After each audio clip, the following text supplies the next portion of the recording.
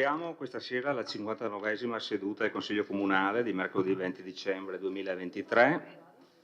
La seduta pubblica aperta può essere vista sulla diretta TV della Tenda TV, su internet, in streaming. Passo la parola al segretario per l'appello. Sì.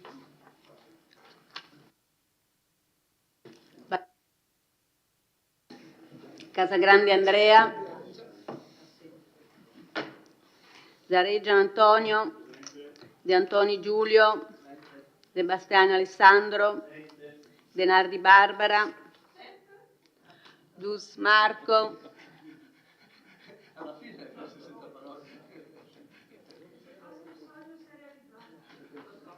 Per cortesia inserite i badge Salezze, Miatto De Antonio, Nardi, Tonon, Baliana. Pagotto Alberto, Parrella Roberto, Rasera Gianni, Rosset Mario, Salezze Silvia, Sant'Antonio Paolo, Scottà Giancarlo, Tonon Roberto, Baraschin Gianni. Sì, il numero legale c'è. Ecco, vedo De Bastiani è entrato, Bagliana è entrata, consigliere Tonon e perfetto, De Nardi ok, Tonon ok, basta, dovremmo essere tutti. Anche gli assessori se vogliono, e il sindaco, Fasan, Miatto, Antiga e basta. Allora, nominiamo gli scrutatori, Pagotto, va bene, Rasera, va bene, De Nardi, va bene, grazie. Comunicazioni non ne mi sembra che non ce ne siano. Sindaco, assessori, nessuno. Bene. Apriamo i lavori con il primo punto all'ordine del giorno ed è un'interrogazione a risposta orale del consigliere comunale Giulio De Antoni, gruppo Marco Sindaco Marco Dus Sindaco, in merito alla soppressione del passaggio a livello al chilometro 8 più 5,50 della linea Conegliano-Ponte nelle Alpi. Lascio la parola al consigliere De Antoni per l'illustrazione dell'interrogazione. Prego, consigliere. Sì. Buonasera a tutti intanto. All'interrogazione che ho mandato domenica scorsa, in effetti il sindaco mi ha già risposto sulla stampa, 2 giorni dopo la presentazione di questa mia interrogazione.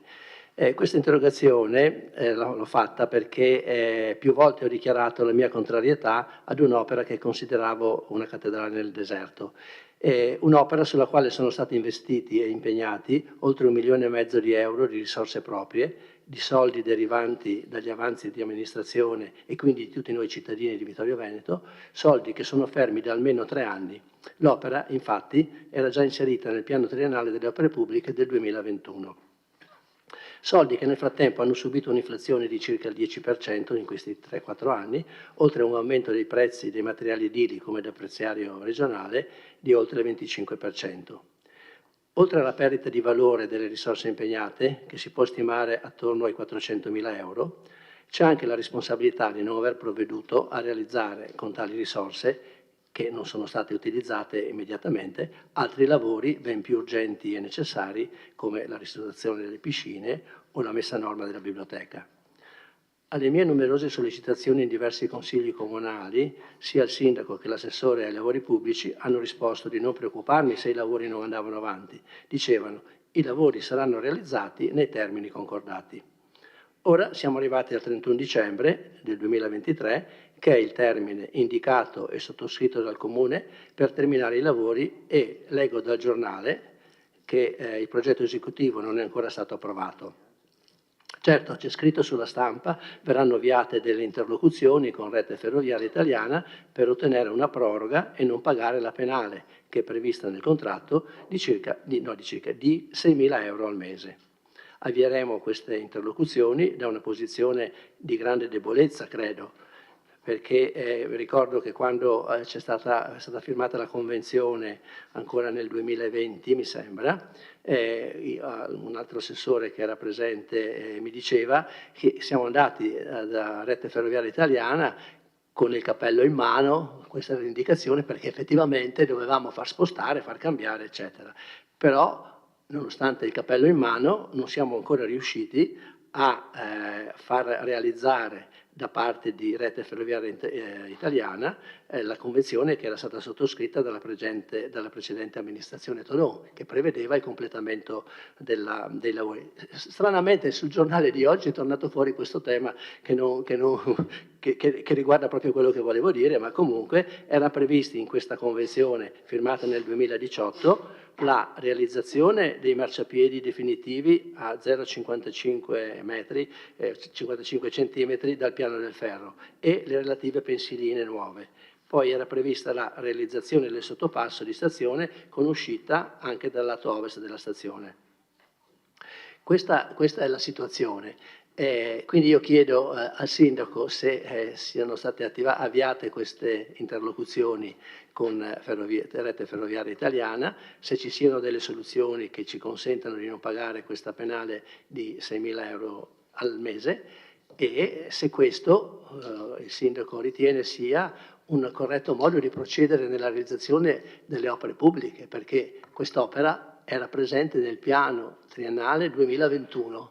I soldi sono stati stanziati nel 2021, solo di inflazione e di aumento dei prezzi ci abbiamo rimesso 400.000 euro. Mi auguro che il progetto che faranno, che è sempre di 2 milioni di euro, che ancora non abbiamo visto, si possa realizzare con l'aumento di prezzi che c'è stato, perché se poi venisse fuori che anche dobbiamo tirare fuori altri soldi, ecco, allora a me dispiace. Un'altra cosa volevo segnalare, signor Sindaco, che a parte diciamo, questa procedura che è stata seguita e che io ho sempre in qualche modo contrastato, a parte questo anche mi dispiace che rispetto a un'interrogazione che ho fatto il giorno domenica, martedì mi trovo sul giornale la risposta. Sembra quasi, ma non, spero che sia così, che è arrivata l'interrogazione si abbia ritenuto opportuno comunque rispondermi sul giornale, però è successo, stranamente è successo proprio così, quindi va bene, io spero che non sia successo questo e anzi sono convinto che lei non l'ha fatto, però è una circostanza strana che è proprio avvenuto questo. Grazie consigliere. Prego Sindaco. Allora provo a rispondere. Tanto per fare il punto della situazione, dobbiamo ricordare che, come diceva lei, consigliere, abbiamo dovuto andare col cappello in mano da Ferrovie dello Stato, perché Ferrovie dello Stato aveva pattuito con la precedente amministrazione la chiusura famosa della via Martel. Passaggio per passaggio non era possibile ottenere il cambio, visto lo stato di progettazione e altri ammenicoli che rincaravano quelli di signori amministratori di RFI.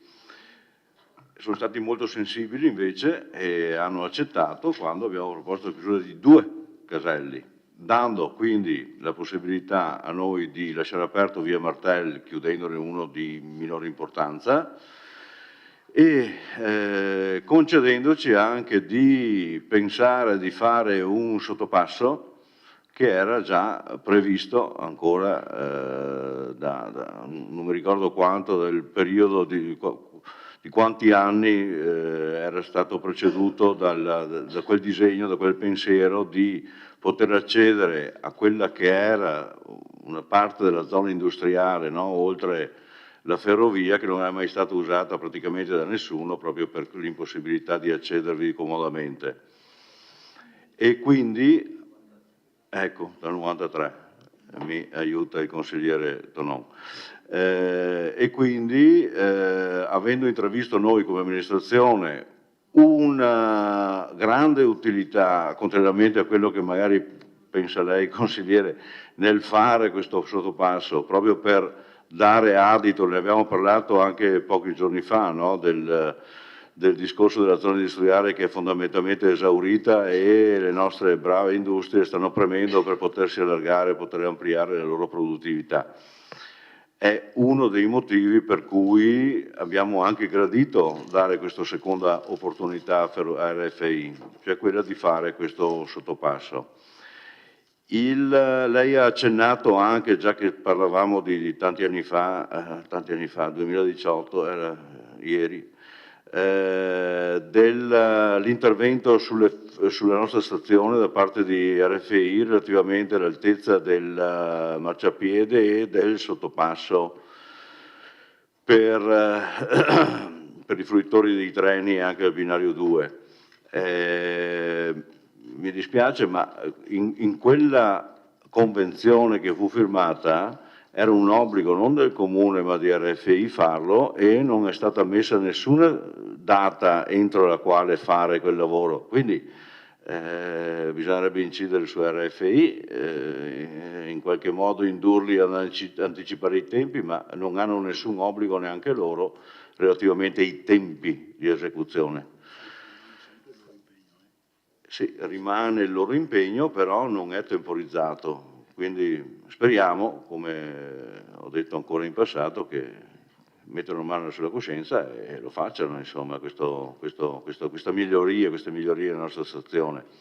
Relativamente all'opera in sé, avevamo previsto di farla entro il 31 dicembre di quest'anno, però come tante altre opere, anche questa ha patito un rallentamento, stiamo subendo un rallentamento generale delle nostre opere pubbliche. Perché?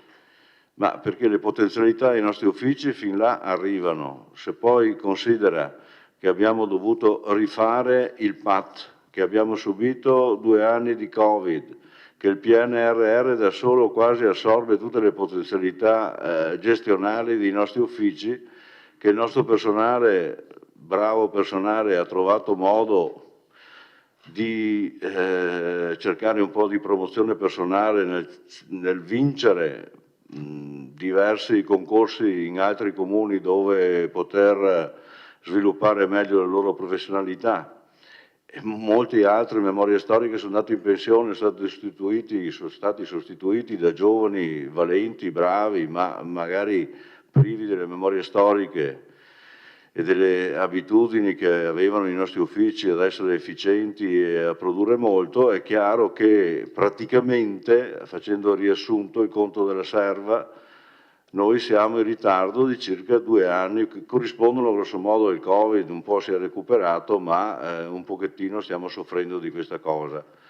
Per cui, avendo ben chiaro in testa questa interruzione, diciamo così, di funzionalità dei nostri uffici, l'interlocuzione con RFI non solo su questo tema ma anche su altri ci ha visti sempre impegnati, e RFI al momento è abbastanza conscia, è sempre stata conscia di questa cosa, per cui speravo già questa sera di arrivare anche con una rinnovata convenzione che lasciasse il tempo sufficiente per realizzare questa opera senza incorrere appunto nel pagamento di more di nessun tipo. Confido nei prossimi giorni di poterla far avere, di poterla fare conoscere a tutti quanti i consiglieri, ma confidiamo proprio, insomma, di poter ottenere anche in modo formale questo procrastinarsi dei tempi. Secondo me, facendo riassunto dei riassunti di quest'opera e dell'altra, diciamo così che abbiamo subito un ritardo di circa 2 anni. Lei saprà benissimo che il lavoro di progettazione è in corso, è stato fatto un bando, la provincia ci ha aiutato in questo, abbiamo definito la ditta di progettazione che ci sta aiutando, probabilmente anche con delle soluzioni che contrarranno quei costi che lei ricordava prima, con delle possibili semplificazioni che fondamentalmente adesso si tratta semplicemente di farci 4 muri, scavare sotto, e non sono più cose dopo aver fatto il supporto al binario. Quindi confido che le cose, perdendo un pochettino di tempo, ma si concludano come sperato. Ok, lascio la parola al consigliere per la replica. Sì, grazie. Sì, come avevo già anticipato alcune risposte, come dicevo, sul giornale.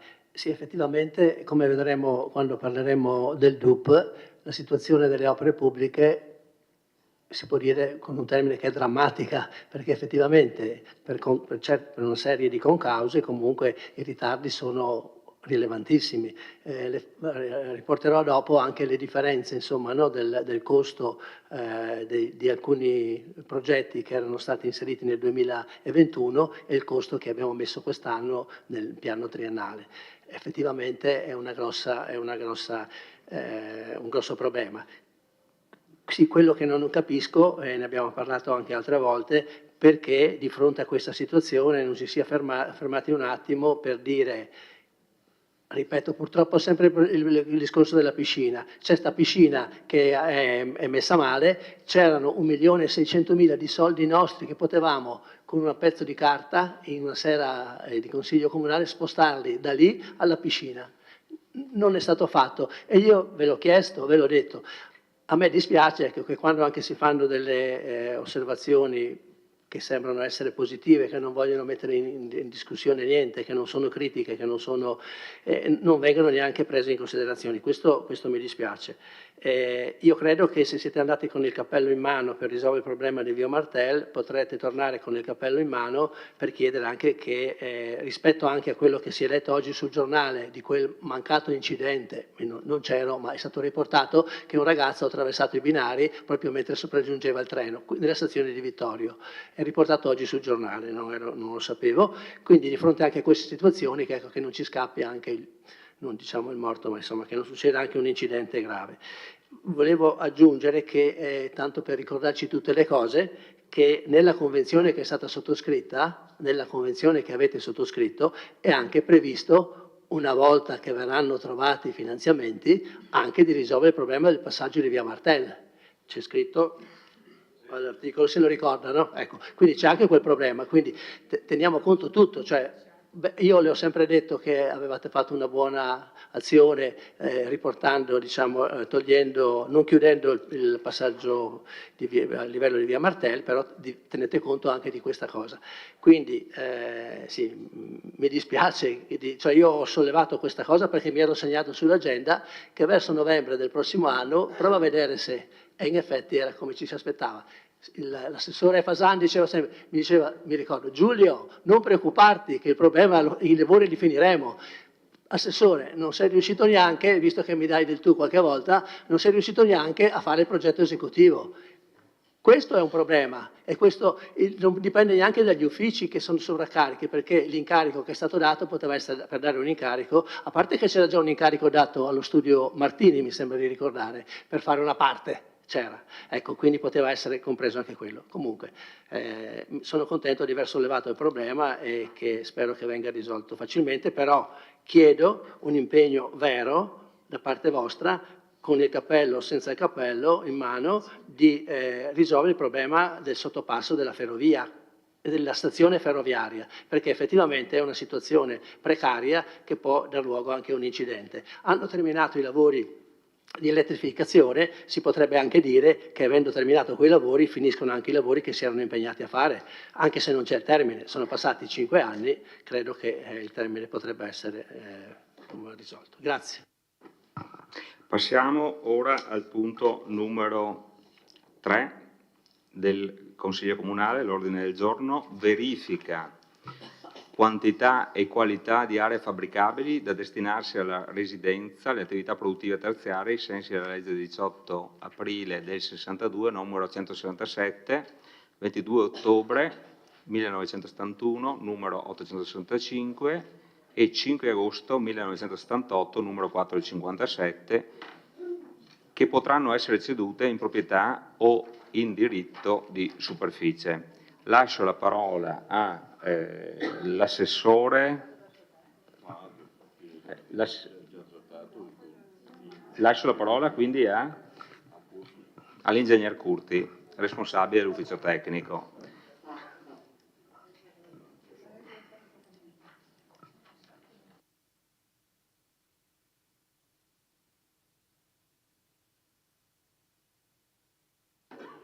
Se c'è, chiedo al messo se c'è il badge dell'ingegner Curti, perché altrimenti esce sulla...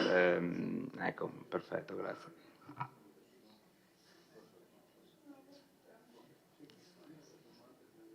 Prego, ingegnere.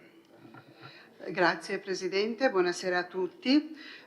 Con questa delibera facciamo, come ogni anno prima dell'approvazione del bilancio, la verifica della quantità e della qualità delle aree fabbricabili da destinarsi a edilizia residenziale pubblica, sotto qualsiasi forma essa sia vista, e a PIP. Infatti richiamiamo le leggi 167 del 62, la 865 del 71 e la 457 del 78 che disciplinano appunto l'edilizia residenziale pubblica convenzionata piuttosto che sovvenzionata e il PIP. Il Comune di Vittorio Veneto al momento non dispone né di aree né di fabbricati idonei da concedere sia in proprietà che in concessione per la realizzazione né di edilizia residenziale pubblica né di PIP, quindi la verifica è negativa.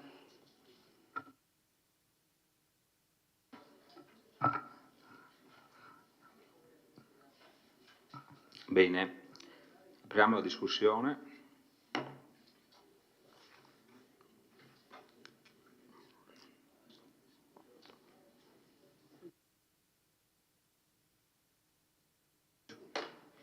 C'è qualcuno che vuole prenotarsi?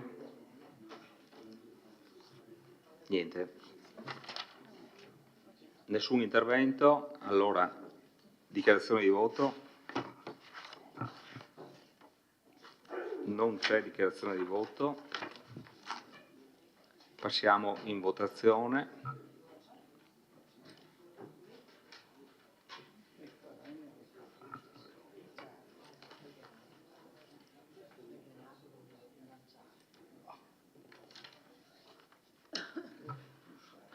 Prego, votate.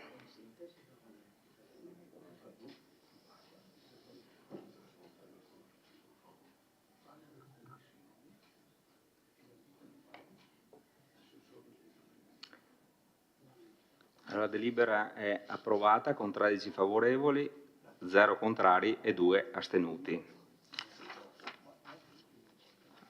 L'immediata eseguibilità, votiamo l'immediata eseguibilità.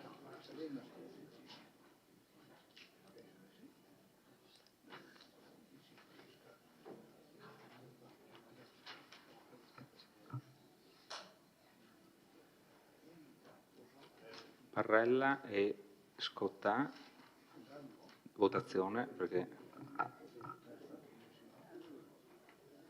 Bene, la delibera è immediatamente eseguibile con favorevoli 13, contrari 0, astenuti 2. Passiamo all'ulteriore punto numero 4. Variante numero 71 al PRG per la riclassificazione di un'area in zona industriale ai sensi dell'articolo 35 della legge regionale 11-2010 adozione. Lascio la parola all'ingegner Curti, sempre per l'illustrazione. Prego, ingegnere.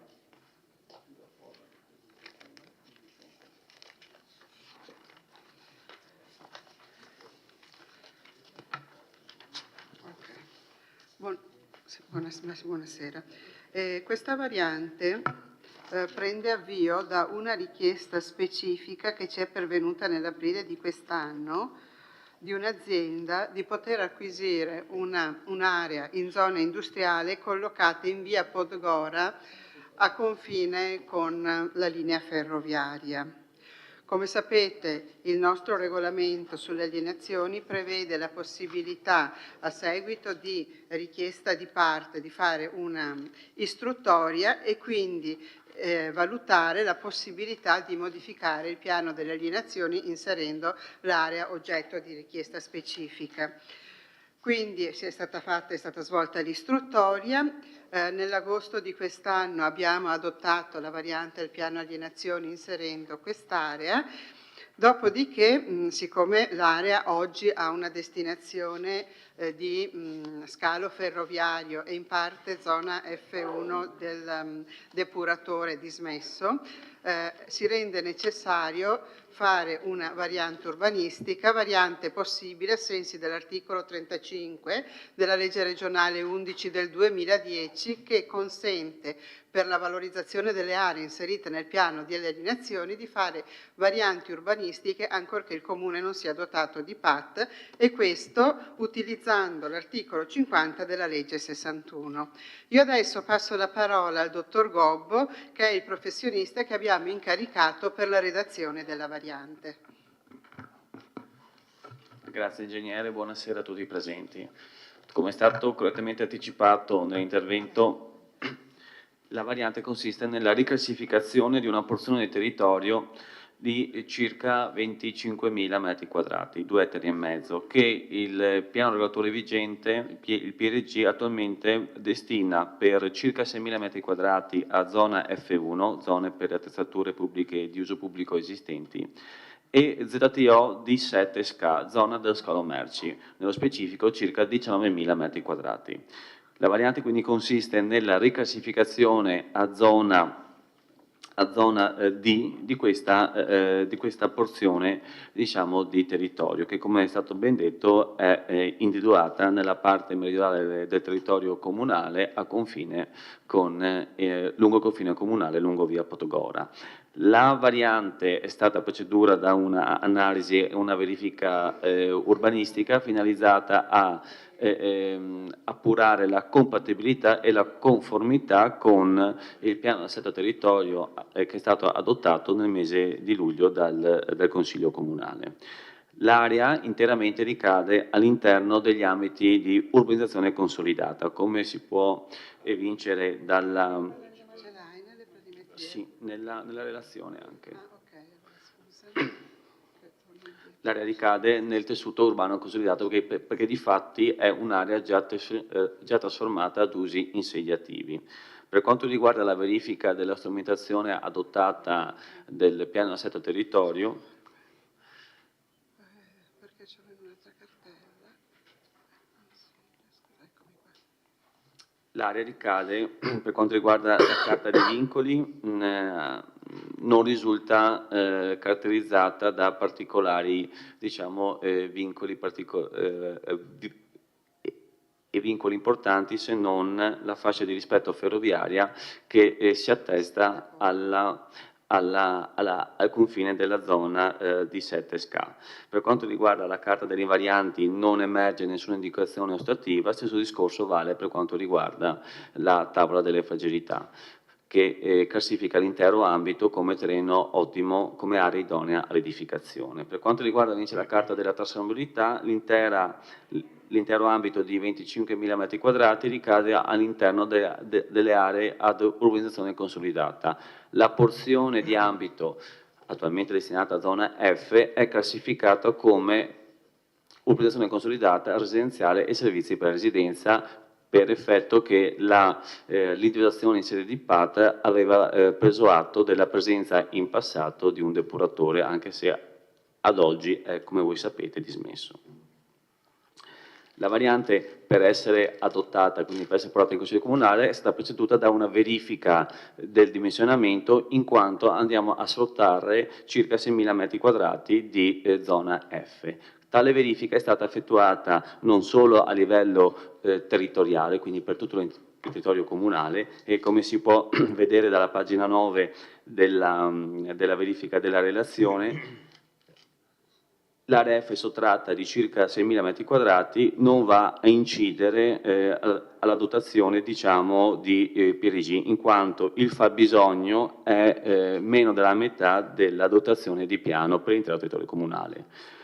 Sulla base anche dei dati a disposizione, e per questo abbiamo colto anche gli studi effettuati in sede di PAT, abbiamo affinato la verifica per l'ambito territoriale omogeneo che interessa, diciamo, l'ambito di variante, quindi il lato numero 4. Anche in questo caso abbiamo fatto la verifica puntuale di tutte le aree a destinazione F ed è emerso che a fronte di un fabbisogno di 6.700 metri quadrati, l'ambito, diciamo, lato 4 del comune di Vittorio Veneto ha una dotazione di 8.647 metri quadrati. Questo valore è già, diciamo, depurato dei 6.000 metri quadrati che vengono riclassificati da zona F e a zona D.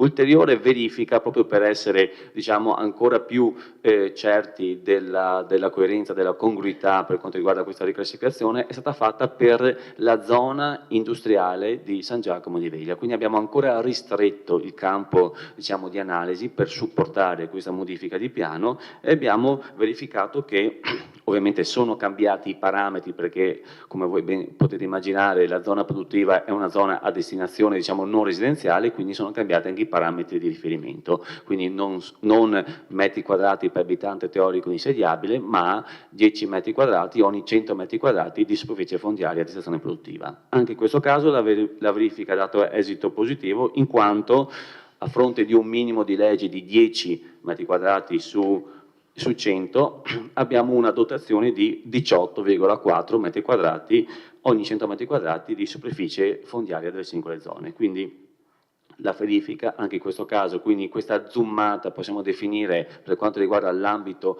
di San Giacomo di Veglia, ha dato esito positivo. Per tale motivo, diciamo, ci sono tutti gli elementi tecnici per poter riclassificare questa porzione di ambito, possiamo dire che è un quinto circa dell'intero ambito di trasformazione, e quindi di poter procedere con la presentazione e l'adozione della variante. È stata anche verificata la congruità con il piano di gestione del rischio alluvionico che, come ben sapete, ha sostituito il PAI, i piani di assetto idrogeologico che connotano per quanto riguarda la tutela dal rischio idraulico la strumentazione pianificatoria non solo regionale ma di carattere nazionale. In questo caso il PGRA, per quanto riguarda l'ambito in questione, non presenta nessuna classificazione diciamo particolari, infatti non è individuata alcuna zona P1, P2 e P3. Questi, diciamo, sono i contenuti della variante e le motivazioni tecniche che hanno portato alla predisposizione degli elaborati. Rimango a disposizione per ogni domanda in merito. Grazie per l'attenzione. Grazie ingegnere. Bene, apriamo la discussione.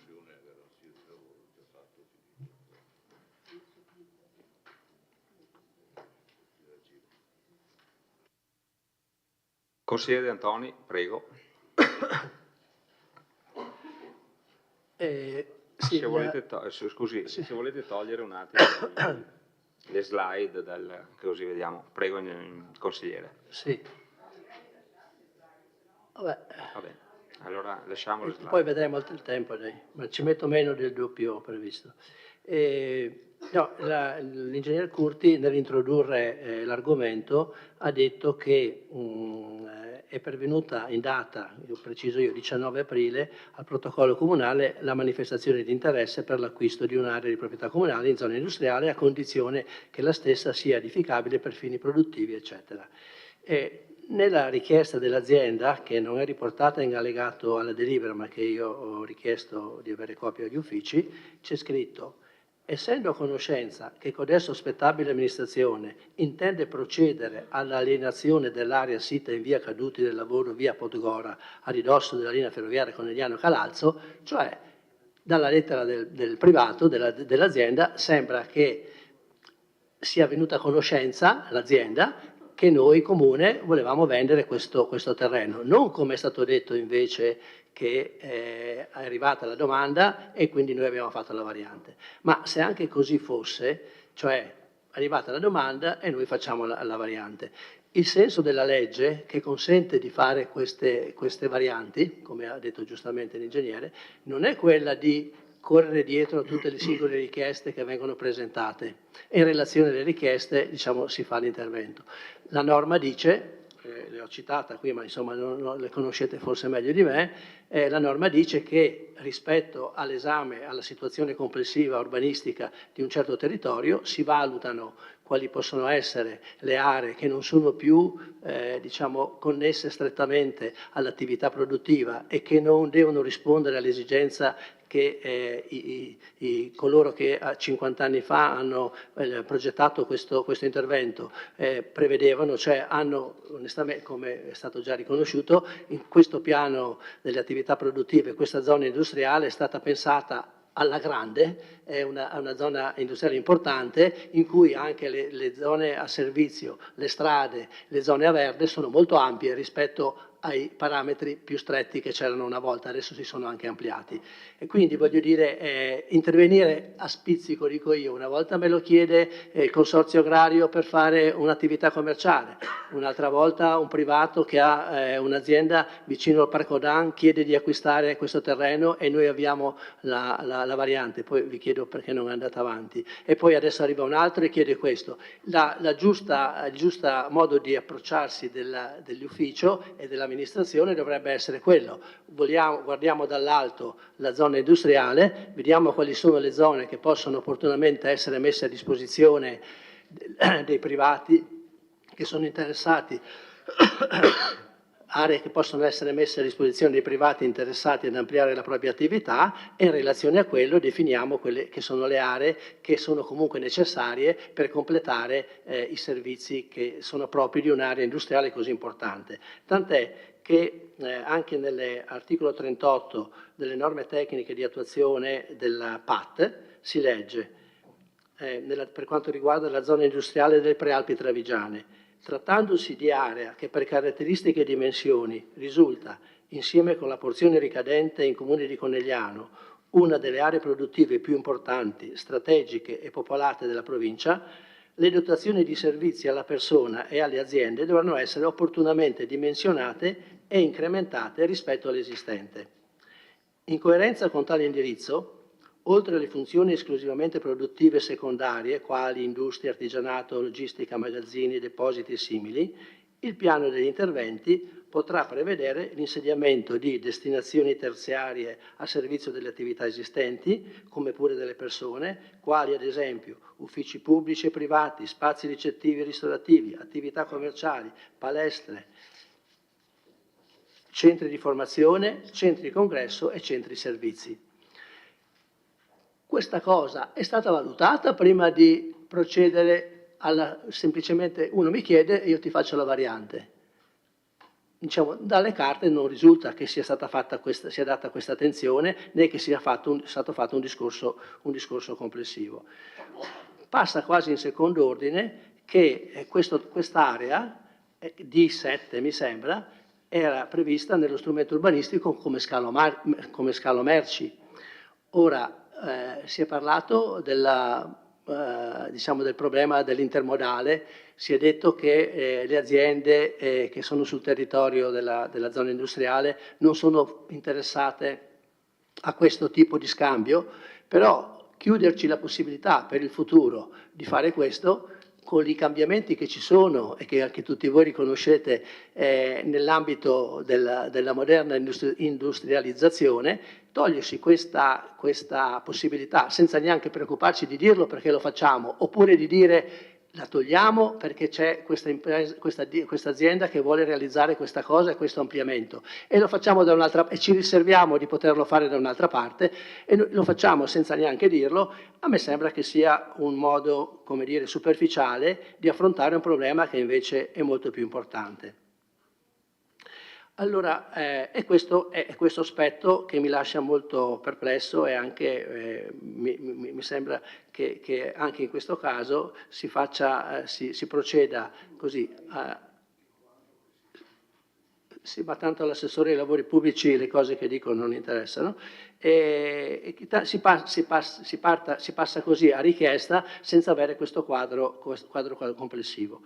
Un altro aspetto che volevo sottolineare in questo caso al professionista, credo che abbia visto sicuramente la domanda che ha fatto l'azienda, dove individua anche il capannone che vuole realizzare e l'ingombro che questo capannone avrà. come ha visto, il capannone va a finire sulla fascia di rispetto di 30 metri della ferrovia.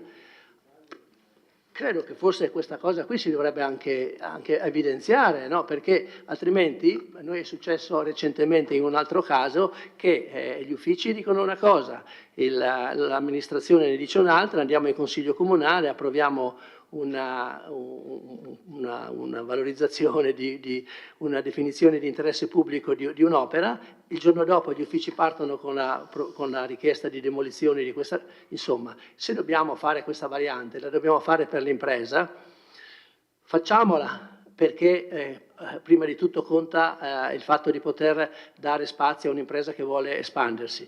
Però teniamo conto di questa cosa e diciamolo chiaramente all'impresa, all'azienda, il capannone non potrà essere realizzato nella fascia di rispetto della ferrovia.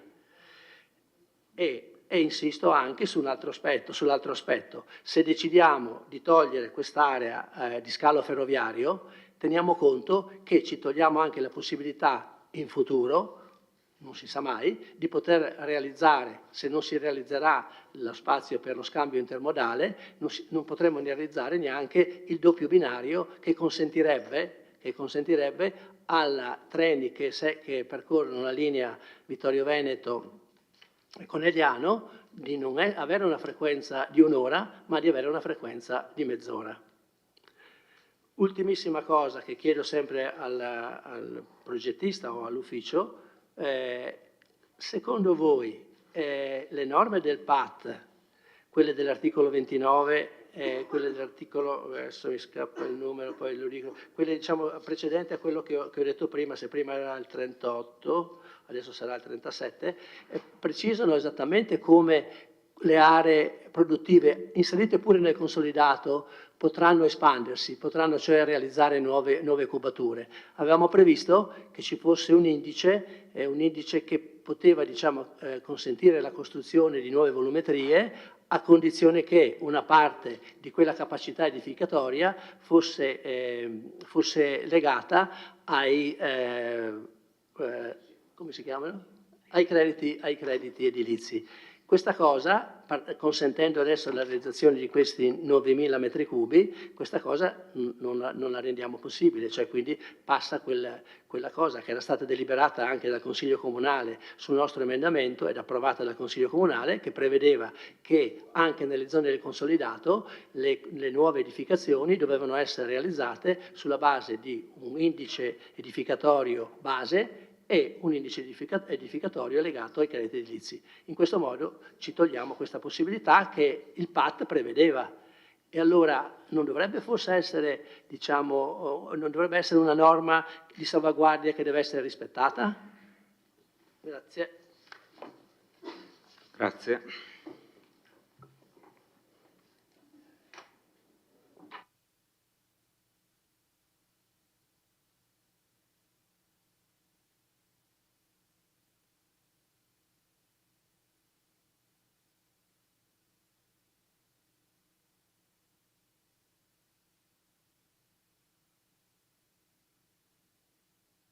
Altre prenotazioni? Altrimenti andiamo avanti. Consigliere Tonon, prego. Grazie.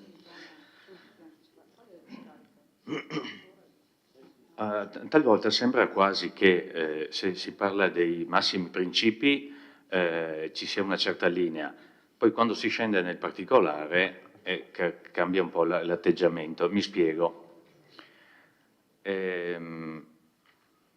Lo faccio ritornando su quella che è stata l'ultima parte dell'intervento del collega De Antoni. Si sono fissate, diciamo così, alcuni parametri, o meglio, alcune linee di indirizzo nel PAT, e sembra quasi che poi nell'applicazione, in questo caso questa variante, in qualche modo si tradisca quella che è stata l'indicazione. Ora, siamo, credo davvero tutti, consci che in questo caso si dà la possibilità a un'azienda molto strutturata nel nostro territorio, che lavora, e quindi porta ricchezza al nostro territorio, di poter ampliare uno dei suoi siti produttivi. Però non tanto dalla parte tecnica, che ha semplicemente il compito di verificare la possibilità di dare corso a questa variante, ma dalla parte dell'amministrazione. Io credo sarebbe opportuno ricordare cosa questo comporta. Nella fattispecie quello che è appena stato ricordato, cioè si inibisce la possibilità di un'eventuale possibilità dello scalo merci, che è una scelta legittimissima. Si può fare, ma bisogna essere consci di questo, cioè non fare una scelta non ricordando quali possono essere le conseguenze di questa scelta. Se si ritiene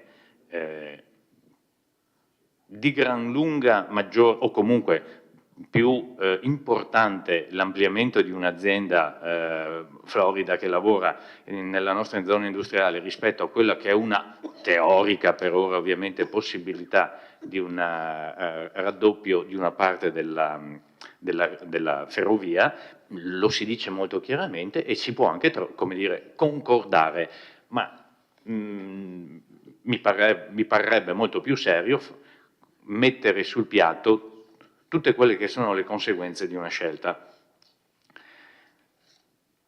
La domanda poi che ha fatto il collega De Antonio riguardo al regime di salvaguardia delle norme del PAT, vedremo come viene gestita, visto che fra l'altro era stata approvata, se non ricordo male, a maggioranza o quasi.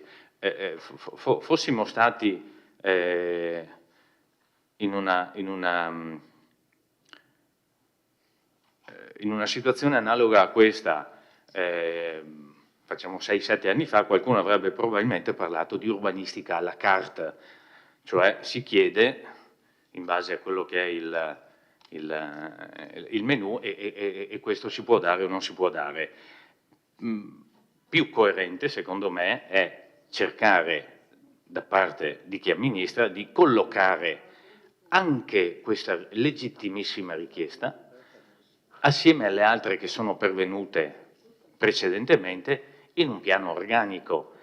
Non facciamo questo pezzetto, poi ne facciamo un altro, perché giustamente il sindaco prima ha ricordato abbiamo dovuto prendere in mano il PAT e la cosa ha comportato un impegno notevolissimo per gli uffici.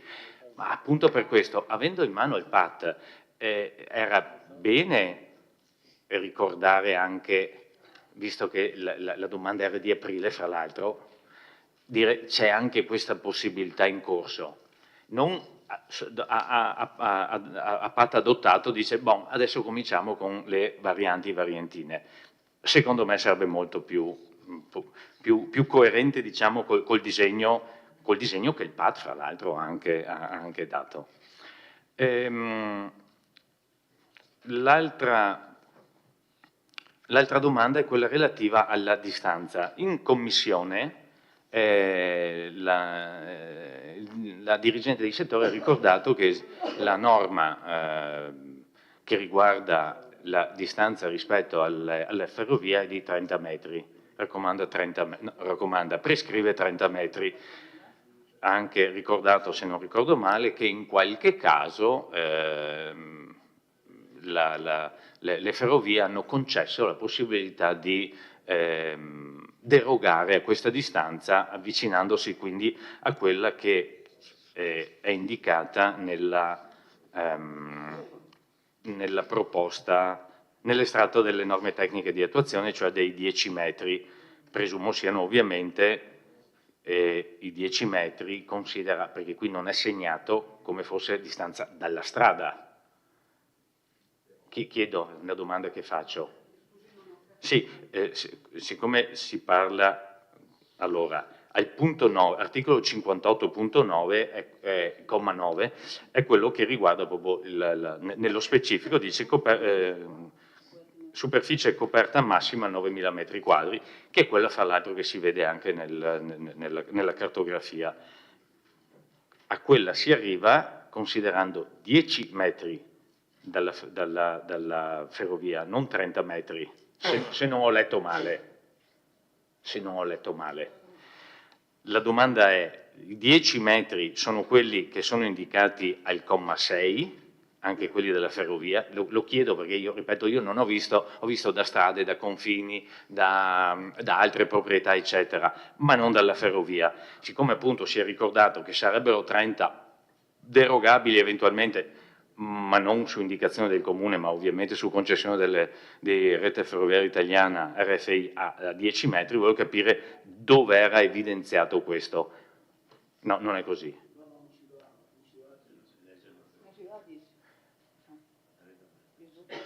Quindi restano 30 metri e non si può derogare. Perché forse allora io ho letto male la cartografia, perché io avevo visto che la distanza era, però chiedo di essere corretto, se non è così, la distanza del teorico, diciamo, ampliamento del sito industriale, mi pare che rispetto alla ferrovia sia distante 10 metri, però ripeto, se sbaglio chiedo di essere corretto, grazie.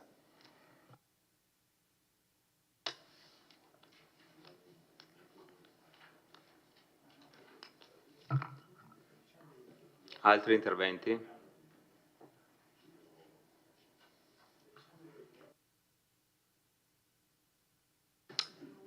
Non ci sono interventi?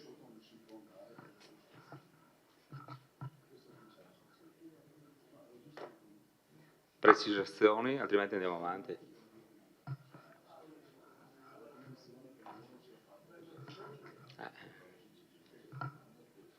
C'è qualcuno che risponde? Allora, vedo Ingegner Curti. Allora partiamo dal discorso della distanza dalla ferrovia. Viene disciplinata una fascia di rispetto di 30 metri a partire dal binario più esterno e la norma dice, articolo 60, quando la sicurezza pubblica, la conservazione delle ferrovie, la natura dei terreni e le particolari circostanze lo consentono, possono essere autorizzate dagli uffici lavori compartimentali delle ferrovie dello Stato riduzioni alle distanze prescritte dagli articoli dal 49 al 56. L'articolo 49 è quello appunto che ci dà la distanza da rispettare, che è quella che è cartografata in questo elaborato, che è l'elaborato di variante e che indica, come vi sta mostrando il dottor Gobbo, una fascia di 30 metri. È misurata dall'ambito del ferroviario, non dal binario. Ecco, in questo caso sì, in realtà è cautelativa perché sulla carta tecnica regionale non abbiamo indicato il binario, ma abbiamo indicato l'ambito. Poi, quando si va effettivamente a fare un progetto, come si fa sempre, viene misurata la distanza reale dei 30 metri. Chiaramente possono essere in fase di progetto edilizio gli interessati che chiedono alle ferrovie l'eventuale deroga, perché lo dice chiaramente la norma, sono le ferrovie che la danno, non possiamo pensarla noi. Noi quando abbiamo fatto una simulazione abbiamo visto che i 9.000 metri quadri richiesti ci stanno all'interno della fascia edificabile, quindi al di fuori dei 30 metri. Noi abbiamo contato i metri quadri che ci sono, i 9.000 metri quadri ci stanno, dopodiché non abbiamo approvato il progetto. In ogni caso noi non possiamo pensare di costruire a 10 metri dalle ferrovie perché non è possibile. Consigliere, la richiesta è legittima, ma noi non possiamo rispondere in maniera difforme alla norma. Quindi noi possiamo dare 9.000 metri quadri di edificabilità all'interno di questo ambito, rispettando la norma, e abbiamo verificato che ci stanno. Dopodiché si parlava del regime di salvaguardia del PAT, che ovviamente è vigente.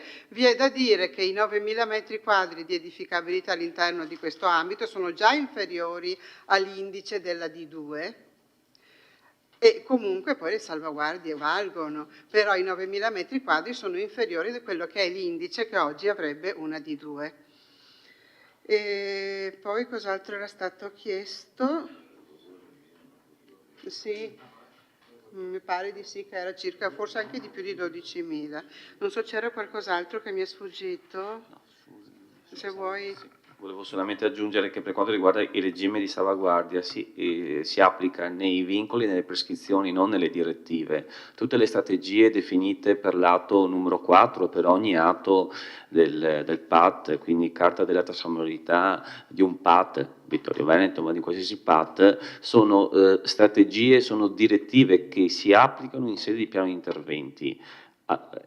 Le misure di salvaguardia si applicano sulle prescrizioni, sui divieti e sui vincoli che si attivano con l'adozione. La possibilità di aumentare l'indice, di sviluppare la zona produttiva, che come avete ben detto è la zona più importante della provincia di Treviso, sono strategie, linee di indirizzo strategiche e strutturali che dovranno essere applicate, attuate mediante non il primo PI, ma i vari PI che il Comune di Vittorio Veneto si doterà a seguito dell'approvazione del PAT. Grazie.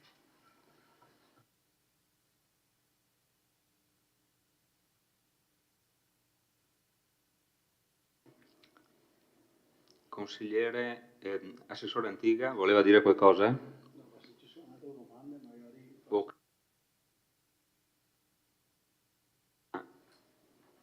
Consigliere De Antoni per il secondo intervento. Sì, non volevo fare un secondo intervento, volevo ribattere a quello che ha detto il tecnico, ai due tecnici. Posso o lo dico sul secondo intervento? Già che siamo in colloqui così. Va bene. Consigliere Bagliana. Grazie. Allora, io vi stavo chiedendo una cosa. Di solito le aree F, aree di servizio, come in parte è questa, servono per un servizio. E in effetti adesso noi se andiamo in questa zona industriale, quell'area attualmente è utilizzata per parcheggio. Cioè la mattina quell'area è piena di automobili, va bene? E addirittura piena, è un parcheggio appunto che serve all'IRCA e che serve anche in parte alla SIPA. Io mi sto chiedendo se voi avete valutato, al di là che ci sono aree F in tutto il comune di Vittorio Veneto, perché immagino è stato conteggiato l'area F su tutto il comune di Vittorio Veneto, avete conteggiato le F all'interno della zona industriale, ma io chiedo, le aree che sono state deputate aree di servizio, aree F, erano state deputate perché c'è un problema anche di parcheggio, ok? Quindi per dare un servizio alle persone che si recano al lavoro la mattina di poter trovare spazio per parcheggiare. Allora io mi sto chiedendo se è stata valutata questa questione, perché se viene costruito appunto per una cubatura di 9.000 metri quadri, chiedo se in questo cambio di destinazione che noi adesso andiamo a dare, voglio dire, perché non abbiamo visto nel cambio di destinazione una parte destinata ad area F proprio di servizio alla fabbrica? Perché altrimenti noi con questa logica ci ritroveremo le macchine parcheggiate in strada, non so dove a questo punto, perché anche questa è una questione da sollevare. Ecco, prima questa questione che volevo chiedere. Dopo un'altra questione, quella famosa dei 30 metri, no? della sicurezza, perché poi i 30 metri sono una questione di sicurezza, perché poi vediamo, succedono degli incidenti ferroviari abbastanza importanti in giro per l'Italia. I limiti vengono posti per evitare che ci siano degli incidenti ferroviari anche, chiedo. Quindi, voglio dire, la fascia di sicurezza di rispetto, ma perché non viene mantenuta pubblica e quindi per forza maggiore questa fascia di rispetto la manteniamo a destinazione area F di servizio, in questo caso di salvaguardia rispetto alla ferrovia. Voglio dire, se vogliamo mantenere i 30 metri di rispetto, la possiamo delimitare e vincolare come area di rispetto, no? Quindi, uno.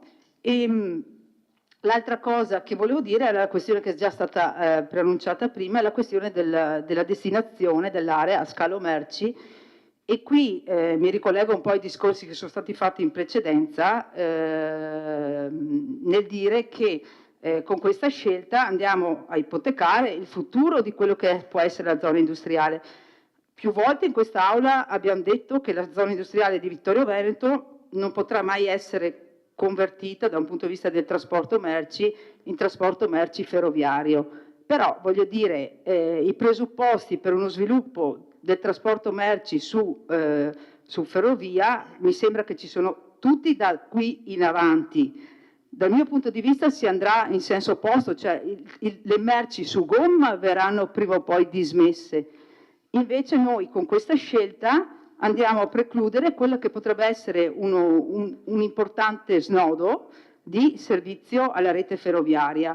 Questa diventa una scelta che, ripeto, andrà a compromettere dal mio punto di vista anche quello che può essere lo sviluppo logistico dell'area.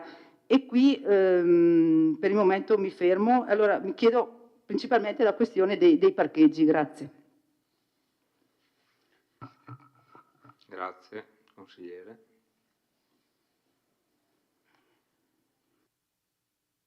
Ingegner Curti, prego. Allora, la zona F in realtà esiste perché lì c'era un depuratore che ora non è più in uso e infatti i parcheggi che lei vede non sono sulla zona F ma sono sulla zona D. Quello è un depuratore che è stato dismesso quando tutto l'impianto fognario della zona industriale è stato collettato verso Conegliano e quindi è stato in disuso, tant'è che è un'area recintata e in disuso attualmente. I parcheggi che ci sono effettivamente utilizzati oggi dalla ditta che ha chiesto l'acquisto, la quale utilizza quell'area in virtù di una convenzione che ha con il comune e continuerà poi a parcheggiare all'interno di quell'area. Farà lei un progetto, quando verrà presentato il progetto edilizio ci sarà anche la progettazione dei parcheggi interni. Ma non è che noi togliamo una zona F a parcheggio, togliamo una zona F destinata al depuratore. Per quanto riguarda la scelta di tenere pubblica l'area di rispetto dei 30 metri, faccio presente che non lo è mai, è sempre privata. Io credo neanche sulle strade che non sia mai tenuta pubblica, è di norma privata, dopodiché l'amministrazione può decidere di non vendere, però di norma è sempre un'area che appartiene al confinante, non è mai un'area pubblica.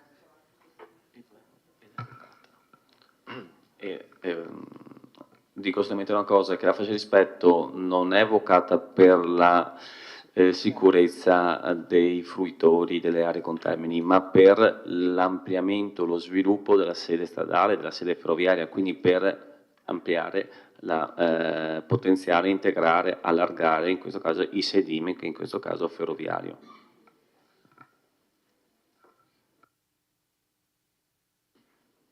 Consigliere De Nardi. Grazie Presidente. Ho la voce che va e viene, per cui siete fortunati o sfortunati a seconda del momento. E volevo chiedere solo fare solo una domanda tecnica in questo momento. È stata fatta una verifica formale con le ferrovie se questa edificazione, questo intervento non crea assolutamente nessun problema nel caso di, chiamiamolo in modo tecnico, raddoppio, perché in ogni caso molto difficilmente sarà un raddoppio della linea, che quindi comporta uno spostamento anche del complesso del posizionamento dei binari rispetto al limite attualmente esistente. Grazie.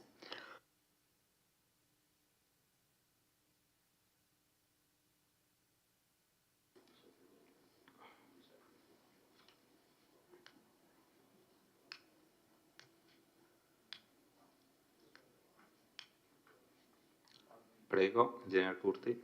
No, noi nel fare questa variante non abbiamo interloquito con Ferrovie, ma proprio perché il fatto di prevedere la fascia di rispetto di 30 metri, che ovviamente non potevamo non prevedere essendo prevista dalla legge, è quella che garantisce l'eventuale possibilità di un raddoppio della linea ferroviaria. Quindi non c'era bisogno di andare a chiedere un parere alle Ferrovie nel fare questa variante.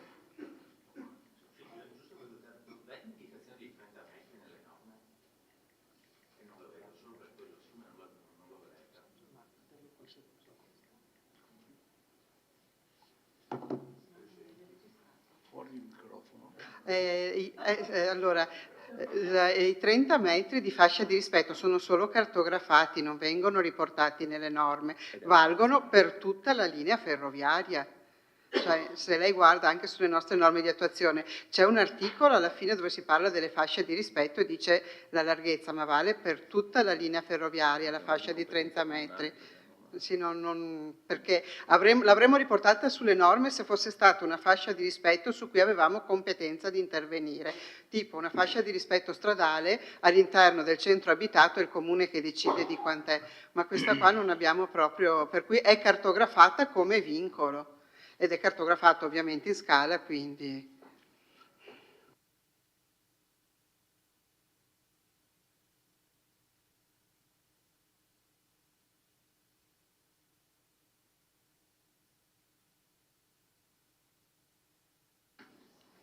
Altri interventi?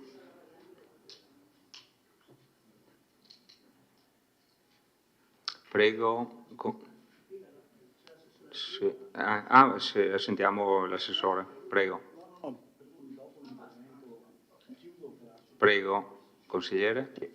Sì, a seguito della precisazione dell'architetto Gobbo, no, sul fatto che i 30 metri di fascia di rispetto sono per consentire un eventuale ampliamento della sede ferroviaria o della strada, nel caso delle strade, mi viene in mente quanto il sindaco ha dichiarato quando abbiamo fatto il sottopasso e ha detto abbiamo fatto il sottopasso tenendolo più largo in maniera tale che si possa poi fare. Allora, abbiamo fatto quel lavoro lì, spendendo qualche euro in più, no? Bene. E adesso andiamo a non porre un vincolo urbanistico di 30 metri perché, indipendentemente da quello che dice la rete ferroviaria italiana, in base a quel decreto, a quella cosa che è stata letta prima, andiamo noi a imporre questa cosa perché noi pensiamo ancora che possa essere fatta la seconda linea. 1. 2. Se non si farà la seconda linea, pensiamo che possa essere fatto il binario per fare il passaggio di cui si è parlato. Allora, proprio in virtù di questa cosa e anche dei soldi che abbiamo speso e spenderemo in più per fare quel sottopasso più largo, io chiedo che venga messo come norma della variante l'obbligo di rispettare i 30 metri. Non perché ce lo chiede Ferrovie dello Stato, ce lo chiede la legge, perché a noi sta bene fare questo in maniera tale di consentirci un possibile sviluppo. Questo era il primo punto. Il secondo punto era quello che effettivamente nelle norme della PAT, le norme di attuazione del PAT, all'articolo 38 si dice per le aree di urbanizzazione consolidata il piano degli interventi prevede il completamento dell'edificazione secondo la destinazione d'uso produttiva e rapporto di copertura così individuato. Rapporto di copertura primario corrispondente allo ius edificandi attribuito direttamente dal piano degli interventi alle superfici fondiarie, rapporto di copertura perequato corrispondente allo ius edificandi localizzabile crediti edilizi. Allora, so che il piano degli interventi non è ancora operativo perché non c'è. Però è chiara l'indicazione, sembra quasi una prescrizione del PAT che dice noi vogliamo, lo dichiariamo, vogliamo fare questo. Quindi c'è una salvaguardia in qualche modo individuata e noi non la rispettiamo in questo modo, perché noi consentiamo questa copertura senza tenere conto di questa indicazione. A me sembra che, sempre nell'ambito di questo discorso che si faceva, di programmare le cose con un po' a distanza, pensando al futuro, penso che questa cosa sia... Perché ci sarà se no la corsa adesso, no? Se ci sono altri che vogliono costruire, tutti verranno a chiedere la variante in maniera tale che intanto non rispettano il PAT. Il PAT prima o poi, speriamo, verrà approvato, l'abbiamo aspettato, come ricordava il consigliere Scottà, per 14 anni, adesso che ce l'abbiamo andiamo il giorno dopo a modificare le previsioni che non sono una vera prescrizione, ma sono un'indicazione forte. Quindi per quanto riguarda, ritorno solo un attimo sul discorso dei 30 metri, io chiedo che venga messo nella norma, se serve faccio un emendamento, che venga messo nella norma di attuazione, non so come si possono chiamare, nelle norme della variante, questo obbligo del rispetto dei 30 metri. Se serve fare l'emendamento lo presento.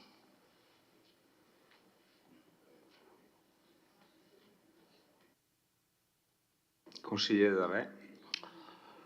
Ma innanzitutto vorrei dire che i 30 metri della ferrovia è una norma nazionale. La deroga la dà solo in maniera esclusiva, casomai le ferrovie dello Stato, se ci fosse il raddoppio della ferrovia, cioè l'esproprio per ente nazionale. Quindi che lei mi venga, no, le spiego perché confinando con col mio poco lavoro che ho, con la ferrovia ho avuto diciamo parecchi contenziosi e a 30 metri non è che allora io ho una struttura per lavoro che è entro i 30 metri perché ho 30 metri di ferrovia e dall'altra parte ho la strada statale. Chiaramente pagando una multa ho messo, ma è una struttura tecnica, non è un edificabile. L'edificato lo dà solo l'ente ferrovie. Se ci dovesse essere il raddoppio della ferrovia, c'è l'esproprio immediato. È inutile che poi se vogliamo mettere la deroga noi i 30 metri sono delle ferrovie dello Stato. Se lei parte e fa la strada dal Conegliano e viene su verso il Menarè, ci sono case storiche che sono circa, credo, a meno di 10 metri. E ci sono anche edificazioni nuove fatte a meno di 10 metri. Però sono cose che è l'ente ferrovia che lo fa, quindi noi possiamo dare una norma, ma è una norma nostra, cioè noi mettiamo una norma su un 30 metri che non sono nostri, anche no, è solo una precisazione della ferrovia. No. La fascia di rispetto è loro. Scusate, una battuta veloce, prego, consigliere. Sì, però, no, apprezzo il suo, scusi consigliere, apprezzo il suo intervento, perfetto, però non è che noi diciamo alla Ferrovia dello Stato, vedi tu perché questa è area tua. Nel nostro piano regolatore prevediamo che nei pressi della ferrovia ci debbano essere comunque 30 metri di fascia di rispetto. Perché? Perché ci vogliamo mantenere la possibilità, senza ricorrere a un esproprio, perché se espropriamo un pezzo di fabbricato, ha visto com'è il progetto. Il fabbricato che è riportato qui va a finire su un triangolo così, questo è il fabbricato, no, non ha visto, perché non c'è quello. Il fabbricato viene tagliato così dalla fascia di rispetto e noi gli andiamo a espropriare questa cosa. Cioè, facciamo i seri e diciamo subito all'impresa, guarda che devi stare dentro i 30 metri, perché può succedere che decidiamo di fare il raddoppio della ferrovia. Consigliere Di Antonio, una battuta. Consigliere Del Re, un secondo solo. Sì, prego, secondo intervento. Allora, se lei va a Salsa, la ferrovia a 30 metri da tutte e due le parti, non mi pare. Cioè, cerchiamo di essere anche in maniera logica. C'è un'azienda che chiede di sviluppare, poi si arrangeranno loro con l'ente ferrovie, non è che deve essere il comune di Vittorio Veneto che fa tu sì o tu no, secondo me. Cerchiamo di fare un ragionamento logico, c'è un'azienda del territorio, tra l'altro importante, che chiede di avere uno sviluppo, io sono per darlo, poi qualcuno fa la propria scelta, insomma. Bene. Assessore Antiga, prego. Grazie Presidente e buonasera a tutti. Ovvio che in un ragionamento collettivo il raddoppio della linea ferroviaria fino a Belluno sarebbe ottima, però anche rifare tutte le infrastrutture su per il Falalto o buttare giù tutte le case che andiamo a trovare lungo la via credo sia una cosa un po' impossibile, ma non importa, può essere che un domani sia possibile. Il vincolo di 30 metri che le ferrovie ha e il 30 metri parte dal binario più vicino rispetto a, quelli sono i 30 metri, oggi la ferrovia lo deroga massimo a 20 metri per la costruzione e la deroga massimo a 6 metri per la viabilità alla condizione che i muri siano fatti a seconda delle norme che loro precisano in merito all'urto rispetto a quel muro. È una cosa che so perché stamattina si parlava proprio di queste cose, c'erano i tecnici che ne parlavano con presente anche rappresentanti di RFI. In merito invece a quello che diceva prima il buon De Antoni, non è che noi siamo andati, consigliere, ad offrire, come dice il buon consigliere Tonon, alla carta i nostri gioielli. È stato la SIPA, tramite il loro direttore, non quello di adesso, ma quello di prima, che ha contattato l'amministrazione per poter risolvere i loro problemi che hanno in primis di parcheggio, perché ad oggi tutti sanno che gran parte degli operai della SIPA parcheggiano di fronte a Tegola Canadese e poi a piedi scendono tutte le mattine. E siccome lì dentro c'è un depuratore che è in disuso, dicevano c'è la possibilità di acquisire quel e quindi fare di parcheggi e di altro, e noi abbiamo detto beh, la disponibilità c'è, di costruire eventualmente no, perché non abbiamo lo strumento per costruire, però se nel vostro interesse è che l'azienda rimanga a Vittorio Veneto e non vada in Romania dove aveva messo già dei piedi saldi e c'è la necessità di realizzare dei depositi per poter fruire meglio la vostra produzione, noi potremmo valutare la cosa, fate la domanda. La cosa poi è rimasta ferma nel cassetto per un po' di tempo perché poi c'è il subentro di un altro direttore. Molto probabilmente il direttore dice saputo, ma l'aveva saputo del suo collega che non c'era più, non perché il comune andava giù a offrire quanto. L'intermodalità, per quel che riguarda quelle due parti basse, faceva parte sì dell'intermodalità, ma intermodalità privata, nel senso che lì entrava solo per SIPA e solo per Sangalli il loro sgancio, perché l'intermodalità si concludeva sopra il sottopasso che andremo a fare. Intermodalità che come società, lo possiamo già dire a tutti, con oggi è stata messa in liquidazione con atto notarile perché per l'impossibilità di raggiungere il proprio scopo sociale, non per altro. E al tavolo del notaio c'erano tutti i componenti a meno uno, se non ricordo male, tutti assolutamente favorevoli della cosa, non è che ci siano state vicissitudini un po' particolari. L'area rimane in proprietà del comune, quella che è in proprietà del comune, e quindi l'intermodalità speriamo che un domani possa ripartire perché gli spazi ci sono. Non è che andiamo a vendere nulla. Sto parlando che l'intermodalità a sud erano binari privati. Lì entrava solo SIPA e entrava Sangalli, perché l'intermodalità finiva a nord, sì, tanto così per precisare la cosa. Quindi questo è quanto. Grazie. Grazie Assessore. Consigliere Tonon. Grazie, una breve replica perché di solito io cerco di dire non mi sono spiegato bene, stavolta devo dire l'assessore Antiga non ha capito, perché io sono stato anche molto preciso, ho detto qualcuno 6-7 anni fa forse avrebbe parlato di urbanistica alla carte, non ho detto io che voi fate urbanistica alla carte. Beh, vuole andarsi a sentire la registrazione? So bene quel che ho detto, so bene, lei evidentemente no. Anche perché usa un po' la fantasia nelle cose. Lei ha detto che ci hanno chiesto perché avevano bisogno gli operai di parcheggiare.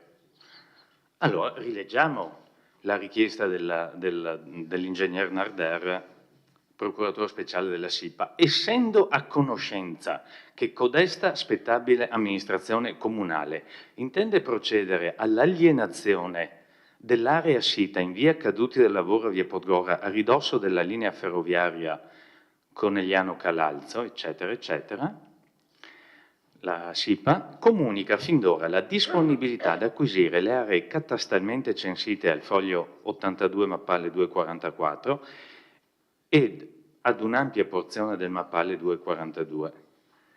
Tali aree, non leggo tutto, confinano con lo stabilimento principale. Non c'è scritto che è solo l'area dell'ex depuratore, confinano con lo stabilimento principale della ditta scrivente posto in via Caduti del Lavoro numero 3.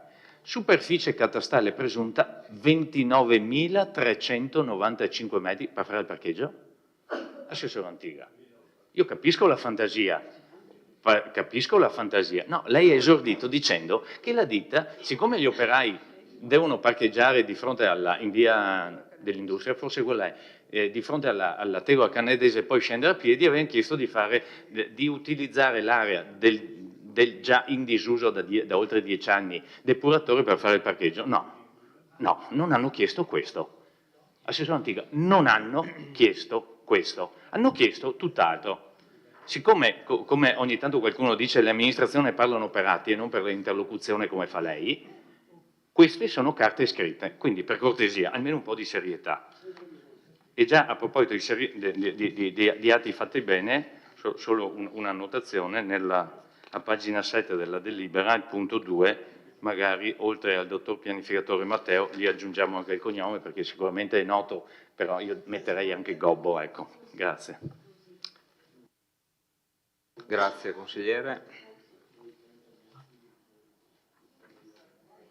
Altri interventi?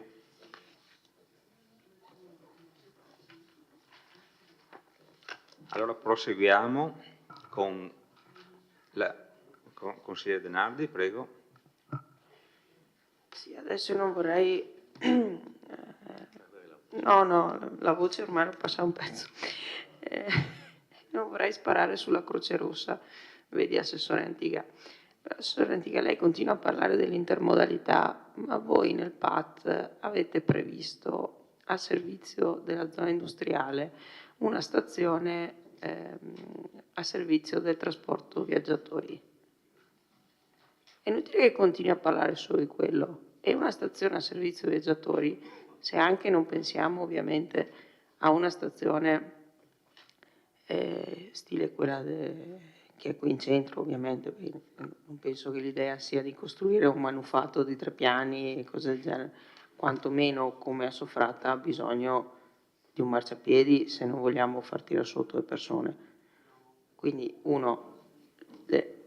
le misure sono leggermente superiori a quelle di un esclusivo binario per fare il raddoppio e in ogni caso non limitiamoci a ragionamenti che riguardano l'intermodalità, perché in sede di PAT, ribadisco, avete indicato la stazione a servizio del trasporto viaggiatori, che poi anche in quella sede vi abbiamo detto, se non c'è diciamo in senso tecnico, come dicevo prima, il raddoppio della linea, che non vuol dire fare 2 binari dall'inizio alla fine, vuol dire fare eventualmente un posto movimento, ma diciamo raddoppio inteso come raddoppio di capacità, perché non serve, ribadisco, assolutamente a niente una stazione viaggiatori dove c'è un treno all'ora, perché già è un problema per quelli che partono da Vittorio e devono andare a Conegliano, e ricordo che tanti vanno a Conegliano a prendere il treno perché un treno all'ora è troppo poco.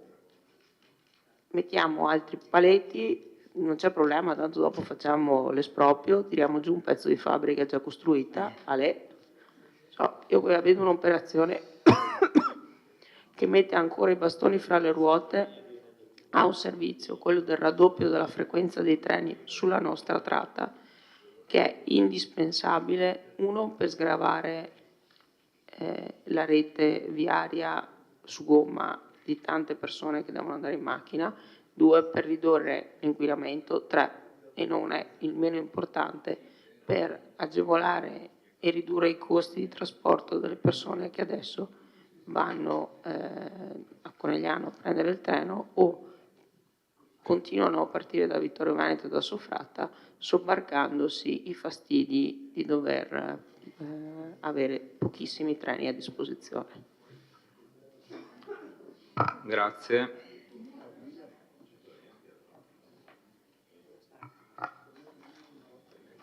Bene, dichiarazione di voto.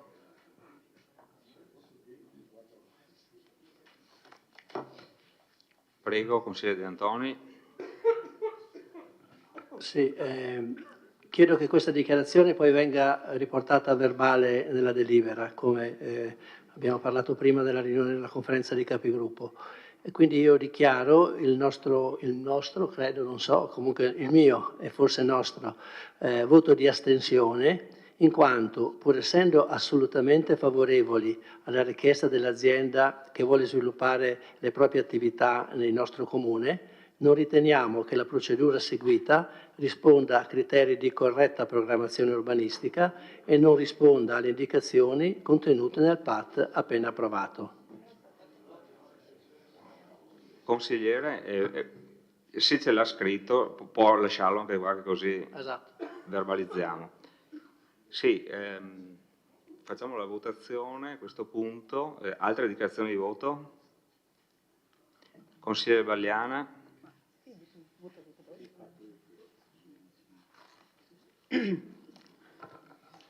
Faccio una dichiarazione di voto personale. No, io voterò contro, ma per il semplice motivo che secondo me con questa scelta, come è stato detto precedentemente anche dai consiglieri comunali di opposizione, andiamo a ipotecare quello che potrebbe essere lo sviluppo ferroviario di Vittorio Veneto in termini di servizi alla persona e al cittadino, quello di implementare l'uso del treno. Lo diceva prima bene il tecnico che ha redatto un po' che ha redatto la variante, dicendo che questa area, quella di 30 metri, sarebbe un'area da utilizzare nel qual caso ci fosse un ampliamento dei binari. Quindi un raddoppio della linea. Quindi in ogni caso io proprio per questo motivo e perché penso che il futuro del pianeta, il futuro anche nostro, dell'Europa e dell'Italia in particolare e anche nel nostro piccolo, debba proprio passare per delle scelte consapevoli e per delle scelte anche coraggiose, come sarebbe quella di mantenere quest'area a quello che era stato destinato preventivamente quando è stata fatta quella scelta.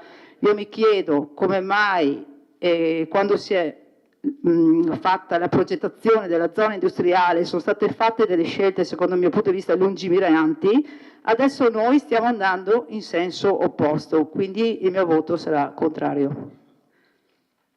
Grazie, consigliere Balliana. Altre dichiarazioni di voto? Consigliere Tonon, prego. Grazie. Confidando nel fatto che, come ha detto la dirigente di settore, la norma dei 30 metri che è riportata in cartografia venga effettivamente rispettata proprio per quelle che potrebbero essere le eventuali future possibilità di uno scalo per persone, quindi non per merci in zona industriale. Ci associamo quindi alla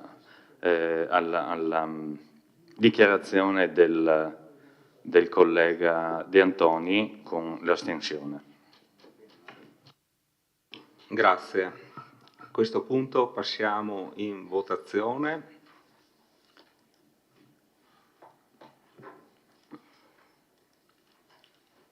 Prego.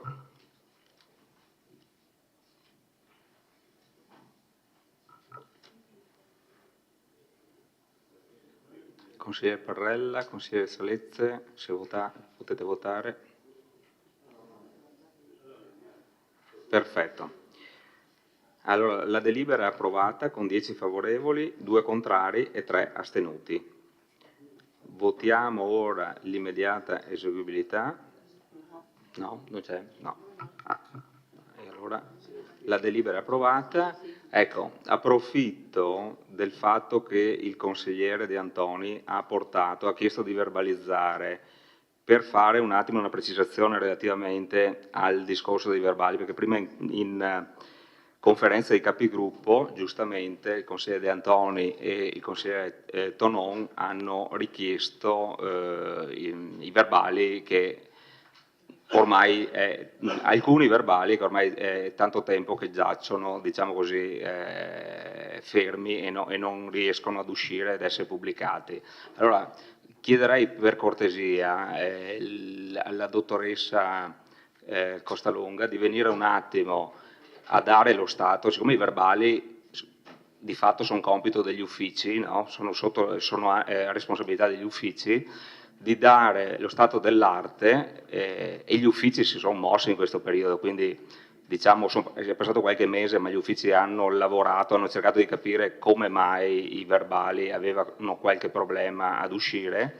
Allora chiedo cortesemente alla dottoressa Costalonga, che è la responsabile dell'ufficio affari generali, di dare lo stato dell'arte. Ci sono delle motivazioni e approfitto insomma della dottoressa. Prego, se vuol dare lo stato delle motivazioni perché i verbali.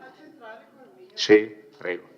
Così approfitto e in diretta diamo.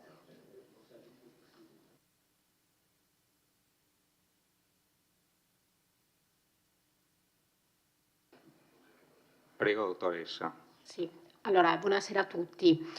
Allora, noi avevamo incaricato una ditta che ci aiutava, cioè una ditta incaricata a fare la sbobinatura di tutte le sedute del Consiglio Comunale. L'incarico alla ditta è scaduto ad agosto, quindi abbiamo pensato di ricorrere alla stessa ditta che aveva installato, che aveva vinto la gara per l'installazione del nuovo sistema dei microfoni all'interno della sala consigliare, proprio per anche un discorso di diciamo collegamento, di colloquiare con questo nuovo sistema, e quindi abbiamo pensato di incaricare la stessa ditta di effettuare anche la sbobinatura diciamo, di tutti i verbali di ogni consiglio comunale. Quindi abbiamo dato l'incarico e diciamo che abbiamo cominciato a vedere che non c'era una risposta da parte di questa ditta, e quindi le abbiamo già contestato attraverso una serie di mail e telefonate la violazione sostanzialmente sia della tempistica, perché la ditta ha 5 giorni di tempo per ritornarci il verbale diciamo della seduta, sia anche la forma del verbale stesso. Non siamo riusciti ad ottenere alcun risultato, per cui la scorsa settimana è stata inviata, peraltro diciamo a firma del segretario generale, della dottoressa Napolitano, la comunicazione dell'intenzione del Comune di Vittorio Veneto di risolvere il contratto con questa ditta e quindi di individuare una nuova ditta che possa garantirci, diciamo, un sistema più celere e anche, diciamo, corretto. Sono comunque, posso assicurare che sono in fase, diciamo, di definizione, quindi di pubblicazione, i consigli comunali, 3 verbali dei consigli comunali, quindi dovrebbero essere quelli di ottobre e di novembre, mentre ha avuto qualche difficoltà il verbale della seduta del consiglio comunale di settembre, perché è successo un problema anche tecnico perché probabilmente è rimasto aperto diciamo, il sistema, per cui c'è stato un problema tecnico. Ecco. Detto questo, comunque stiamo cercando di risolvere il problema della sbobinatura dei verbali e quindi c'è la nostra intenzione di risolvere il contratto e di individuare una ditta che ci possa garantire diciamo, un servizio migliore, come è stato insomma, finora garantito. Ecco, mi sembrava giusto, a fronte delle osservazioni comunque giuste dei 2 consiglieri, dare una risposta in diretta, perché gli uffici insomma, si sono mossi in qualche modo. Ecco. Va bene, consigliere Denardi, prego. Volevo solo chiedere alla dottoressa Costalonga se mi ricordava quanto è costato l'impianto.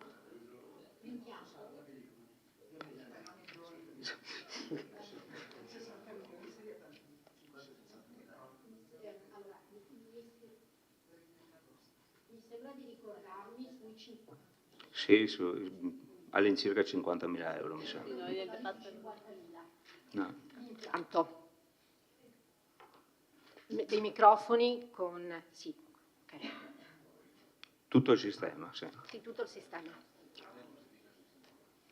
Diciamo che è stata fatta una gara, quindi sono prezzi di mercato.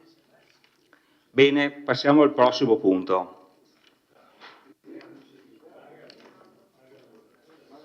Austi. No, l'immediata esecutività non c'era, quindi passiamo al prossimo punto. L'immediata eseguibilità non c'era, passiamo al prossimo punto. Punto numero 5, l'ordine del giorno. Approvazione e nota di aggiornamento del documento unico di programmazione. Lascio la parola al vice sindaco. Sì, prego, vice sindaco, per l'illustrazione della proposta di delibera. Prego.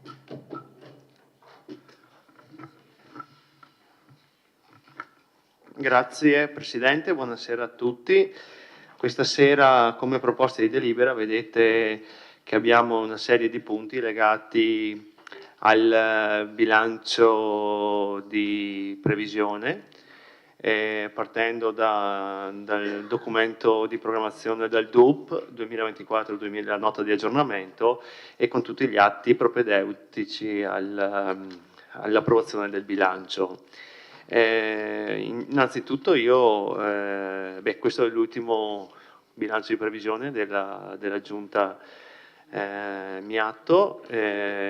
Su 5 anni, se approviamo stasera, 4 volte siamo riusciti a approvare il bilancio entro il 31 di dicembre, e questo ha permesso in 4 annualità di averla dal 1 gennaio, avere a disposizione di tutti gli uffici, diciamo, la possibilità di partire con il programma dell'annualità. Per quel che riguarda quest'anno, per l'approvazione di tutto quel che riguarda gli atti di bilancio di previsione 2024-2026, vorrei ringraziare senz'altro l'ufficio economato con il dottor Sarri qui accanto a me e tutto il suo staff, che sono stati veramente eccezionali a gestire una situazione fatta di tante problematiche a fine anno.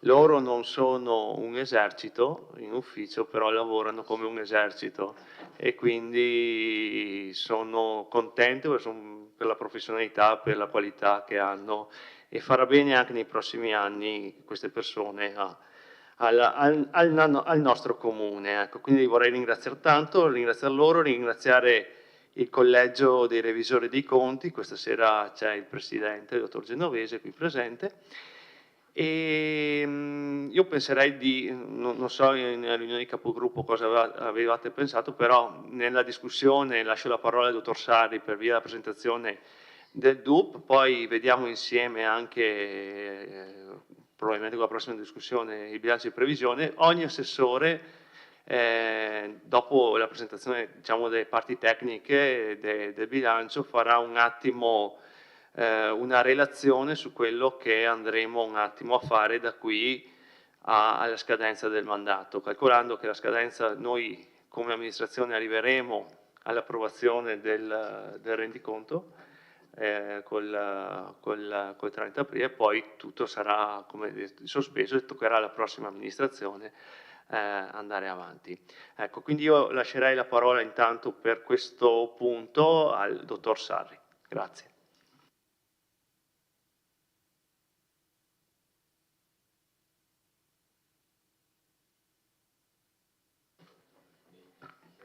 Buonasera a tutti. Allora, vedo di essere abbastanza sintetico per quanto riguarda questo punto. Allora, non si tratta del documento unico di programmazione in sé per sé, ma di una nota di aggiornamento, per adeguare la previsione, il contenuto del DUP alla proposta del bilancio di previsione. Tuttavia, con l'approvazione del documento unico di programmazione ci si era avvalsi della facoltà prevista dal vigente regolamento di contabilità di differire proprio alla nota di aggiornamento la programmazione settoriale, intendendosi per tale il piano triennale dei lavori pubblici, il piano triennale delle forniture di beni e servizi e del piano di alienazioni. Quindi la parte, diciamo, quella già approvata dal Consiglio Comunale, ha subito delle modifiche, diciamo, non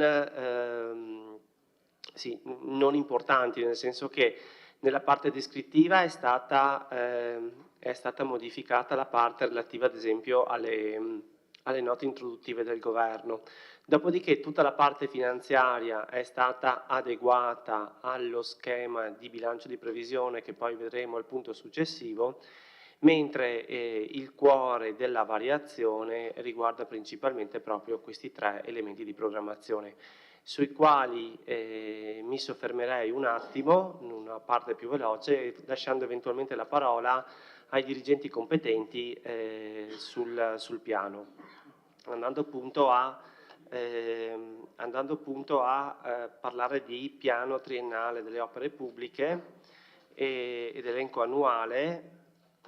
Abbiamo detto che alcune opere sono nuove per quest'anno, mentre ritroviamo delle opere già previste in schemi o programmi degli esercizi precedenti perché non sono ancora appaltabili, quindi rimangono comunque inserite nella programmazione. Ad ogni modo, andiamo a vedere gli interventi previsti nell'elenco annuale, quindi nell'annualità 2024. Ritroviamo l'adeguamento impiantistico del polo museale di Serravalle, il cui totale dell'intervento è 570.000 euro. Come nuova opera abbiamo il miglioramento delle prestazioni energetiche della scuola primaria Francesco Crispi, il sottopasso di via Callarga che abbiamo già visto, ne abbiamo parlato precedentemente, la manutenzione straordinaria per dissesto idrogeologico per 780.000 euro, il famoso PNNR che abbiamo parlato nei consigli comunali precedenti, il percorso pedonale protetto lungo SP35 della Vallata in località Longhere per 500.000 euro, il progetto di videosorveglianza, la discarica di Forcal, anche questa grazie al contributo PNNR, le progettualità strategiche di collegamento della pista ciclabile La Piave per 190.000 euro, gli interventi di riqualificazione delle piscine comunali. È una nuova opera inserita quest'anno nell'elenco annuale con finanziamento di mutuo, quindi di indebitamento, secondo la formula che è stata vista per il Teatro Lorenzo da Ponte, quindi tramite l'Istituto del Credito Sportivo, aderendo però anziché al bando cultura al bando sport, che prevede il totale abbattimento della quota interessi sul finanziamento. Altro intervento, la sistemazione della viabilità, quindi asfaltature 2023, opera di 300.000 euro, la realizzazione di un tratto della pista ciclabile Venezia-Monaco lungo la sponda nord-ovest del Lago Morto, 770.000 euro, gli interventi di asfaltatura di 300.000 euro, la sistemazione della scalinata di Sant'Augusta e sostanzialmente il PNNR per la sistemazione degli immobili di via Galilei in collaborazione con il comune di Conegliano, anche questo intervento finanziato da PNNR. Questo gli interventi annuali 2024. Non andrei oltre, tutti gli altri interventi previsti nelle annualità 2025-2026 sono comunque coerenti con il bilancio e quindi inseriti in entrambi i documenti. Per quanto riguarda il piano delle alienazioni, non vado a riprendere tutti gli interventi, eventualmente lascio la parola all'ingegner Curti per domande puntuali su ogni singolo intervento del piano delle valorizzazioni e delle immobilizzazioni immobiliari. L'unica cosa, appunto, anche questo è coerente con lo schema di bilancio di previsione che abbiamo visto, che vedremo nel punto successivo, con l'accortezza che è bene ricordarlo, che il 10% delle alienazioni che si realizzeranno devono essere obbligatoriamente per legge destinate all'estinzione anticipata dei prestiti. Ma comunque lo vedremo dopo, in sede di equilibrio di bilancio. Io mi soffermerei qua, non terminerei qui l'intervento, grazie. Grazie dottor Sarri, io aprirei la discussione.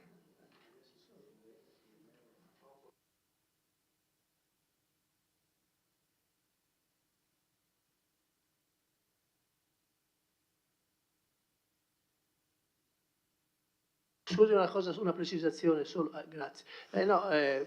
Signor Vice Sindaco, cioè è il DUP che stabilisce la programmazione dell'ente? No, mi sembra che sia più corretto, perché è del DUP che parliamo di programmazione, di obiettivi strategici e obiettivi operativi.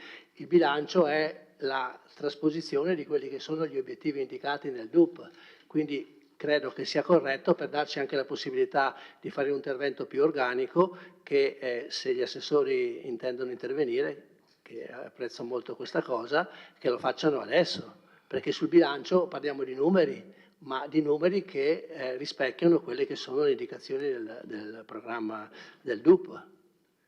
Grazie. Sì, assolutamente. Prego, Vice Sindaco. Sì, consigliere, io in premessa ho detto, non so come vi siete accordati ai capogruppo, se vogliamo fare una discussione unica o no, gli assessori intervengono, se voi tecnicamente, il dottor Sari vi presentava la nota di aggiornamento, se volete, siccome è vero, riguarda tutto DUP e bilancio di previsione, alla fine io lo vedo come un unico documento continuo, però se ci sono due discussioni, capisce? Quindi se voi volete che interveniamo adesso senza nessun problema. Ecco. Andiamo avanti con due discussioni perché in conferenza di capigruppo non si è detto nulla, quindi procediamo come da ordine del giorno. Prego. Primo intervento.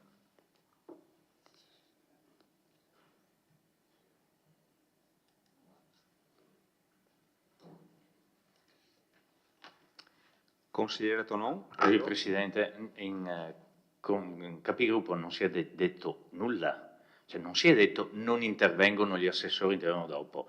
È una richiesta semplicemente, credo, le più che legittima che ha fatto il consigliere, se anziché posticipare gli interventi... Ma io non parlavo di questo, ho detto che nell'ordine del giorno sono due punti, per me non stavo parlando di questa richiesta. Ho capito, ma lei ha detto che si dava corso agli interventi e il consigliere aveva chiesto se volevano farli adesso gli interventi, punto. Per cui se parliamo noi mi sembra di aver capito cioè... che nessuno si è offerto, quindi andiamo avanti con l'ordine del giorno. Ma è ordine del giorno questo, eh? Cioè non è che se devo parlare di un'altra roba.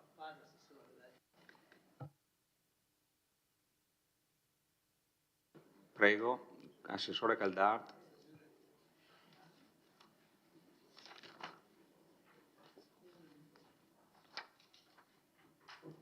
Bene, buonasera. Allora inizio io. Dunque, io vorrei dire alcune cose che riguardano le aree di mia competenza, partendo questa sera dal personale, che è un tema sul quale abbiamo discusso varie volte senza mai avere modo di approfondire. Allora, noi abbiamo preparato, ci siamo un attimo confrontati i numeri, sugli importi e anche su ciò che abbiamo messo in piedi in quest'anno e che deve continuare anche nel 2024 rispetto alle politiche che riguardano l'organizzazione del lavoro. Allora, per quanto riguarda il numero di dipendenti, cosa che ci avete chiesto varie volte, noi oggi siamo a 143 dipendenti, compresi i dirigenti, e visto che siamo a fine mandato, in un confronto con l'inizio del nostro mandato, con diciamo il 2020, in questi anni abbiamo avuto 78 assunzioni, 72 cessazioni, quindi chiudiamo ad oggi con 6 dipendenti in più rispetto a quando ci siamo insediati. Abbiamo attualmente in previsione, ma in previsione molto breve, l'assunzione di un agente di polizia locale. In questo momento la polizia locale è sotto di 4 persone, quindi una viene recuperata immediatamente, viene poi aperto il nuovo concorso ad inizio anno per altri 3 agenti. Rimane in sospeso solo un ex D, sapete che adesso non si parla più di C e D, ma insomma per capirci un ex D, per il quale non è prevista stanziamento di bilancio, ma potrà esserlo, speriamo, nel corso del 24 con una variazione.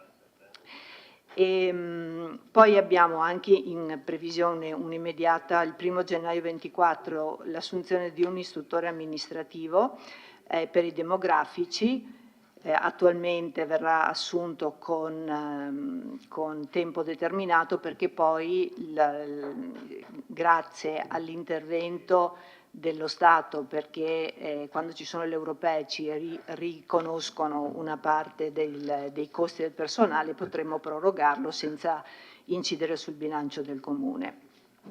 Poi, sempre per il 24, ci sono a previsione 3, e quindi finanziati, 3 ex-D, 3 funzionari amministrativi, che vanno in parte a coprire le uscite per pensionamento e in parte anche no. Il 3 agenti ve l'ho detto, un operaio e un C tecnico, un istruttore tecnico C, e sempre nel settore tecnico un funzionario D. Quindi, ripeto, ad oggi siamo, rispetto all'inizio, abbiamo detto, a più 6, avremo alcune di queste figure che vi ho detto andranno ad implementare ulteriormente il numero dei dipendenti, alcuni vanno perché alcuni vanno a sostituire chi va in pensione e alcuni no. Per quanto riguarda la spesa, voi sapete che abbiamo dei limiti di legge, noi attualmente potremmo spendere, mettiamolo così, 5.496.000, quindi circa 5 milioni e mezzo sul personale. Se voi controllate il bilancio di previsione 24 vedrete che l'importo è più basso, è a 5 milioni e 100 circa. La differenza, per la differenza, allora una parte, comunque abbiamo deciso di non volerla nemmeno impegnare, perché voi sapete che abbiamo 2 mobilità di D che nel caso dovessero rientrare ovviamente devono essere pagati, quindi dobbiamo tenerci questi circa 110.000 euro possibili nel caso i 2 dipendenti rientrassero dalle loro mobilità. La differenza in questo momento non è coperta dal bilancio, ma si spera sempre che in corso d'anno possa essere implementata, perché ci sarebbe dal punto di vista appunto giuridico la possibilità di avere qualche altra assunzione. Abbiamo lavorato anche su tutto il discorso degli incentivi. Su 2 piani abbiamo lavorato, sul piano degli incentivi e sul piano dell'organizzazione del lavoro. Allora, per quanto riguarda la maggiore spesa legata diciamo, agli incentivi, ai vari incentivi, al fondo incentivante, si chiama Fondo Risorse Decentrate specificatamente. In questo periodo, con effetti che poi ricadranno anche sul 24, quindi è un lavoro in itinere più che in fieri. Allora, noi abbiamo confermato anche per il 24 i 45.000 euro che corrispondono all'1,2% su base annua rispetto il monte salari del 97, c'è sempre un parametro di riferimento che è a discrezione dell'amministrazione comunale e è stato comunque confermato. Poi ci sono gli 8.000 euro per il piano neve, quindi nel caso ci siano eccezionali eventi climatici. Poi c'è stata un avanzo, una somma residua dagli straordinari che viene reinvestita nell'anno prossimo, quindi una cifra che poi verrà erogata. Per il 2023, con effetti sul 24, c'è stato poi una nuova norma che incrementa di una misura complessivamente non superiore allo 0,22% del monte salari di 2018, anche questo fa riferimento al passato, e questa viene erogata a tutti i dipendenti. E per quanto riguarda poi le elevate qualificazioni, quindi le ex PO, chiamiamole così,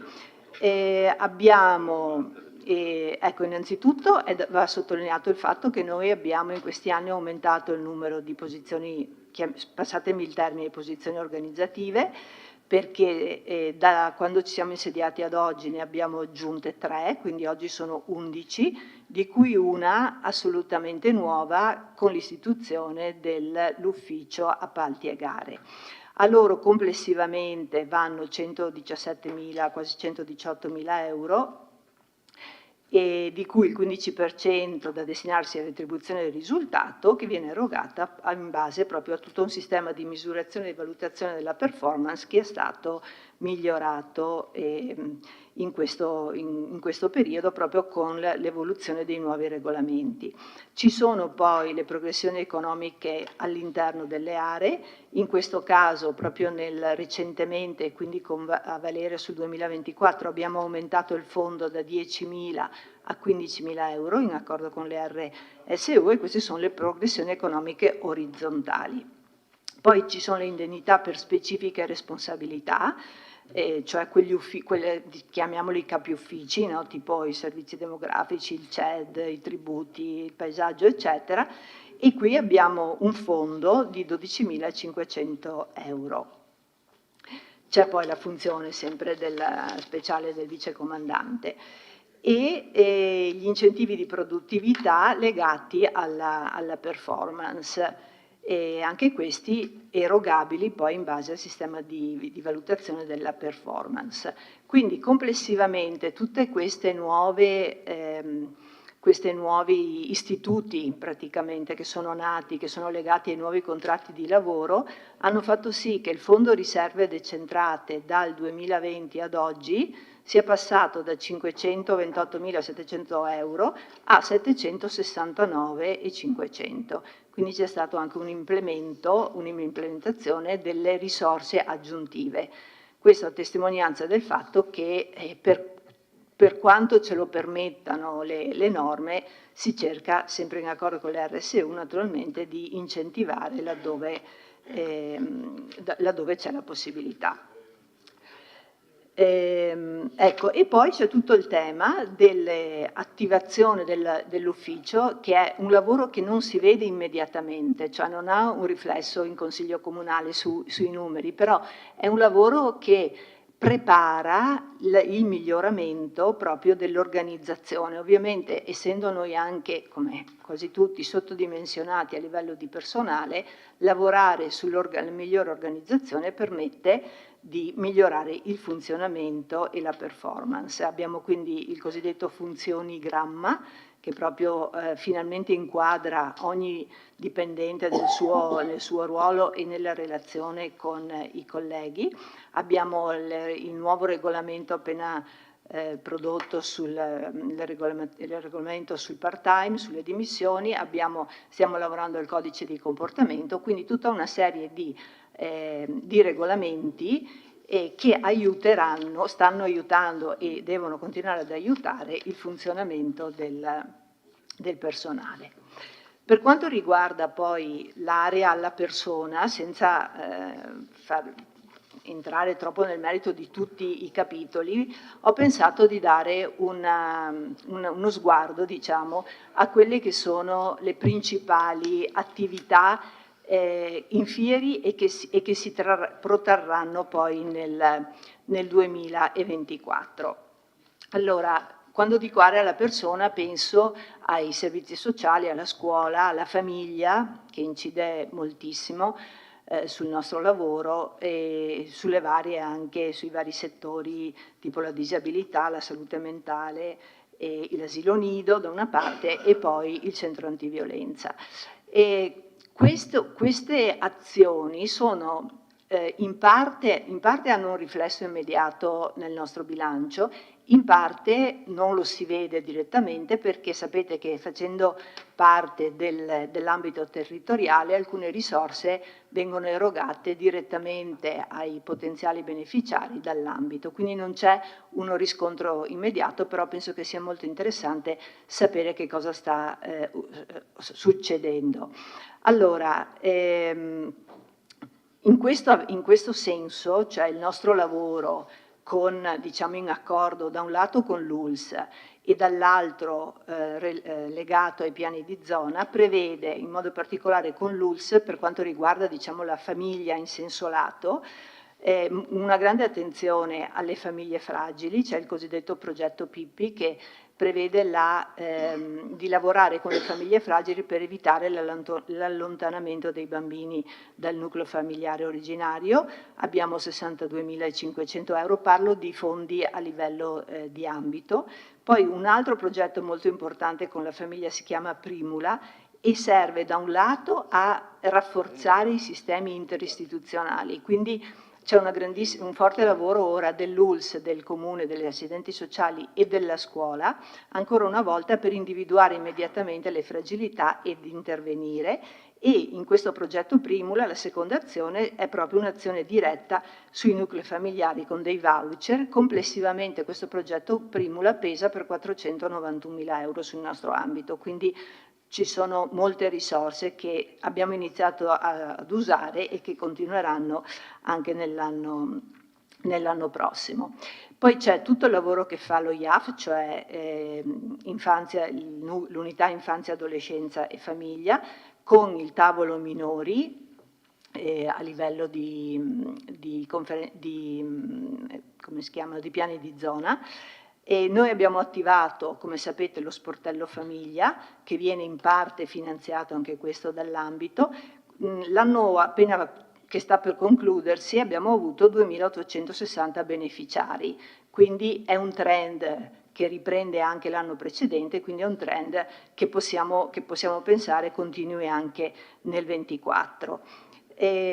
Ci sono dei fondi specifici per le famiglie fragili, famiglie con orfani 18.500 euro, monoparentali 92.000 euro, famiglie numerose lo stanziamento di 74.000 euro. E tutti questi fondi, anche nell'anno in corso e l'anno precedente, vanno sempre esauriti. Quindi ancora una volta qui ci sta dietro tutto il lavoro delle nostre assistenti sociali che ovviamente devono lavorare per segnalare i casi in modo che il denaro, i fondi, i voucher arrivino alle famiglie anche del nostro territorio. Abbiamo anche il cosiddetto fattore famiglia, sono dei voucher a Vittorio Veneto e nell'ambito abbiamo avuto 111 beneficiari per un totale di 58.000 euro. Poi c'è il tema della povertà educativa, anche qui uno stanziamento medio di 85-90.000 euro all'anno. Ho i dati di giugno, eravamo a 40.000, quindi l'anno prima 90.000, quindi vuol dire che il trend la previsione che avevamo fatto era corretta. E poi ci sono le attività, chiaro che la disabilità, la salute mentale non sono di competenza del Comune, gli assistenti sociali lavorano in accordo con l'ULSS, però per esempio sulla disabilità abbiamo avuto, come Comune, abbiamo fatto una convenzione con il coordinamento della sinistra Piave la scorsa estate che dura 3 anni, mi pare, chiedo alla dirigente, mi pare che sia per i prossimi 3 anni, e da questo è scaturito ad esempio quel bellissimo progetto di cui forse avete letto anche questi giorni sul giornale, di lavoro insieme di due tipologie di fragili. Da una parte ci sono gli ospiti di terra fertile, quindi una disabilità su cui loro lavorano normalmente, e dall'altra ci sono i fragili dei centri sollievo per la prevenzione dell'Alzheimer, per la cura dell'Alzheimer. Quindi un progetto decisamente innovativo nella sua costituzione, e questo è uno dei progetti che entrano appunto in questa nuova progettualità sottoscritta con il coordinamento della sinistra Piave. Non dimentichiamo il tema, sempre a livello di lavoro insieme ad altri, il tema sulla casa, che è un tema di cui abbiamo discusso molto spesso e sappiamo bene che è senza dubbio forse il tema più scottante in questo periodo.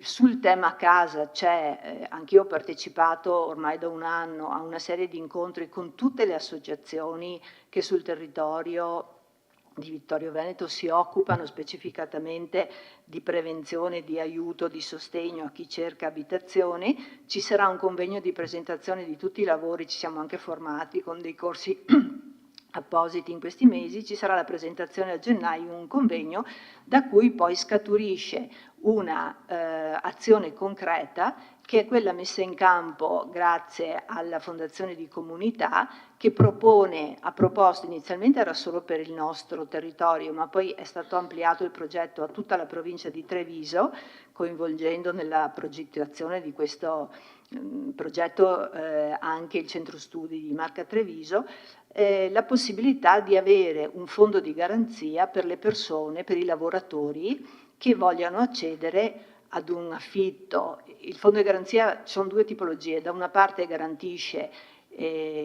colui che cerca casa e che ha uno stipendio, ma magari il padrone di casa non si fida, diciamo, delle sue capacità finanziarie, e dall'altra puoi anche sostenere la persona che mette in affitto l'appartamento e garantire quindi che l'affitto venga pagato regolarmente. Quindi cerchiamo di lavorare in questo senso. Poi con l'ambito, sapete che se vi ricordate, già dall'anno prossimo sono previste tutte quei progetti anche legati a uno stabile che verrà realizzato nel comune di Conegliano relativamente alla pronta accoglienza di persone che rimangono per strada sostanzialmente.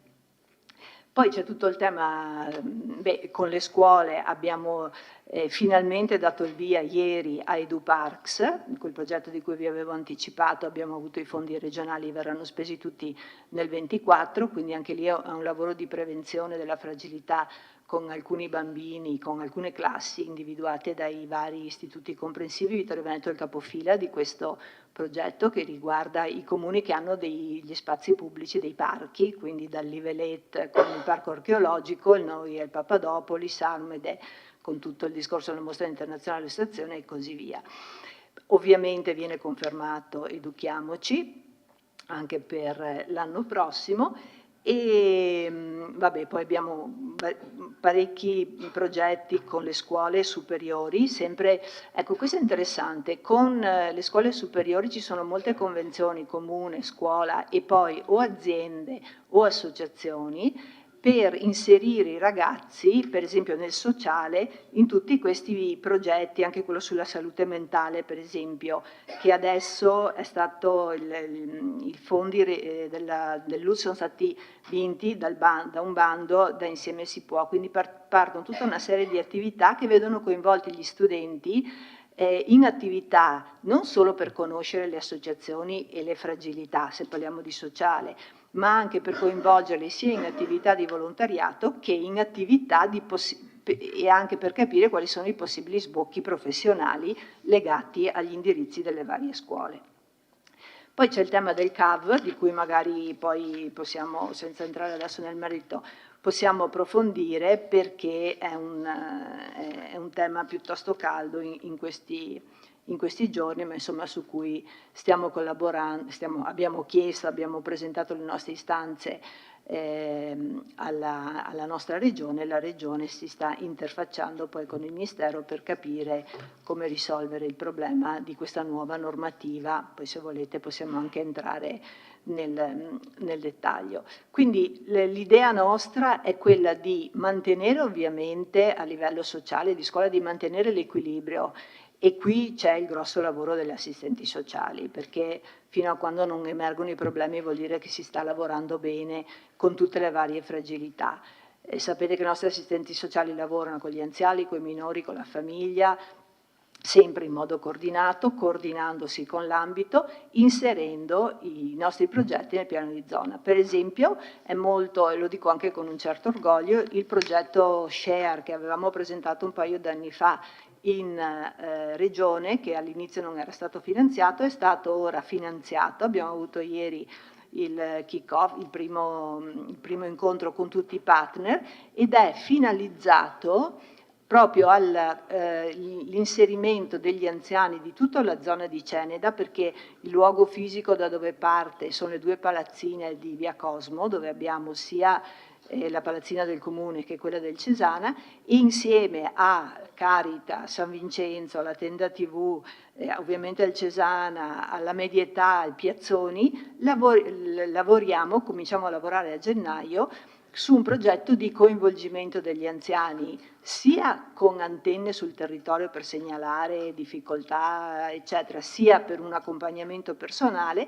ma anche con attività di socializzazione. Sapete che sotto le 2 palazzine c'è una grande stanza ora vuota per la socializzazione appunto di queste persone, e anche con attività di cura, di sicurezza. In questo la Confartigianato, la parte degli anziani a Confartigianato ci sta dando una grande mano e ce la darà, e quindi un vero e proprio partenariato. Questo progetto viene inserito nei piani di zona del 24, perché c'è la possibilità nei nuovi piani di zona di aggiornarci di anno in anno, e quindi diviene un vero e proprio progetto pilota che parte dal nostro comune, ma che verrà poi, speriamo, veicolato anche in altre zone. E concludo ricordando quello che sta succedendo con l'ULSS, sempre a livello di piani di zona degli anziani, dove ci sono queste nuove attività che stanno per iniziare, quello che viene chiamato il ricovero sollievo per le famiglie degli anziani, i caregiver. C'è grande attenzione oggi ai caregiver, ci sono vari fondi che li aiutano, e proprio per dar sollievo a chi aiuta, a chi supporta, si occupa degli anziani per determinati periodi dell'anno, in modo da poter anche avere un po' di riposo, diciamo, di sollievo. E anche tutto il tema di cui forse aveva parlato anche il dottor Benazzi, della telemedicina, con gli interventi mirati a mantenere gli anziani a casa senza spostarli, e questa è una politica su cui stiamo lavorando tutti insieme come enti che si occupano a vario titolo di anziani.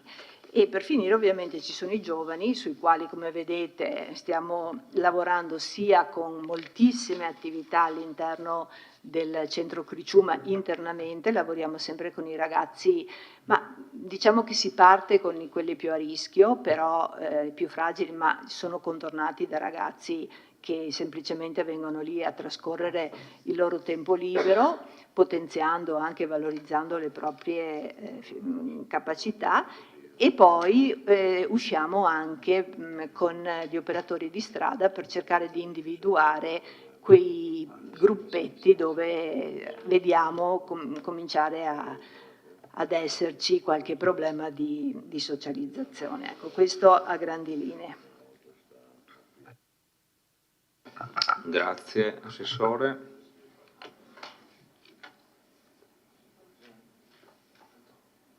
Assessore Antiga, prego. Grazie Presidente.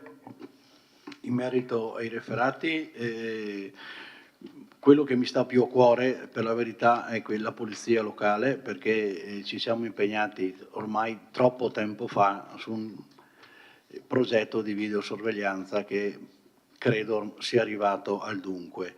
È partito con un progetto preliminare con un'azienda che stava vedendo solo l'installazione di telecamere rilevamento targhe, poi vista Covid, visto altre cose, non andavano avanti i progetti, quindi abbiamo in corsa cambiato quello che poteva essere il nostro interlocutore, e con quello nuovo che da pochi mesi che stiamo lavorando siamo arrivati a un progetto un po' più allargato, interessante rispetto all'inizio, perché ci sono messe attorno al tavolo delle competenze diverse, e quindi potremo avere non solo le telecamere per le targhe, che secondo noi sono fondamentali per capire se nel territorio si muovono auto che non sono assicurate, che oggi è il pericolo incombente. Mi raccontano la Polstrada che regolarmente fanno sequestri di auto che non sono assicurate, e ovviamente un incidente con un'auto che non è assicurata, i problemi possono essere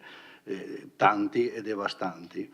Abbiamo unito anche telecamere di contesto di ultima generazione che possono fare 360 nei vari luoghi, e abbiamo messo anche nel progetto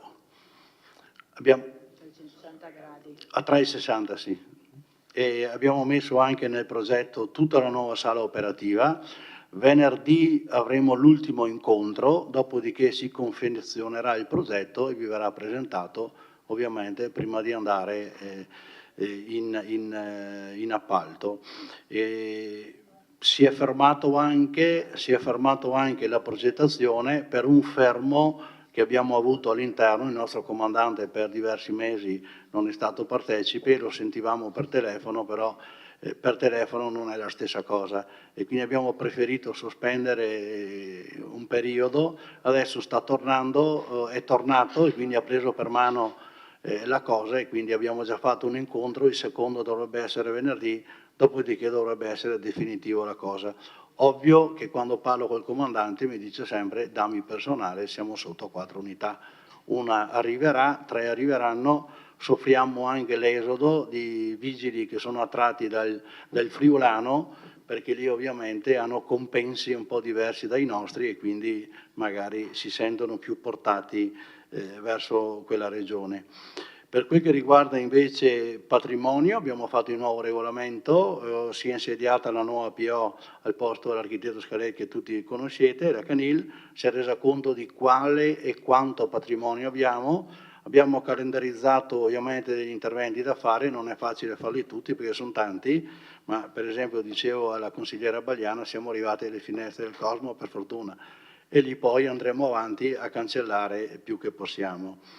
Per quel che riguarda i democratici, per fortuna il problema delle carte d'identità si è risolto, stiamo lavorando e sembra che la cosa in questo momento sia ridimensionata.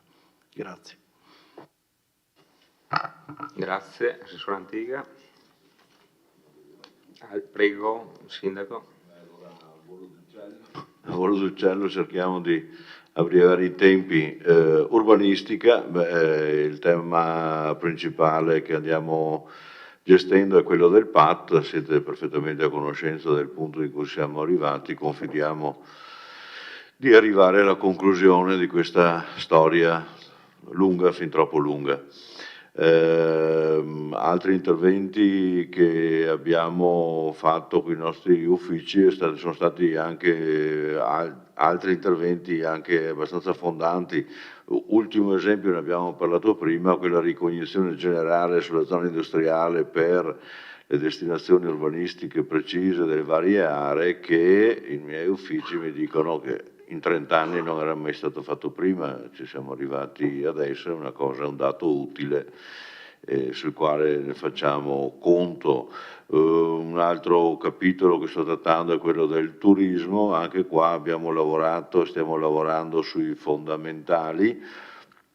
È di pochi giorni fa la firma di una convenzione, di un progetto, di una coprogettazione che abbiamo fatto con la nostra Proloco per la gestione dell'ufficio IAT. Avevamo deciso all'unisono con Eliano, Valdobbiadene e Vittorio Veneto di arrivare attraverso la coprogettazione a rinnovare un pochettino e potenziare l'attività di appoggio al nostro mondo turistico. Ci siamo arrivati per primi, e con l'anno nuovo ci sarà questa nuova operatività. Abbiamo lavorato abbastanza invece sui altri fondamentali, scusate,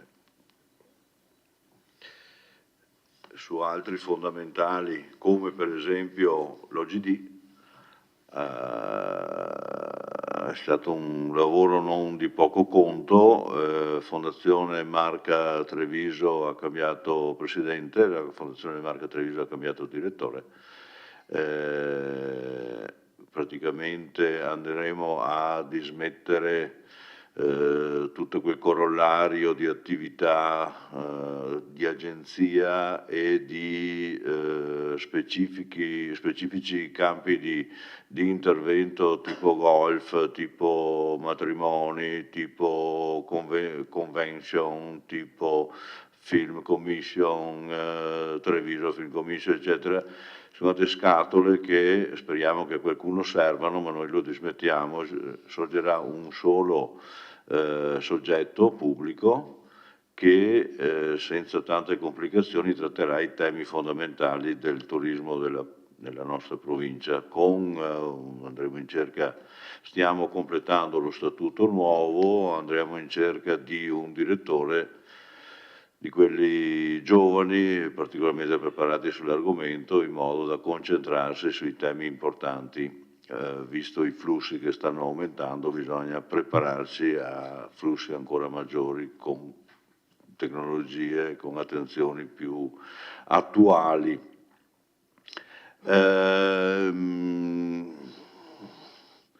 Cosa dire, abbiamo l'edilizia privata, abbiamo abbreviato i tempi di risposta alle richieste dei cittadini, abbiamo fatto il regolamento edilizio nuovo, sull'informatizzazione abbiamo partecipato a numerosi bandi del PNRR e abbiamo ricevuto quasi 700.000 euro di finanziamenti, ne abbiamo speso circa più di 200.000 nel realizzare rinnovi in termini di legge dei nostri siti, delle modalità di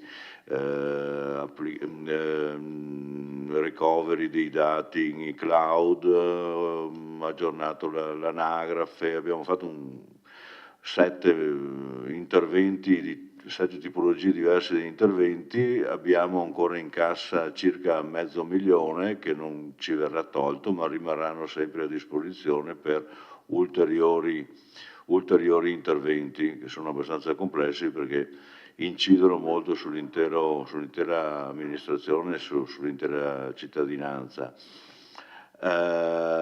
Circa la gestione dell'energia, allora abbiamo fruito del PNRR con 130.000 euro all'anno che fino a tutt'oggi abbiamo destinati a miglioramenti dell'illuminazione pubblica, ma nel 2024, quello del 2024, andremo a spenderli totalmente per il rinnovo del parco caldaie, che sappiamo anche quello è vetusto. Siamo alle battute finali per il project financing sul rinnovo completo del nostro parco di illuminazione pubblica. Fra poco, terminate le ultime verifiche, andremo a bando. Abbiamo già il progetto definitivo di come intervenire. Abbiamo rinnovato il contratto di fornitura calore che era scaduto, il precedente, migliorandolo ampiamente perché abbiamo tolto la clausola dei costi fissi che tanto malamente è inciso sulle nostre associazioni, adesso ciascuno paga in base all'effettivo consumo. Poi cosa dire ancora? Ah sì, ci siamo informati a sufficienza sulle potenzialità delle comunità energetiche, aspettiamo solo di avere a disposizione quell'ampia area che è rappresentata, sarà rappresentata dalla copertura finalmente definitiva di Forcal per realizzare almeno un paio di grosse comunità energetiche. Abbiamo già in mente a chi destinare quell'energia come soci consumatori. Basta, non lo so.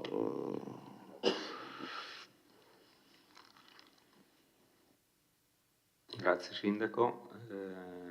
Vice Sindaco, prego. Grazie. Rapidamente 4 spunti sulle cose che come referati cercheremo di comunque insieme di portare avanti. Il primo è l'agricoltura, ecco. C'è in programma con i 15 comuni della DOCG lo sviluppo di un patto per il territorio. Quindi come coniugare, se è possibile coniugare la sostenibilità ambientale a quella economica, non dimenticando quella sociale. Quindi è un lavoro che i 15 comuni inizieranno a fare, andremo a fare, un grande tema che porterà a avere più dialogo tra le persone, tra la gente e vedere appunto se far viaggiare nello stesso binario questo territorio da un punto di vista che da un punto di vista dell'agricoltura è un territorio che ci invidiano senz'altro in tutta Italia, con delle problematiche che appunto adesso i sindaci dei 15 comuni della DOCG stanno cercando di sistemare e di prendere per mano tutti insieme, tutti quanti insieme, con tutti i cittadini insieme. Ecco. Come attività produttive siamo un distretto del commercio, c'è da avviare nei primi mesi le operazioni per il distretto del commercio, tutte le attività. Sport, beh, la città come sport, qui chi più ne ha più ne metta, lì tutti, tante manifestazioni, le associazioni sono veramente, lavorano tanto, lavorano in armonia, da qui a fine aprile, primi di maggio abbiamo 4 grosse manifestazioni che richiameranno un paio di migliaia di persone in città, il crossing area Fender, poi abbiamo il nuovo trail creato da poco che sono le 5 Creste, poi c'è la maratonina della Vittoria e quest'anno torna anche il Madruk. In bilancio trovate una cifra prevista per un bando fatto per queste manifestazioni o per altre che adesso magari non conosco. Come poi il dottor Sari vi dirà, abbiamo un problema nel bilancio chiaro di spesa corrente e quindi la scelta anche, vedete, li avete visti se avete letto il bilancio, dei tagli in spesa corrente, specialmente per quel che riguarda i contributi. Non è un problema, lo dico alla prossima amministrazione, perché come assessore al bilancio con l'ufficio cosa abbiamo in mente di fare, di lavorare con delle entrate che prevediamo, con le alienazioni, una l'avete magari votata prima, cerchiamo di chiudere dei mutui già esistenti che hanno tassi ancora di interesse elevato, liberando poi spesa corrente che la prossima amministrazione poi deciderà come investire per le manifestazioni dall'estate all'autunno al prossimo inverno. Alcune manifestazioni da qui a maggio sono senz'altro il carnevale, senz'altro c'è la mostra dei fiori organizzata da Proloco ad aprile. Queste avevamo previste delle opportunità in bilancio, per le altre stiamo appunto fermi, però già l'idea di come reperire poi i fondi ve l'ho detta. Per quel che riguarda impianti sportivi, grosso tema, convenzioni, pista atletica che è in scadenza, stadio Barison che è in scadenza, due grandi temi, 2 convenzioni da fare, impostare prima di andare via. È stata rinnovata, penso arrivi in giunta a breve, invece la convenzione per il progetto naturalmente Vittorio Veneto, che anche questo non riguarda il prossimo bilancio, però insomma andiamo a chiuderla entro fine anno. C'è il tema delle piscine, avete visto nel piano opere pubbliche l'intenzione di intervenire con quel progetto che è datato, però adesso andiamo a fare, e ha spiegato il dottor Sani in che maniera. Poi c'è un tema che abbiamo quasi 9 ettari di terreno a San Giacomo, in cui c'è su un bellissimo progetto di riqualificazione dell'Areocampo.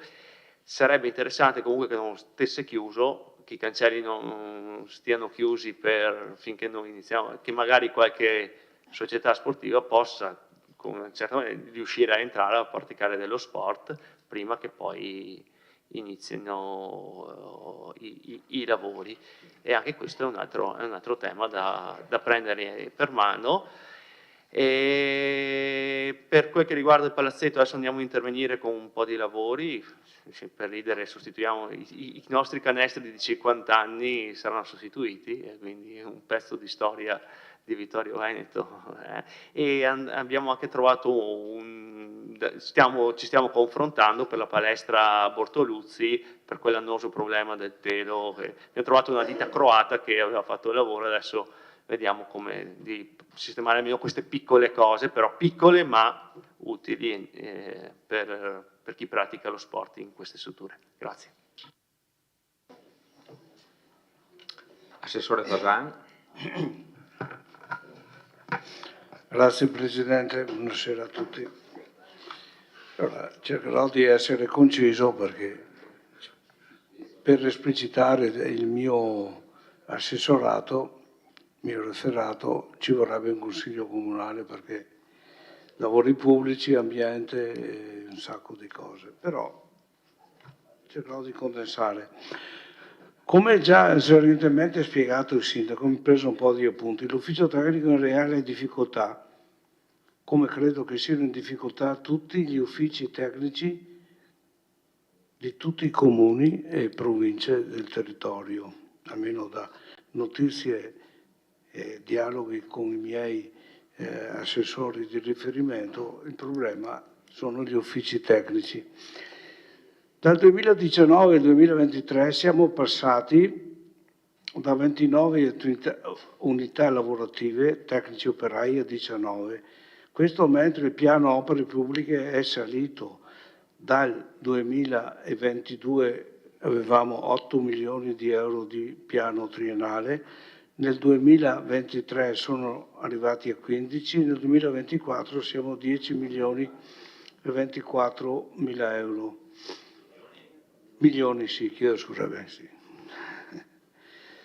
Per fare un paragone e avere un'idea di quello che sta succedendo, nel 2017, subito dopo la chiusura del patto di stabilità, il piano opere pubbliche era di 1.880.000 euro e nel 2018 1.333.000 euro. Questo vuol dire che l'ufficio tecnico fa già fatica a portare avanti l'ordinario, mentre sono arrivati i vari bonus e PNRR. Credo che il nostro piano opere pubbliche e le relative risorse acquisite sarà un viatico fondamentale per la prossima amministrazione.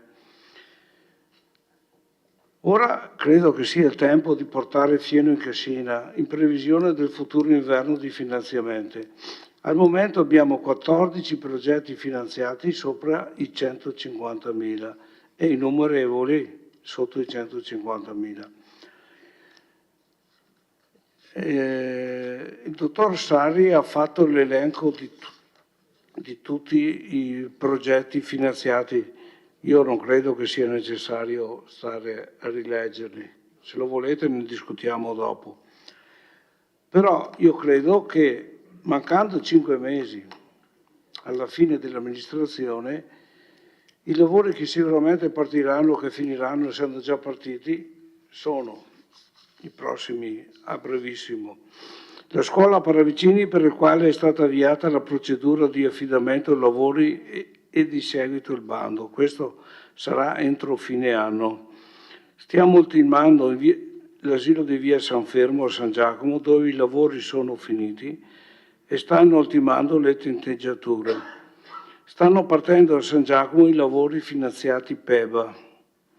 A Serravalle sono a buon punto i lavori presso Palazzo Piazzoni, che dovrebbero essere consegnati entro il 2024. In questo momento sono in corso i lavori finanziati PNRR di rigenerazione urbana, 1,5 milioni della Valle Pisina e 3,5 milioni per la caserma Gotti. A gennaio partiranno i lavori di via Roma e a febbraio via dei Martiri. L'illuminazione via Cavour dovrebbe partire dopo i primi di gennaio. Partiranno entro la primavera i lavori di manutenzione per le fontane di Vittorio Veneto, le asfaltature, le frane UNESCO, la cava di Forcal. Questi quelli che sicuramente partiranno. E poi c'è tutta la serie dei lavori che dovranno essere a bando e finanziati, sono finanziati, dovranno essere assegnati i lavori. Parlando di ambiente, Forcal, la cava di Forcal partirà sicuramente perché è stata finanziata PNRR, abbiamo già fatto un primo intervento di 300.000 euro. Secondo le prescrizioni della provincia partiranno i lavori definitivi. Il Carnielli dipende, parlando di ambiente, dipende dai proprietari della proprietà se si decide a partire.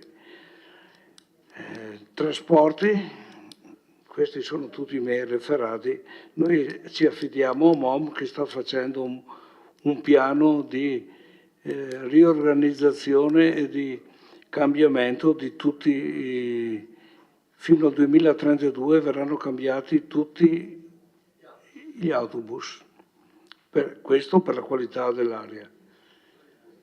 Poi aspetto vostre domande. Grazie.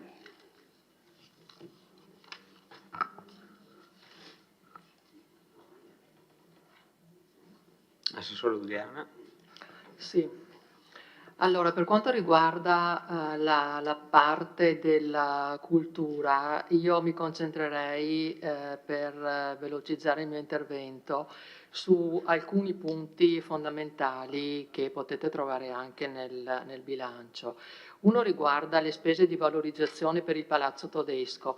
Ecco, per quanto riguarda il Palazzo Todesco, nel momento in cui finirà la mostra, che sta avendo anche un buon riscontro di pubblico, ne faremo un'altra, sempre fotografica, di un fotoreporter che nasce come fotografo di guerra, ma che poi unisce a questo aspetto di fotogiornalismo anche una componente artistica, ed è Fabio Bucciarelli, le cui fotografie si trovano in tutti i musei e le gallerie di tutto il mondo e sono acquisite da fondazioni e collezioni private. Lavora Bucciarelli con moltissime testate internazionali.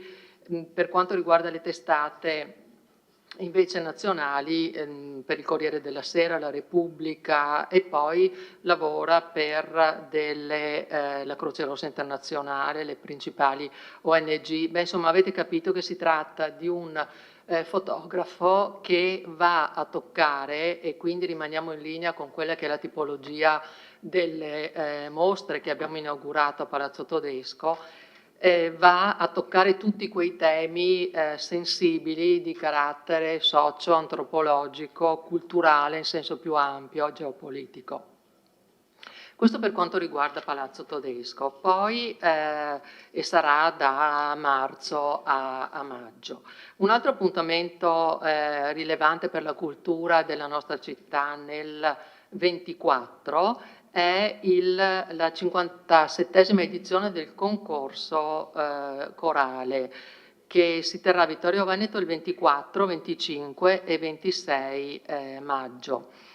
È un concorso quest'anno, il prossimo anno, un concorso particolarmente significativo e importante, che ci vede impegnati a più ampio raggio, perché si tratta di ricordare con questo concorso il centenario della nascita del maestro Efrem Casagrande, che nacque appunto a Vittorio Veneto nel 24. E Efrem Casagrande, lo ricordo a tutti, fu il fondatore, il direttore artistico per molti anni di quello che è a tutt'oggi il più importante e prestigioso concorso corale nazionale, appunto il nostro concorso Trofei Città di Vittorio Veneto. Questo maestro è stato, e molti a Vittorio Veneto lo ricordano, una figura poliedrica, accattivante, vulcanico, sicuramente una persona di grande cultura, e proprio per questo abbiamo pensato anche di dedicare a lui una mostra che si terrà partendo da aprile fino alla fine del concorso corale all'interno della Galleria Vittorio Emanuele II di Villa Croz, che raccoglierà cimeli e fotografie, quindi racconterà la storia di questo maestro, ma anche in particolare la storia del nostro concorso. Queste sono le due cose più importanti che riguarderanno nel semestre, primo semestre 24, la cultura Vittorio Veneto. Dico comunque che continuano tutte quante le attività collegate in biblioteca al servizio bibliotecario del Vittoriese. Trovate appunto un capitolo del bilancio che rappresenta quello che è il nostro contributo al servizio. Continuano comunque anche le attività sempre collegate alla biblioteca, in particolare mi riferisco a quella rassegna che sta avendo successo dal libro al film in collaborazione con il Cinema Verdi. E poi per il Museo della Battaglia stiamo lavorando in linea con quelle che sono le attività fissate dagli step di avanzamento del PNRR, che ci porterà ad avere un museo sicuramente all'avanguardia a livello nazionale anche per l'abbattimento delle barriere sensoriali. E nel Museo della Battaglia stiamo lavorando ad un convegno che, in linea anche con la mostra che ci sarà a Palazzo Todesco, andrà a riflettere proprio sul tema della come raccontare la guerra. Per quanto riguarda la città della musica, Vittorio Veneto continuerà nel 24 con la sua partecipazione al Festival internazionale, scusate la voce, della musica del Veneto, e siamo in tanti evidentemente, e anche ospiteremo qui il concerto dei licei musicali del Veneto. Grazie. Un po' d'acqua non fa male.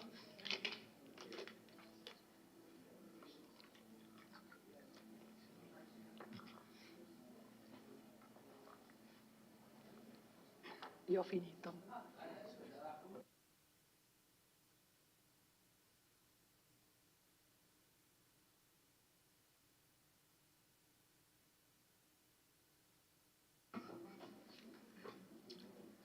Bene.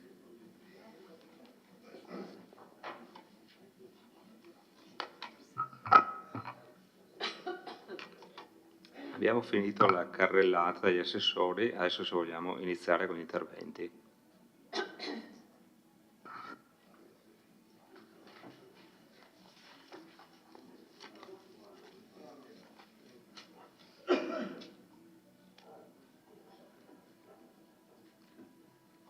Consigliere De Antoni.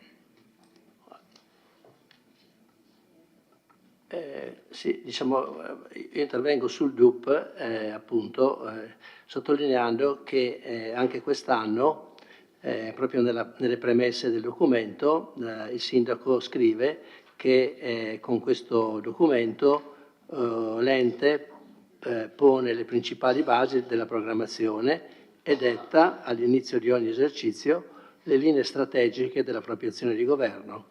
In questo contesto, continua sempre il sindaco, a nome dell'amministrazione, si procede ad individuare sia i programmi da realizzare che i reali obiettivi da cogliere. Il tutto avendo sempre presente le reali esigenze dei cittadini, ma anche il volume limitato delle risorse disponibili. Sul discorso delle risorse finanziarie disponibili che sono limitate, mi permetto, alla luce di tutte le cose che sono state dette, che questo poi non è così vero, anche perché se fossero così limitate non ci sarebbero in cassa 11 milioni di euro alla fine del 2022. Parlando in commissione si presume che qualcosa questa cassa aumenterà anche nel 2023 e anche nel DUP, quando si fa la previsione di cassa sulle entrate prevedibili e sulle uscite prevedibili, c'è ancora sempre una differenza a favore della cassa delle entrate, della parte delle entrate. Quindi anche nel 2024 questo problema della mancata capacità di spendere le risorse a disposizione da parte dell'amministrazione non viene ancora toccato.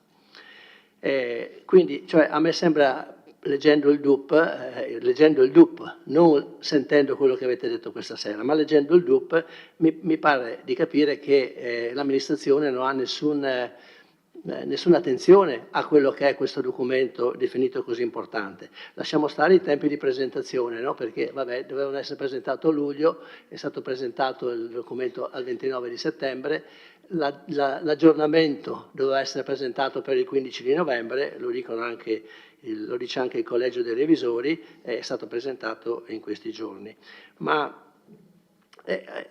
per dire quanto diciamo, sono dispiaciuto che non ci sia questa attenzione al DUP, penso a un argomento che è all'ordine del giorno, ma che ho cercato di ritrovare all'interno del documento e mi sembra impossibile che non ci sia, cioè un obiettivo che indichi l'impegno dell'amministrazione a promuovere la nuova gestione del teatro da ponte del Teatro da Ponte, sì, come si è letto sul giornale. Non c'è una parola nel documento che ci avete presentato di 286 pagine, non ha importanza se il sindaco non mi ascolta, ma non c'è una parola in 286 pagine che dica qual è l'indirizzo che si vuole dare all'attività del Teatro da Ponte, per, una volta che adesso è nostro, per effettivamente utilizzarlo al meglio. Non c'è una parola in questo documento che lei scrive, è il documento più importante che definisce le linee strategiche dell'anno.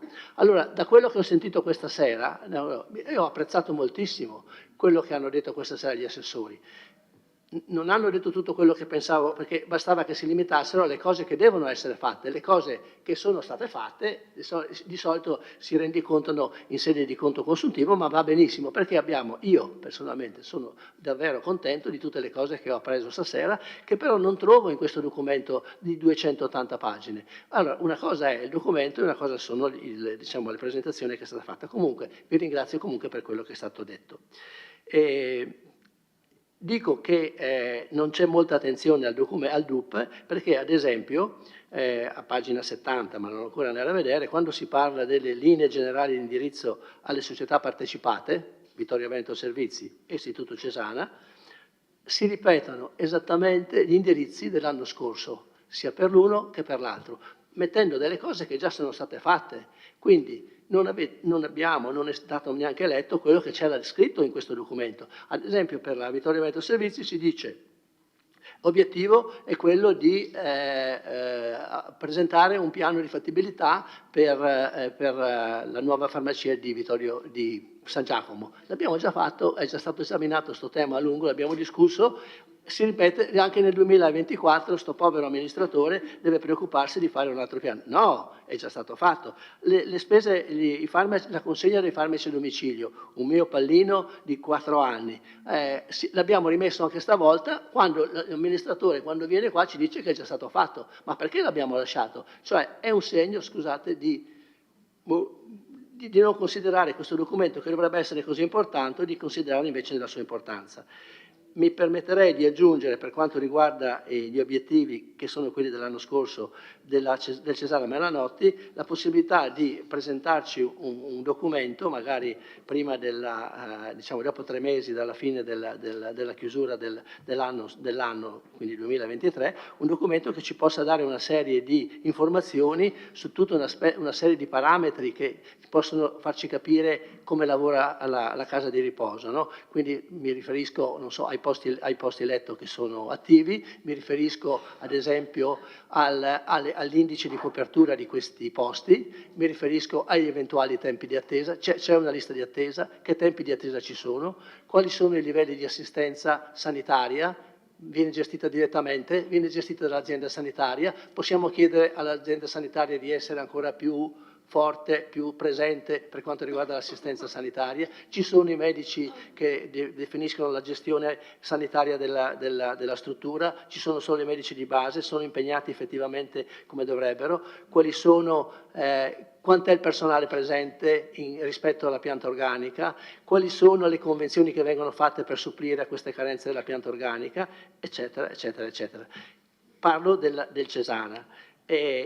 Un'altra cosa che mi è dispiaciuta molto che non ci fosse nel documento sempre della Vittorio Veneto Servizi è l'applicazione della delibera che la Giunta ha preso alla fine di settembre, dove ha indicato 2 attività, no, da fare con un contratto di servizi con la Vittorio Veneto Servizi. La gestione di un servizio di trasporto di persone bisognose a supporto dei servizi sociali del Comune, mettendo a disposizione un operatore e un mezzo dedicato, e la fornitura di piccoli servizi infermieristici, sempre di supporto con i servizi sociali, mettendo a disposizione un infermiere professionale, un operatore e un mezzo dedicato.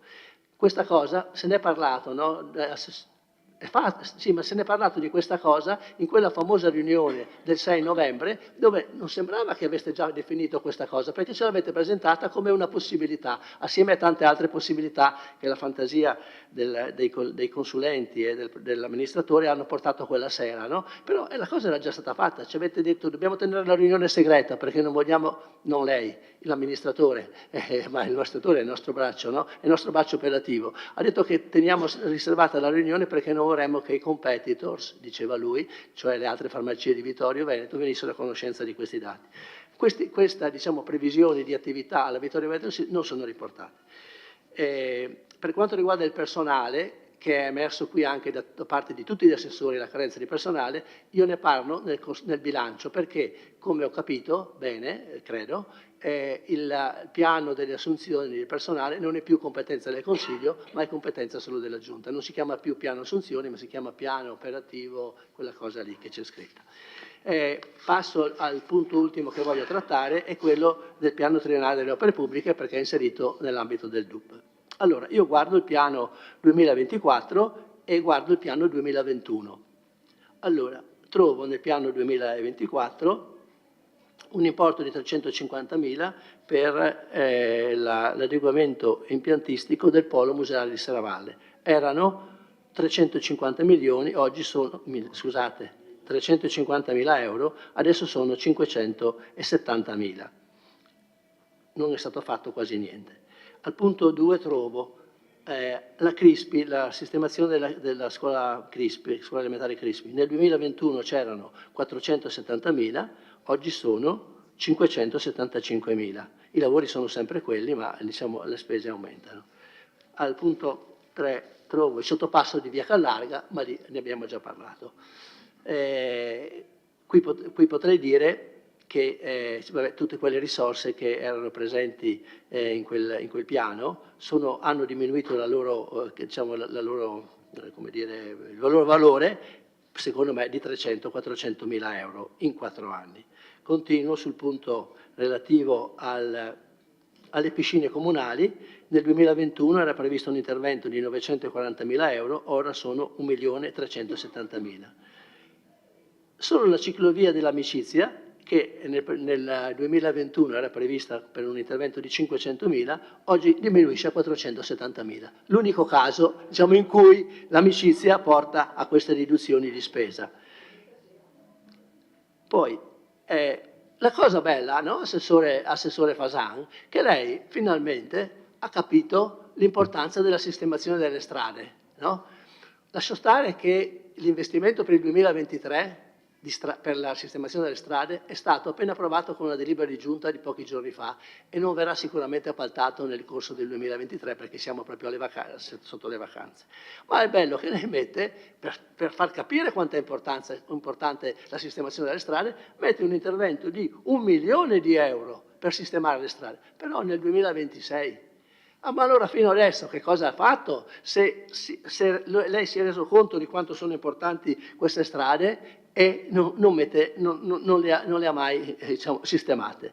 Io poi in questo piano non ho trovato nulla sull'aerocampo, nulla su via Rizzera, nulla su biblioteca, nulla sulla sistemazione di piazza Giovanni Paolo I, tutti interventi su cui abbiamo investito dei soldi per progetti di fattibilità, progetti di massima, progetti quasi definitivi che non si chiamano più così, ma voglio dire, vuol dire che li abbiamo fatti, è bene che li abbiamo fatti, perché poi se verranno fuori altri finanziamenti avremo i progetti pronti, però nella realtà non sono neanche considerati come inseribili nel piano triennale delle opere pubbliche. La mia conclusione è tanti progetti, poche realizzazioni. Un fondo cassa, come dicevo, di 11 milioni di euro, che è aumentato del 1000% rispetto al piano, al fondo cassa del 2020. Il 1000%, 11 milioni rispetto a 1 milione. Cioè, effettivamente, un problema di organizzazione degli uffici, di cui parleremo dopo, se mi permettete, è necessario. Cioè, abbiamo messo in campo una serie importantissima di di realizzazioni, di iniziative, sono arrivati tanti soldi, quindi non può continuare a scrivere il signor Sindaco che bisogna tenere conto delle limitate risorse. Guai se ce ne fossero state ancora di più, perché saremmo indietro per i prossimi 10 anni per realizzare queste cose. Quindi c'è sicuramente bisogno di rimpolpare gli uffici, e l'avete detto tutti. Ci sarebbe la possibilità di farlo, ma adesso c'è il vincolo economico, perché negli anni passati non c'era, assessore, solo il vincolo economico, no? C'era il problema anche dei numeri. Quest'anno finalmente non c'è più questo e problemi di bilancio, evidentemente, ma di cui parliamo dopo forse, problemi di bilancio ci impediscono di poter portare a casa un numero di persone che sono assolutamente necessarie. Sono assolutamente necessarie. E quindi, secondo me, tenuto conto che nel 2025 i problemi di bilancio dovrebbero essere superati grazie al fatto che i derivati non saranno più da pagare annualmente come stiamo facendo, come faremo per l'ultima volta nel 2024, io credo che uno sforzo più importante di riduzione delle spese, quelle che non sono obbligatorie, e un investimento maggiore nel capitolo del personale sarebbe assolutamente necessario. Ma ne parlerò dopo. E quindi concludo facendo presente nuovamente che è vero che gli importi sono aumentati da 1 milione nel 2018, gli importi del piano triennale da 1 milione alla cifra di adesso, che ha detto prima che non ricordo, ma sono aumentati perché sono sempre quelli. Ogni volta sono aumentati, gliel'ho appena detto, una volta sono aumentati ogni anno, ma non sono stati realizzati. Esempio è il sottopasso, esempio tutti quelli che gli ho fatto, assessore. Allora, io riconosco che gli uffici sono sottodimensionati, che stanno lavorando tantissimo, che hanno lavorato bene, mi meraviglio qualche volta di quante cose riescono a fare in pochi che sono.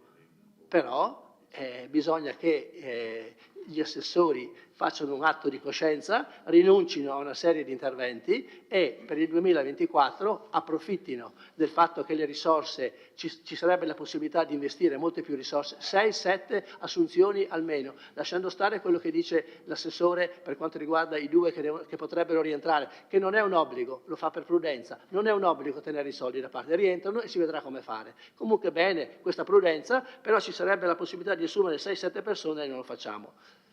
I problemi si leggono qui dai numeri che ho letto adesso. Grazie consigliere. Allora mi corre l'obbligo di precisare, visto prendo spunto da quanto detto del suo intervento, parlando del Cesana, potevo farlo anche nelle comunicazioni ma recupero adesso, che in una prima versione dell'ordine del giorno era stato inserito il punto, cioè l'invito al presidente del Cesana, l'avvocato Maso.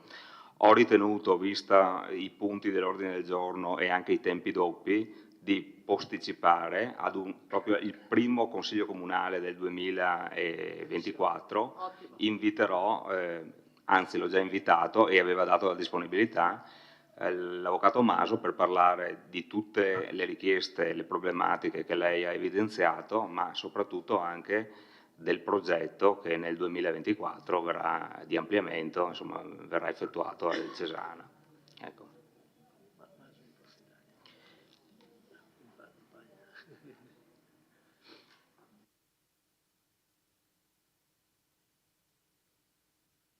Qualche prenotazione?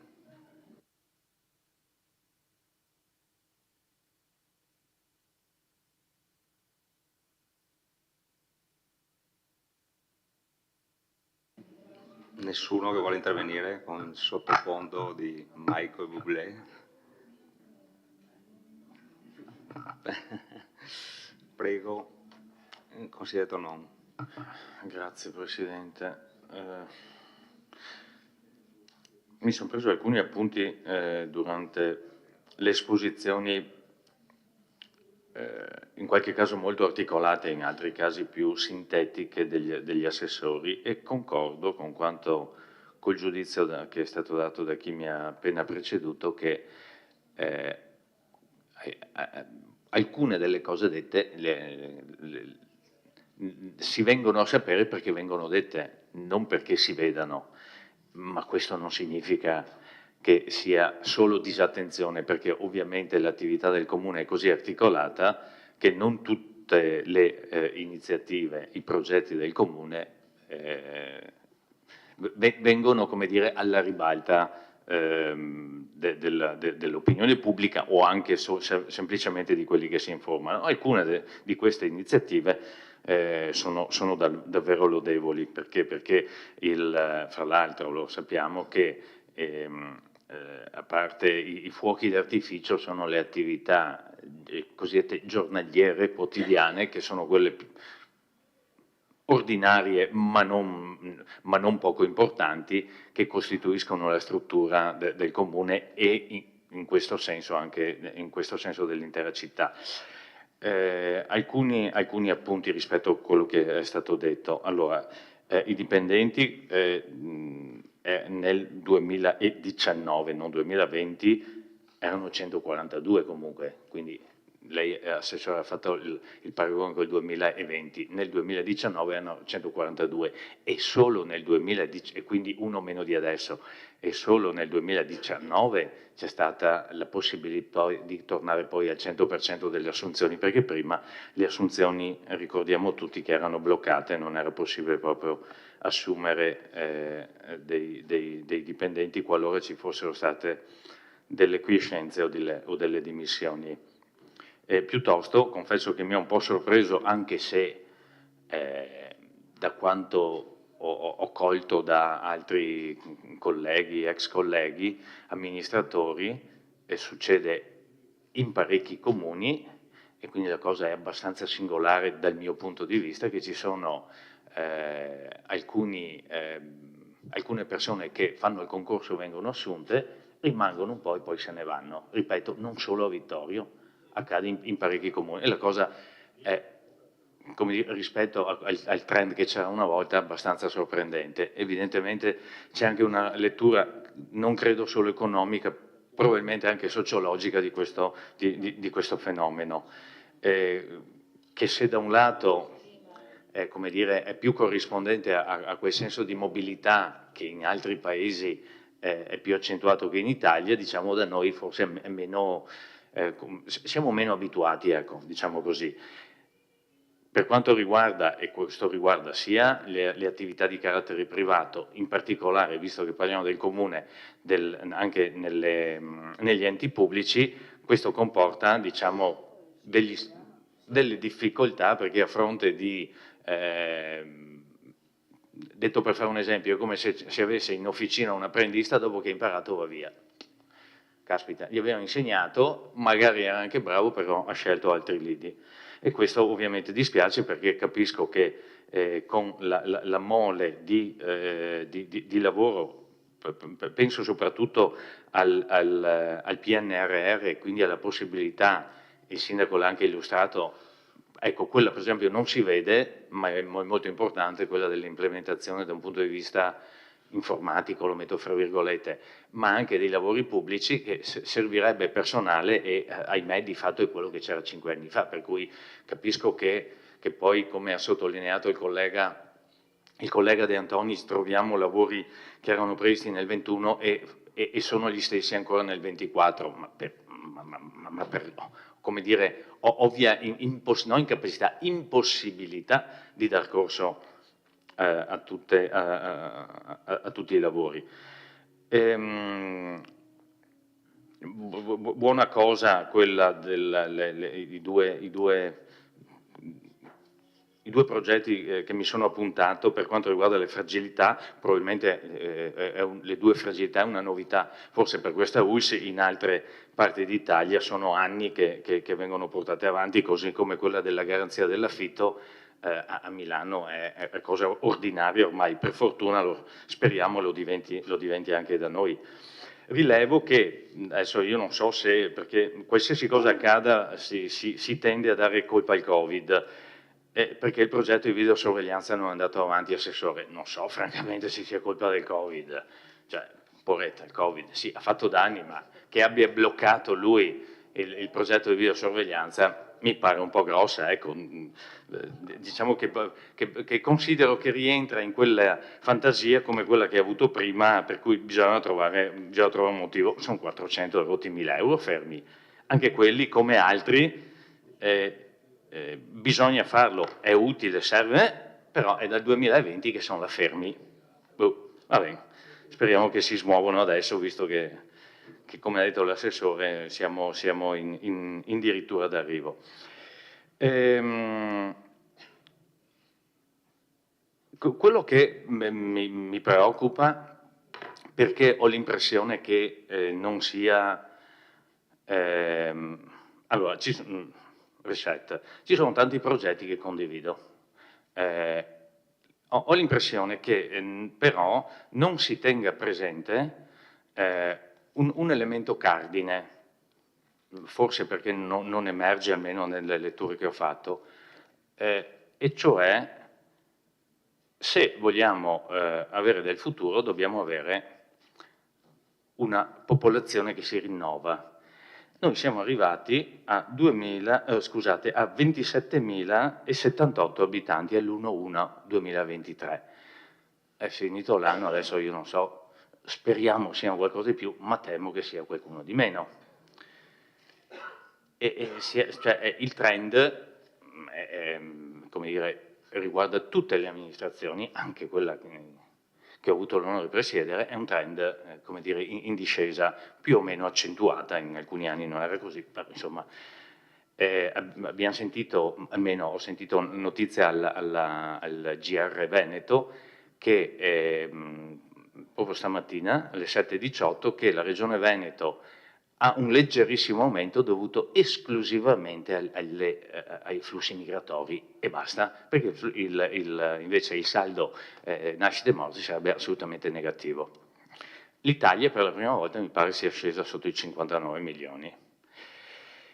Ecco, senza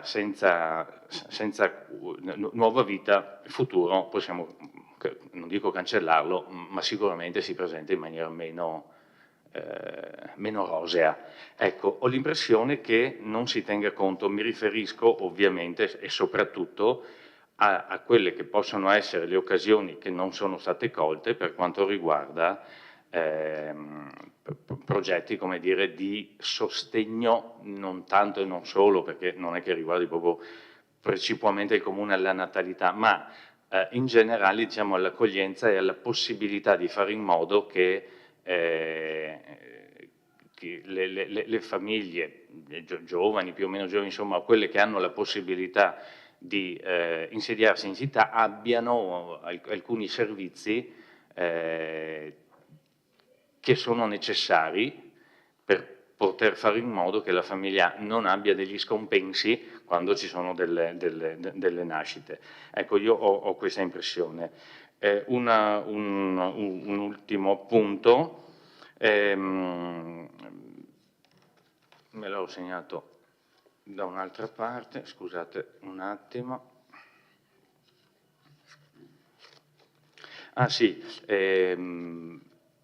spero che, è già stato sottolineato, spero che effettivamente qualcuno l'abbia letto il DUP, perché si accorgerà che talvolta non è neanche un copia e incolla, è un copia e basta, nel senso che è esattamente alcune parti quello che c'era l'altro anno e 2 anni fa, con alcune cose effettivamente già fatte, non ricordo se l'aveva citato anche il collega, Vittorio Veneto Servizi SRL, studio di fattibilità del nuovo punto vendita di San Giacomo, ma l'abbiamo già approvato qua, cioè è già passato in consiglio, quindi no, il DUP non si può dire adesso faremo uno studio di fattibilità.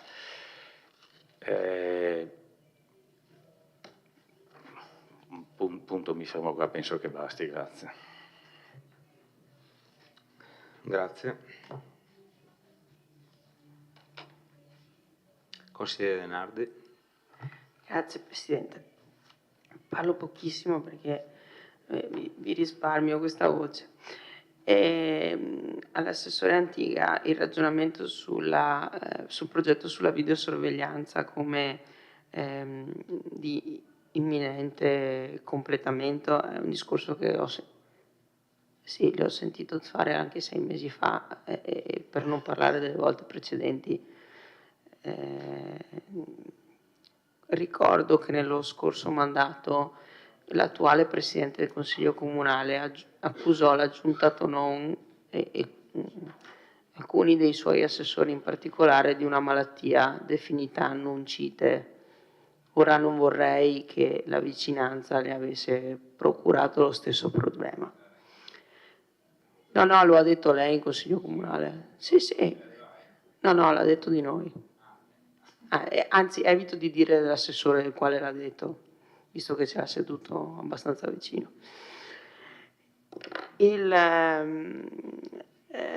All'assessore Fasan ricordo che, visto che piange delle carenze degli uffici, che non è vero che tutti gli uffici di tutta Italia e tutti i comuni di tutta Italia sono in una situazione drammatica per quanto riguarda i lavori pubblici.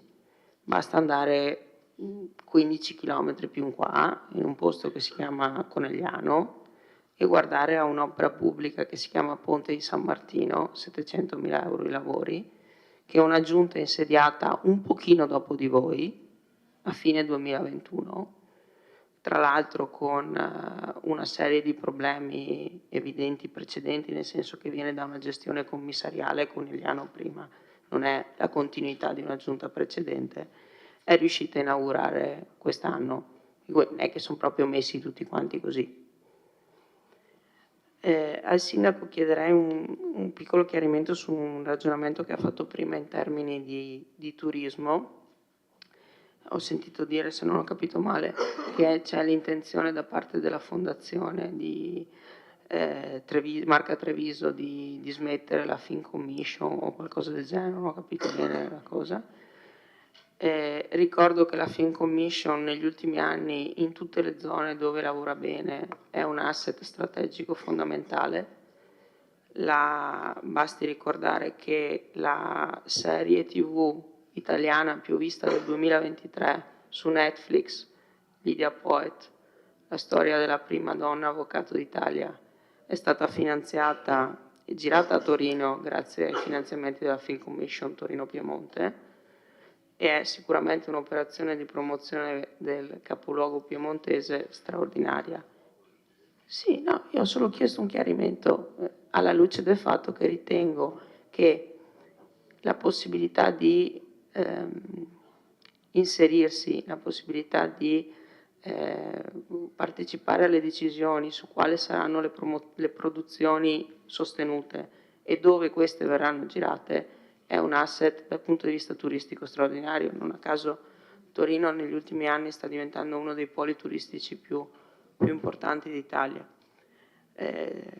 a livello di Milano, che però ha numeri di presenze determinati, soprattutto presenze non turistiche ma di tipo professionale.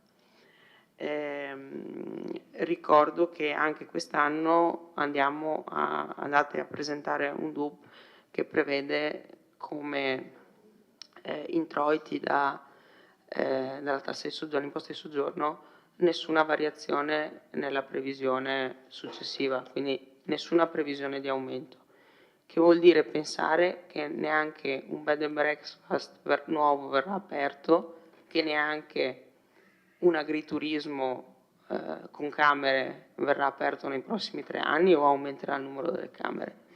È una previsione che mi lascia un po' perplesso, perché è un segnale di sfiducia nei confronti dell'investimento dei privati in questo settore, che a fronte di ragionamenti di crescita e di sviluppo del mercato turistico, insomma, appunto, lascia un po' dei punti di domanda. Grazie.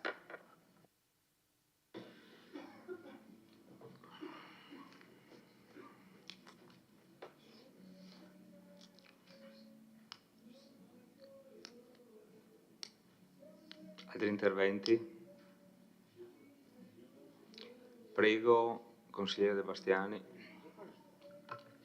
Grazie.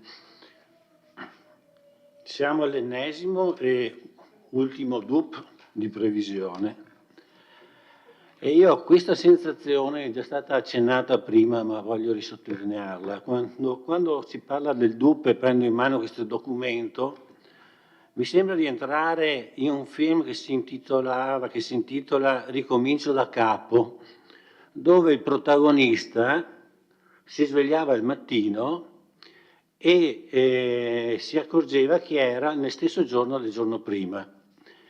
E si svolge una serie di episodi. Il giorno prima era il giorno della marmotta, dove in questo paese si festeggiava il risveglio si festeggiava la primavera col risveglio della marmotta, e succedevano una serie di fatti. Alla sera andava a dormire, si risvegliava la mattina e si ritrovava nello stesso giorno. Ecco, secondo me è la stessa impressione che ho col DUP. Ogni volta lo prendiamo in mano, lo riguardiamo e fondamentalmente è quello dell'anno prima, insomma. E questo, insomma, dipenderà anche da questo nuovo strumento che è stato inventato non tanti anni fa. Però, insomma, mi sembra che, diciamo così, demoralizza anche un po', insomma, toglie un po' di entusiasmo, penso a tutti quanti. Volevo chiedere una cosa che mi ha colpito delle relazioni condotte dagli assessori, quella dell'assessore Antiga, che parlava appunto di questo piano di videosorveglianza di cui se ne parla da molto tempo.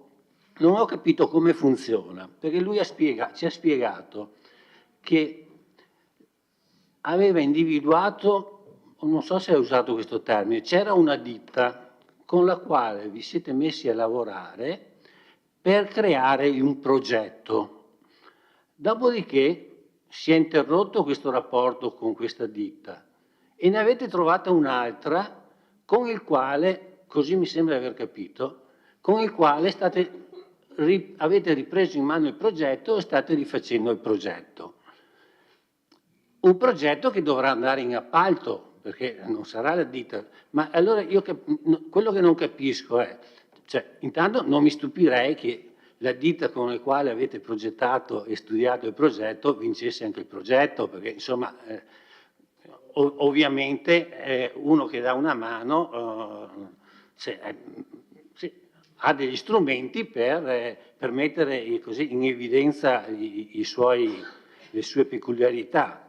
Non riesco a capire questo modo di operare, insomma, no? Perché in base a cosa? In base a chi? Chi ha deciso di collaborare con quella ditta?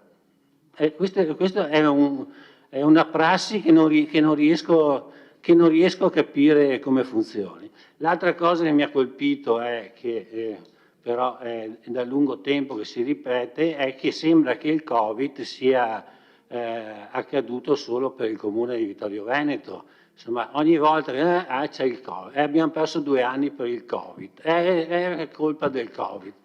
Ma e tutti gli altri in giro per il paese, per l'Italia e per il mondo, voglio dire, mi sembra che sono andati avanti. Cioè, io conosco, ci sono anche qua imprenditori, commercianti, professionisti. Vabbè, ci siamo fermati quel mese, 2 mesi, ci sono state delle sofferenze, delle cadute, ma insomma nessuno si è fermato e non sento ancora adesso qualcuno che mi dice sai, sono indietro con i lavori per colpa del Covid. Insomma, mettiamoci anche, mi sembra che venga usato più come scusa che come reale giustificazione. All'inizio del DUP il sindaco sottolinea che questa è l'occasione per fare il punto sulla strada già percorsa e riaffermare allo stesso tempo la validità dei contenuti programmatici. Se ci fermiamo in questa prima parte, in queste prime pagine, e andiamo a vedere i punti programmatici, visto che tra l'altro siamo anche in tempi di bilanci, di bilanci complessivi, cioè sta volgendo al termine questa tornata amministrativa. E sarebbe lungo e è dispendioso e è impossibile analizzare tutto quanti. Apro la pagina lavori pubblici, urbanistica e programmazione territoriale e parto col primo punto dove c'è la realizzazione della rotonda della Bretellina che è stata fatta e dopo vado avanti e mi sono segnato no, no, sì, no, no, no, ni, no, no, no, no, no, sì, no, insomma mi sembra che sono più i no che i sì e poi le perle sarebbero tante da sottolineare oppure c'è anche fare una domanda, per esempio nel punto programmatico era cercare di cogliere tutte le opportunità date da Cortina 2026, lo trasformo in una domanda, è stata accolta qualche opportunità?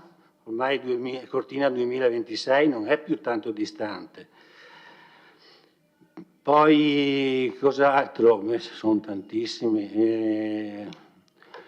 Studio per una nuova viabilità di Ceneda. Aspetta. Rivisitazione, riprendere il colloquio col demanio militare, non mi sembra che sia andato. Variante 51 Sega via Virgilio, vabbè, là penso che addio. Realizzazione ciclovia di interesse europeo, via dell'amicizia, anche là. Ecco, ci sono tutte queste cose qua. Dopo leggo 2 giorni fa che l'amministrazione Miatto adesso sta pensando di realizzare un mega parcheggio di 500 posti in Valle Appisina. Novità assoluta, l'ho cercata sul DUP, non ho trovato niente, non so se il sindaco ha idea di cosa sono 500 posti macchina, sono il doppio del parcheggio dell'ospedale di Costa, non so dove li mettete e soprattutto a cosa servono. Però insomma dopo ci sono questi sprazzi e queste sorprese che ogni tanto vengono fuori. Anche il capitolo sul turismo è molto interessante, dove si parla per esempio di rendere operativa la Commissione Turismo. Domanda, esiste? Stranamente non ne sento mai parlare, probabilmente lavorerà defilata. E gestire al meglio la coda di interesse su Vittorio Veneto generata dal centenario appena concluso. La coda ormai si fa lunga e non mi sembra che sia stata gestita per niente. Stimolare convenzioni con tour operator internazionali e compagnie aeree, non so quali compagnie aeree ancora, con quali compagnie aeree abbiamo stretto e soprattutto completare il piano campeggi pensato 8 anni fa con le 2 aree camper ancora da realizzare, una a zona sud e una in prossimità della stazione e soprattutto aprire quella già realizzata a nord, che è quella su del lago. Lasciamo perdere altri punti e per il momento mi fermo qui. Grazie. Grazie. Consigliere Balliana. Sì, grazie. Allora, vado nell'ordine in cui hanno relazionato gli assessori, che ringrazio per la relazione che hanno fatto, e parto dalla questione del personale. Allora, sì, come diceva il consigliere Tonon, è vero che in quasi tutti i comuni c'è questo cambio repentino di personale che ogni volta che viene assunto, dopo poco tempo decide di magari o avvicinarsi a casa o di scegliere altre amministrazioni o altri enti. Però penso non sarà una cosa facile, bisognerà studiare, e non so come, dei sistemi per in qualche modo tenere collegati il personale assunto rispetto all'ente, al comune, no? Quindi naturalmente io non ho ricette, quindi assolutamente lungi da me da dare consigli, però voglio dire, sarà magari da verificare se effettivamente questo personale si sente, dico io, effettivamente coinvolto nei vari progetti, nelle varie iniziative che l'amministrazione comunale intende portare avanti, e penso che il fatto di magari coinvolgere anche il personale in questi termini possa qualcomeno legare un po' di più il personale al comune nel quale è stato assunto. La dico così, non so se può avere sviluppo questo mio pensiero. Per quanto riguarda il discorso dei vigili urbani della Polizia Municipale, io l'ho ribadito più volte, il fatto che noi abbiamo la convenzione con il comune di Tarzo e con il comune di Revine fa sì che già siamo sotto organico, più i nostri vigili urbani devono sempre seguire i comuni limitrofi, fare interventi anche quando ci sono manifestazioni sportive e quant'altro. Io sinceramente, l'ho ribadito più volte, questa convenzione la trovo un po' vincolante per noi, nel senso che il territorio del comune di Vittorio Veneto è molto vasto e quindi sobbarcarci, tra virgolette, altri comuni con numeri bassi, con numeri non sufficienti di agenti di polizia locale, diventa veramente un peso proprio anche, immagino, per il lavoro che devono fare questi agenti di polizia, i turni, queste cose qua. Questa è una considerazione che la rifaccio e penso che sia giusta. Per quanto riguarda il discorso del sociale in generale, allora, apprezzabile tutto il lavoro per quanto riguarda i progetti, sia in relazione con l'ULSS che in relazione con l'ambito territoriale di cui fanno parte parecchi comuni. Quello che Assessore lei ha riportato giustamente anche in termini di cifre, sono cifre complessive di ambito, no? Quindi almeno io ho difficoltà a interpretare quanti soldi poi vengono calati direttamente sul comune di Vittorio Veneto, almeno in percentuali rispetto a tutto l'ambito, magari non questa sera ma più avanti, per capire effettivamente la portata poi dei progetti sul territorio.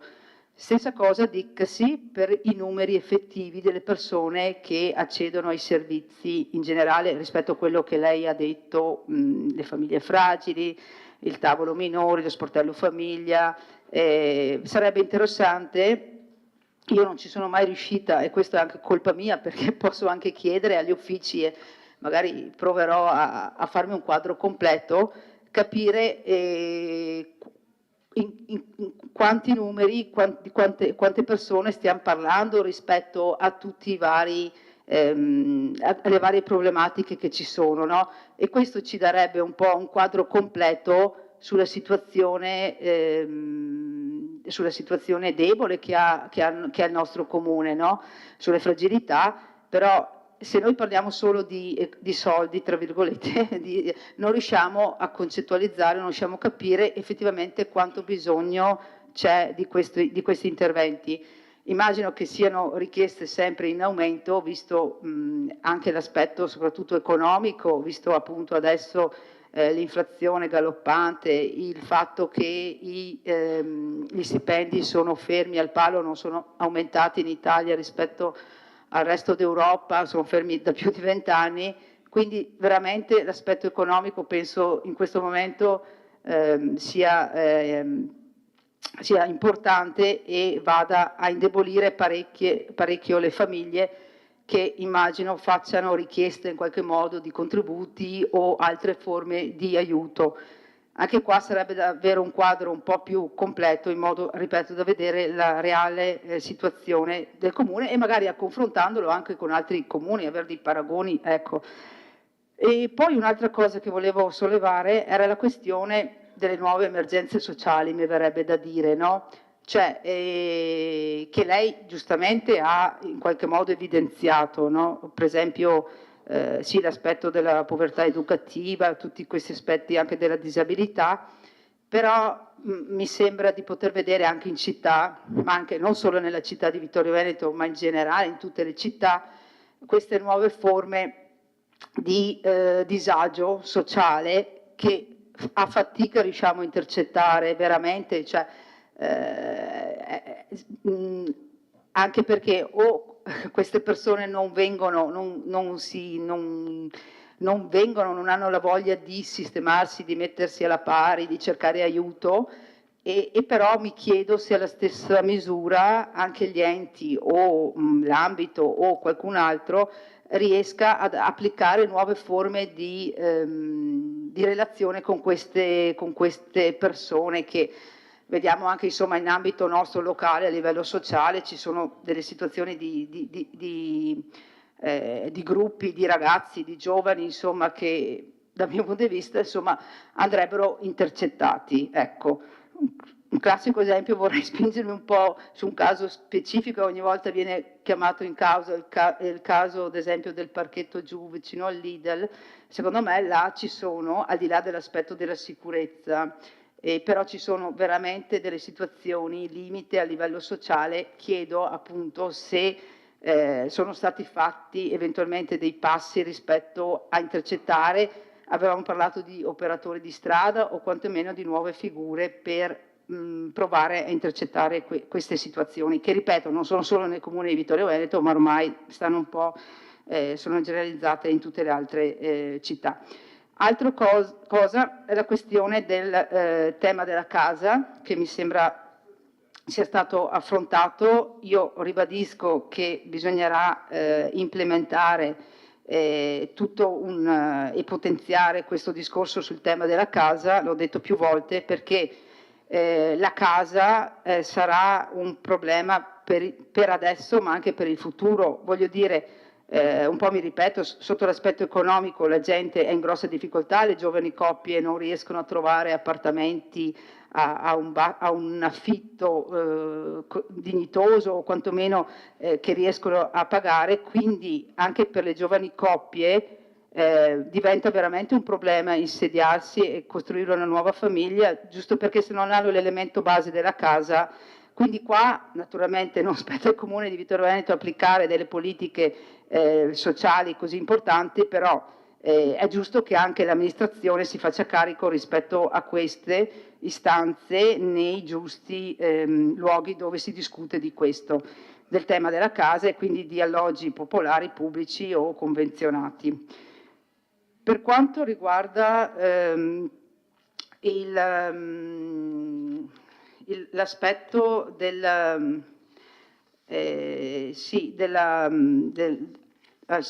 polizia locale, l'ho inteso, vabbè, l'aveva trattato anche l'assessore Antiga, comunque adesso sì, ho detto quello che intendevo sottolineare. Per quanto riguarda, torno un attimo sulla videosorveglianza, io mi ricordo che era stato fatto anche un delegato alla stazione appaltante di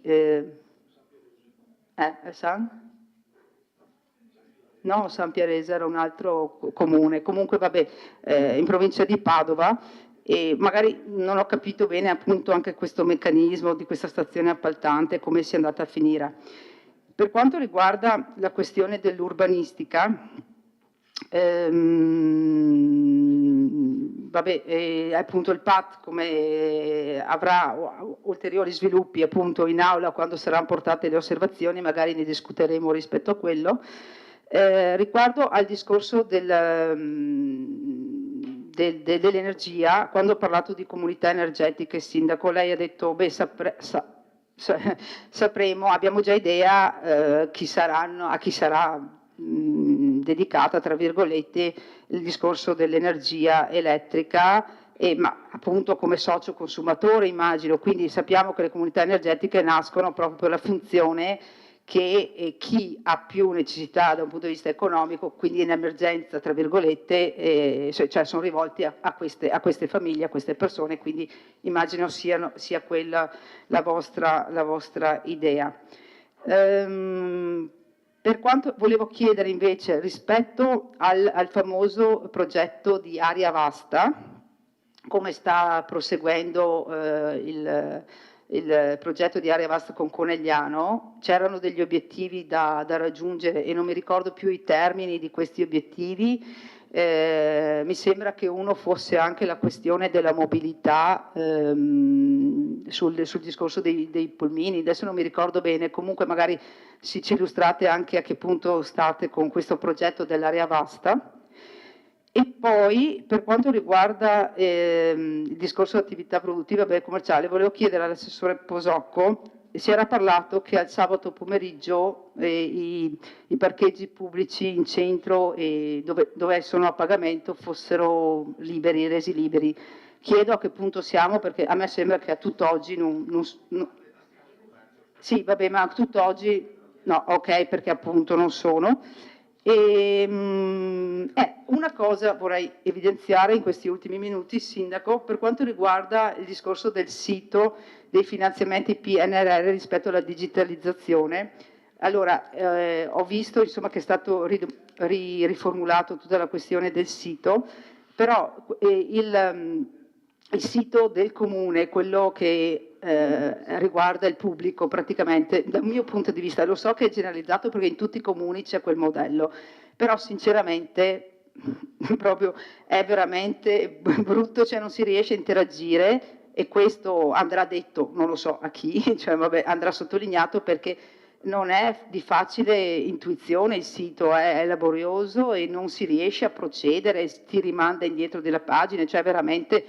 Quindi anche questi fondi spesi così, vabbè, da un punto di vista non sono proprio funzionali al massimo.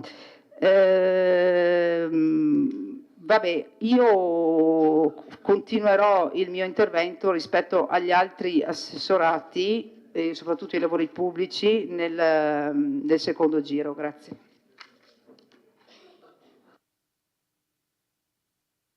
Grazie. Ci sono altri interventi?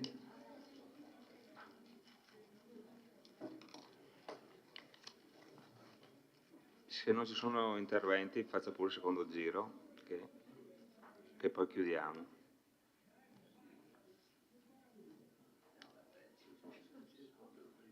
Se no vado avanti, allora o prenotate o vado avanti. Molto bene. Consigliere Denardi. No, non mi sto prenotando, è che io ho chiesto un chiarimento al sindaco, se magari mi risponde. Allora, il sindaco vuole rispondere subito? Sì, prego. Mi spiego meglio allora. Fra le azioni fondanti che stiamo portando avanti in campo turistico c'è anche stato questo rinnovamento della governance che sta al di sopra di noi, dove siamo rappresentanti, lei lo sa.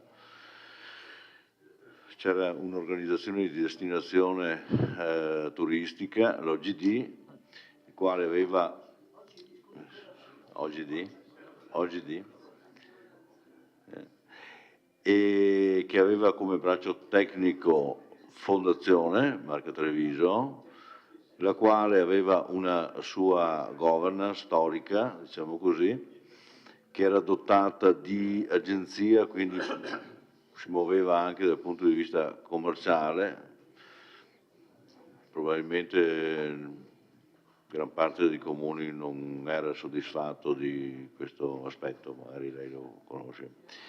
E si era strutturata anche con voci specifiche da gestire, bike, gravel, la convegnistica,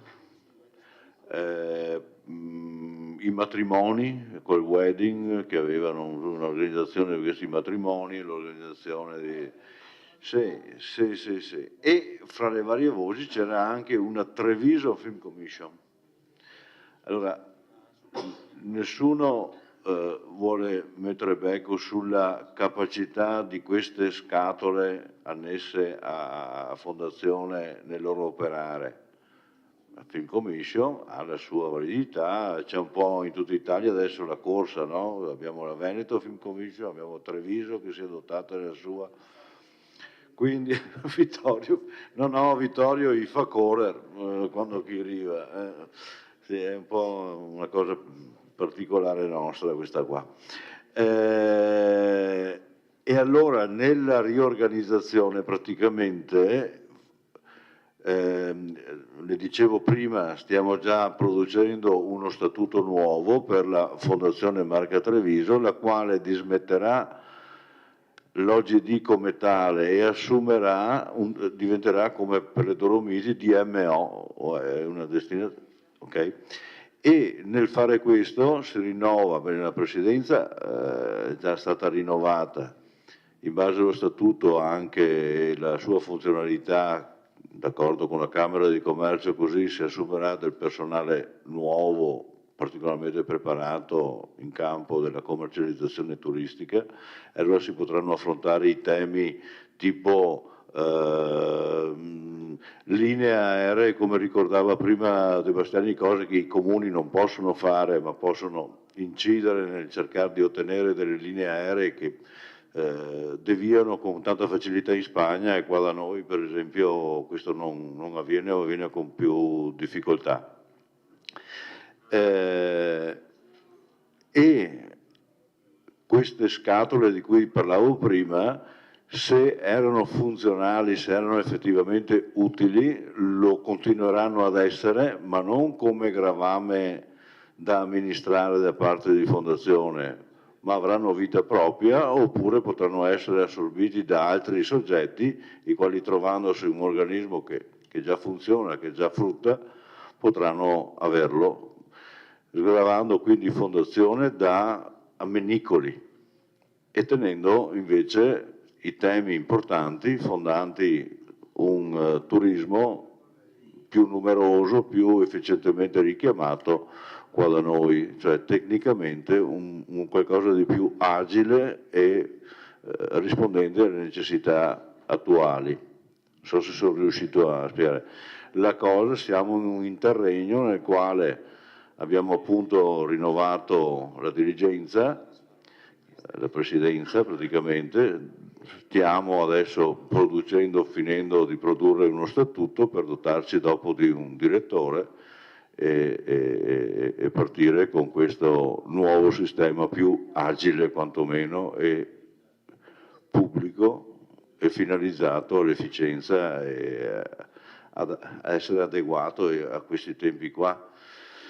Noi come Comune, per esempio, avevamo ottenuto nell'ultimo scorcio della vecchia dirigenza di fondazione di avere dei corsi professionalizzanti per l'extraalberghiero, perché come voi sapete bene a Vittorio Veneto, ma in molti altri comuni, è l'extraalberghiero la maggior parte dei letti disponibili. Ne abbiamo più di 80 qua a Vittorio Veneto, ma sono piccole realtà, magari molto spesso non professionalmente condotte, per cui è stato fatto una prima serie di incontri. Sono andato alla prima serata di presentazione, c'era un sacco di gente che andava a curiosare perché si tenevano lezioni brevi di 2 ore per una decina di volte sulla normativa, sull'organizzazione, sulla politica di prezzi, sulle metodiche per liberarsi progressivamente dai costi del booking.com, no? In modo tale da arrangiarsi sempre di più, perché è utile ma è anche costoso quel sistema. Sulla gestione dei costi per esempio della biancheria da rinnovare, sui servizi ancillari, praticamente un corso professionalizzante al quale ho visto che praticamente di Vittorio Veneto non aveva partecipato poi alla fin fine nessuno, perché sono andato a vedere e l'abbiamo riproposto una seconda volta e non è stato possibile tenerlo perché non c'erano iscrizioni. Quindi sul nostro tessuto, che sta godendo anche di questo turismo che comincia a frizzare, comincia a crescere, bisognerà trovare un sistema, perché manca anche la catena di comando e controllo, nel senso che la Commissione Turismo che avevo organizzato, che avevo creato ancora a suo tempo, era composta dalle varie tipologie di operatori turistici, bed and breakfast, agriturismi, case vacanze, no? Un pochettino tutte queste varie tipologie, però i messaggi poi non transitano alla totalità dei nostri operatori, per cui bisognerà partire con altri presupposti e lo faremo appunto lavorando sui fondamentali. Non so se sono riuscito a...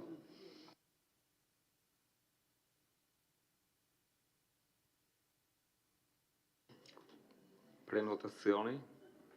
Prego, consigliere Antonio. Brevissimo, dunque.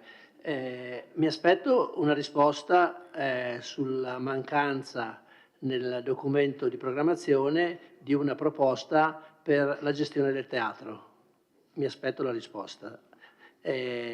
Chiedo al sindaco, come assessore al turismo, di ricordarsi di quella proposta che è emersa quando abbiamo discusso su una variazione di bilancio in cui era riportata un importo di 50.000 euro circa per la sistemazione dei locali dello yacht.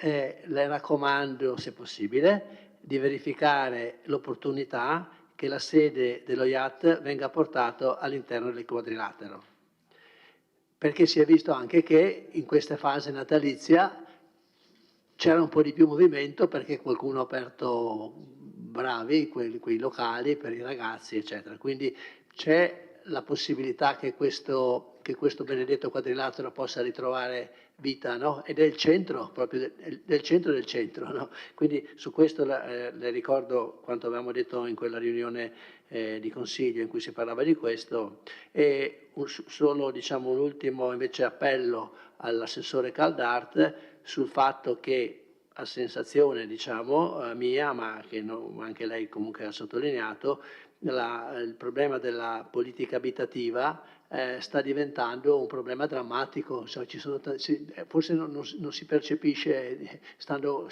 qua leggendo i giornali, però effettivamente anche per conoscenze diciamo, personali questo diventa un problema grossissimo, soprattutto per i cittadini che non sono nati in Italia, ma comunque effettivamente è un grosso problema, quindi un impegno quando sarà magari del prossimo anno, cioè un'indicazione, un approfondimento su questo tema sarebbe quanto mai gradito, perché so che state facendo delle cose, non compaiono nel DUP e questo mi dispiace, però lei le ha dette e quindi penso che ce le potrà chiarire insomma in cosa consistono. Grazie.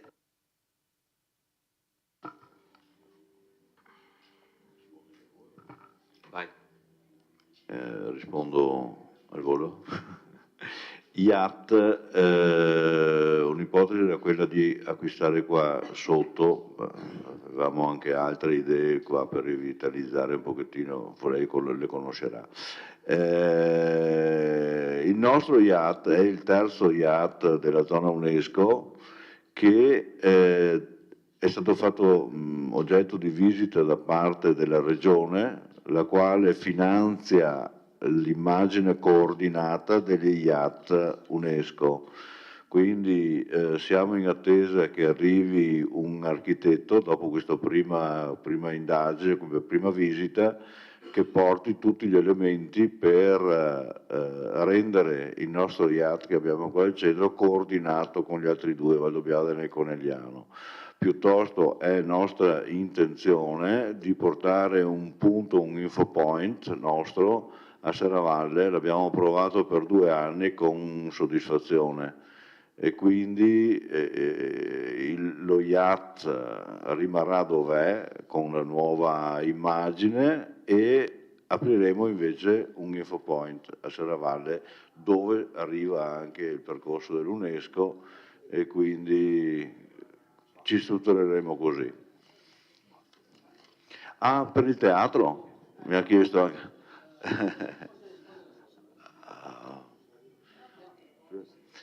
È la stessa cosa. Ci stiamo già lavorando, è nostro da 24 ore, è ancora caldo, bollente, no? Abbiamo dovuto e pensato che avrà una gestione di tipo economico. Qui abbiamo anche il nostro dirigente, la dottoressa Paola Costalunga, che già sta lavorando su testi possibili per poter metterlo a bando a condizioni che decideremo nella stesura del bando.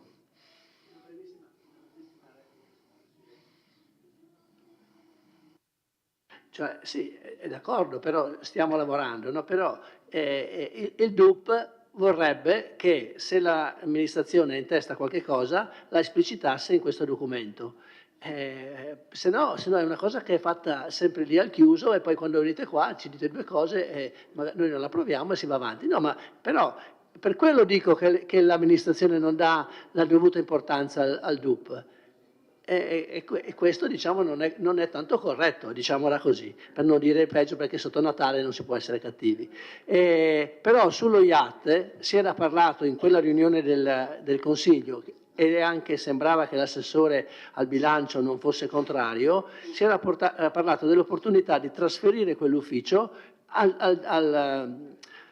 al quadrilatero, all'interno del quadrilatero, prendendo in affitto intanto uno dei locali che sono vuoti da tanto tempo. Era un buon modo per far passare la gente da quella parte, per favorire anche l'apertura di nuovi negozi. Cioè, cosa ci costa pensare di trasportarlo lì?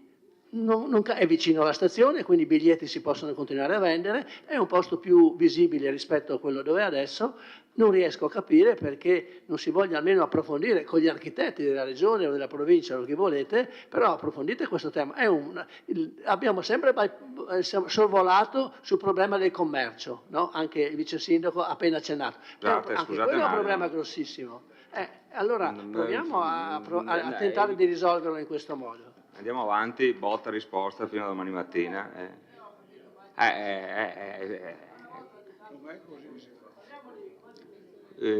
Prego Sindaco una battuta e dopo andiamo avanti con gli interventi, perché sennò dobbiamo tornare domani sera. Cioè, io a mezzanotte chiudo. L'idea che lei ha di rivitalizzare con lo IAT, noi ce l'abbiamo ben più strutturata e con ben altre cose, però è corretta, voglio dire, è corretta, però non attraverso lo IAT, ok?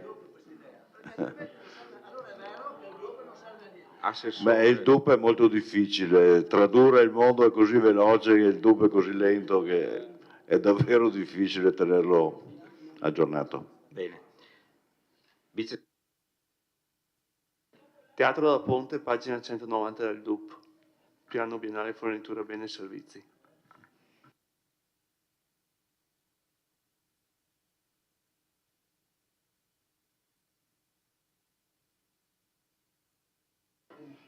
Sì, la dottoressa Costalonga ci fa giustamente notare che nel piano triennale delle forniture di beni e servizi è prevista la gara per la concessione del servizio, della concessione di gestione del Teatro Comunale da Ponte.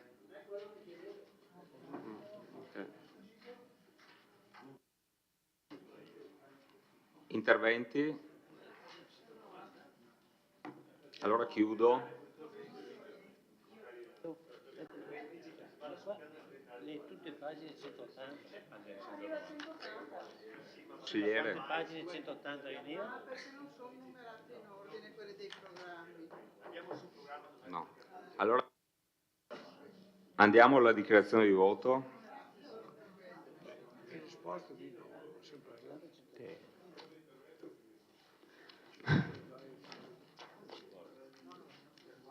Grazie. Ma cosa serve i numeri e pagine se tu dico Forza. Ah, sì, forza. grazie. Aspetta, stavo a parlare con l'assessore. Sì,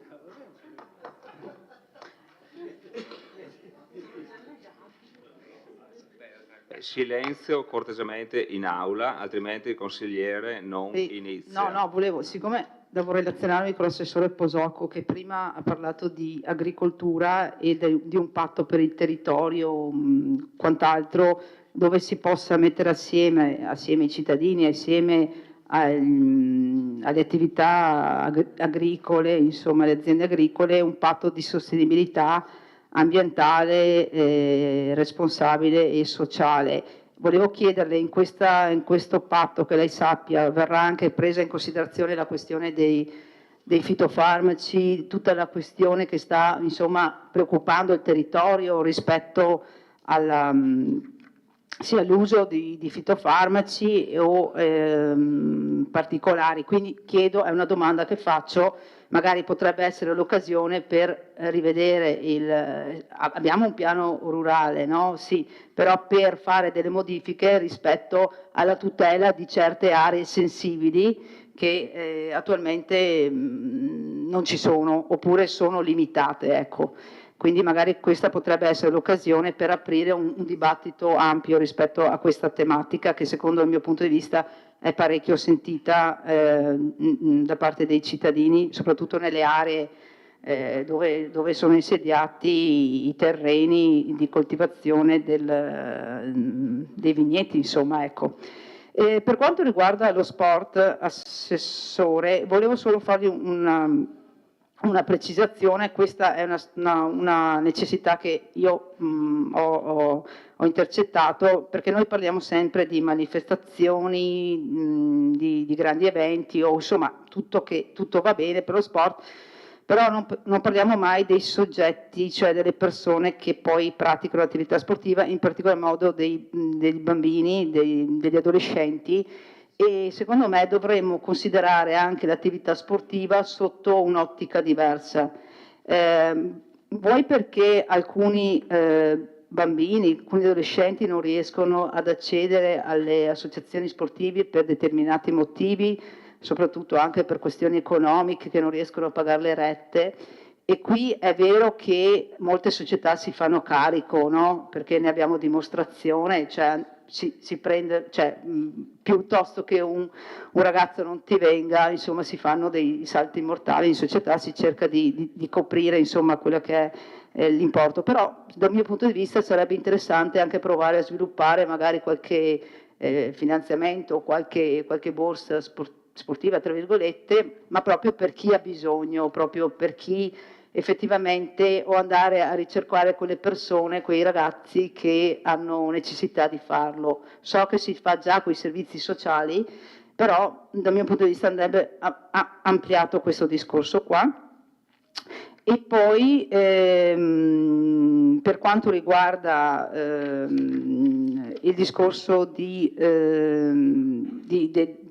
progetti, delle opere pubbliche, prima diceva l'assessore Fasano, abbiamo 14 progetti finanziati sopra i 150.000 e citava l'asilo, la scuola materna di via San Fermo, che però è di 3 anni fa l'inizio, come no? Cioè, vabbè, sono 3 anni che tutto l'iter della scuola materna di San Fermo lo so a memoria. Ho fatto 5-6 interrogazioni da quando lei ha sollevato la questione della sismicità, della tenuta sismica della scuola, ok, del miglioramento sismico. Saranno passati più di 3 anni. Guardi, andiamo a rivedere le carte, ma sono sicura di questo. Quindi noi stiamo facendo lavori di più stanziati, finanziati da più di 3 anni fa.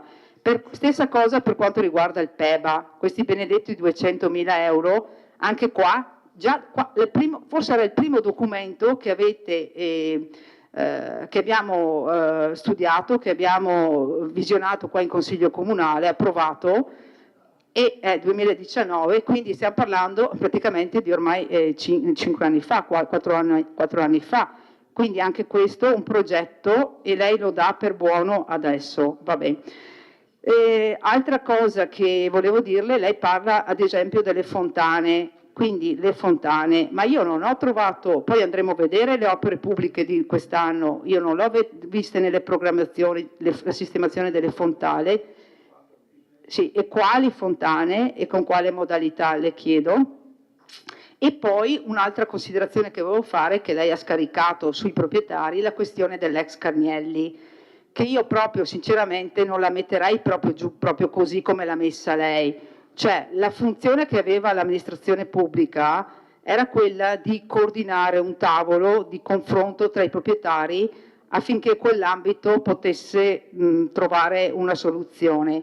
Innanzitutto siamo fermi con la bonifica e vabbè, e questo logico non possiamo pretenderla, però dal mio punto di vista, l'ho detto più volte, l'amministrazione ha mancato rispetto alla capacità di coordinare un tavolo per far partire l'ambito della ex Carnielli e delle altre società di area che hanno le proprietà in quell'area.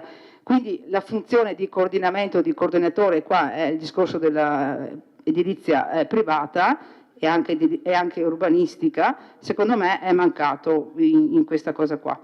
Ultimo, qua faccio un appunto all'assessore Uliana, ma lo faccio in modo anche positivo, nel senso che mi sta bene parlare di cultura in senso delle iniziative che si fanno, van bene, però chiediamoci anche i luoghi dove noi possiamo accedere alla cultura, cioè il fatto che la nostra biblioteca è qua è un punto che purtroppo nessuna amministrazione, anche precedente, non voglio adesso scaricare la colpa prettamente su questa amministrazione, però effettivamente in 20 anni, in 25 anni, nessuno si è mai messo in testa di trovare una soluzione per l'accessibilità delle persone con disabilità motorie a una biblioteca comunale. Stiamo parlando di una biblioteca comunale. È veramente, cioè, prendiamoci dentro tutti, non sto adesso, però io non so in quale città ci siamo in queste condizioni, quindi vabbè, ormai io non so se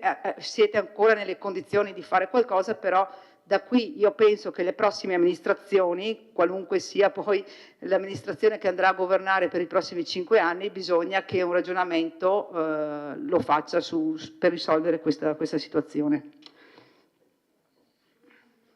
Grazie.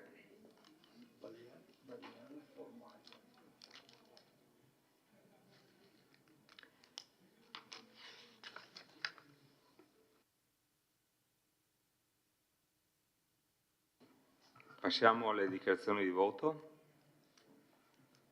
Dichiarazione di voto.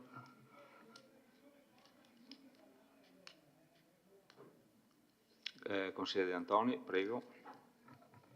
Io comunico il mio voto contrario all'approvazione di questo documento, in quanto il documento che ci avete presentato non svolge il ruolo per il quale è stato pensato, e che sarebbe quello, come è scritto qua, sarebbe quello di dare un quadro significativo delle scelte che l'amministrazione intende intraprendere nell'intervallo di tempo considerato dal documento stesso.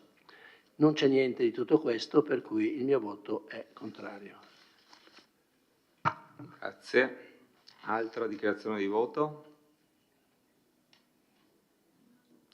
Non ci sì, consigliere De Bastiani. Anche noi ne dichiariamo la nostra dichiarazione di voto contrario. Mi dispiace di non aver ricevuto dall'assessore Antiga la spiegazione di come funziona questo strano meccanismo di appalto o progettazione del sistema di videosorveglianza. Voto contrario. Grazie. Finite le dichiarazioni di voto, passiamo in votazione. Un attimo. Qua.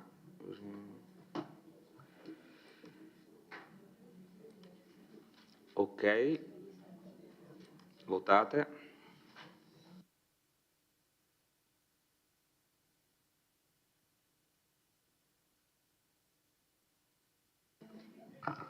Allora la delibera è approvata con favorevoli 9, contrari 5, astenuti 0.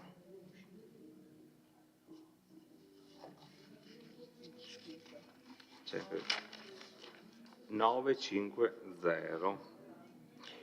Votiamo per la immediata eseguibilità.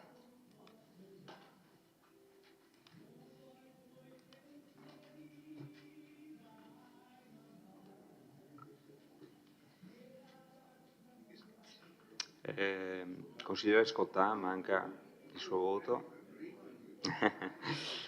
La delibera è immediatamente eseguibile con favorevoli 9, contrari 5, astenuti 0. Bene, passiamo al prossimo punto. Quindi il bilancio è approvato. Passiamo al prossimo punto. Scusate, il DUP è approvato. Passiamo al prossimo punto dell'ordine del giorno, approvazione del bilancio di previsione 2024-2026. Lascio la parola al vice sindaco. Dottor Sarri, prego.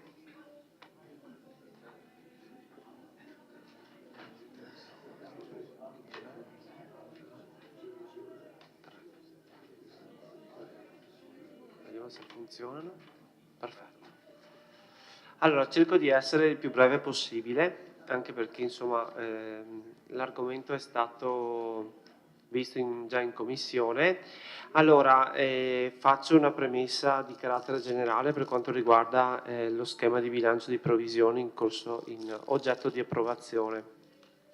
Allora, è un argomento che avevamo già anche forse accennato lo scorso Consiglio, che l'anno 2024 è un anno piuttosto difficile per quanto riguarda la spesa corrente. Era il concetto di rigidità delle spese che avevamo affrontato forse nel Consiglio precedente.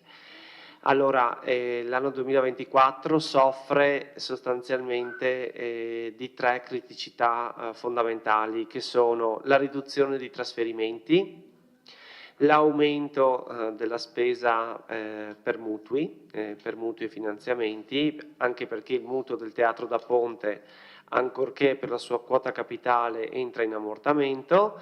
Dopodiché, ricordo, è una partita che vale 100.000 euro. In epoca Covid sono stati differiti, che non equivale a rinegoziazione, i mutui MEF, e quindi adesso è necessario ripagarli. Questo è l'ultimo anno, insomma, delle rate differite. Altro aspetto importante, sempre per quanto riguarda la spesa corrente, è la politica legata alla lotta all'evasione fiscale locale, perché se da un lato è stato dato un impulso a questa attività, dall'altro lato si registra una modesta attività di riscossione, per cui i crediti vengono svalutati e come tale l'accantonamento del fondo svalutazione crediti sale, e quindi questo, diciamo, erode risorse correnti. Detto ciò, questa è la prima slide che evidenzia le previsioni definitive ad oggi delle entrate. Tenete presente che qui dentro abbiamo comunque anche tutta la previsione applicata. Vedete che il titolo primo, bene o male, è in linea. Nel 2025-2026 c'è una flessione, perché l'abbiamo spiegato in commissione. L'attività ci aspettiamo che comunque l'attività accertativa, anche perché stiamo accertando una doppia annualità, vada bene o male a regime, e quindi ci aspettiamo di scendere per quanto riguarda le previsioni di attività accertative.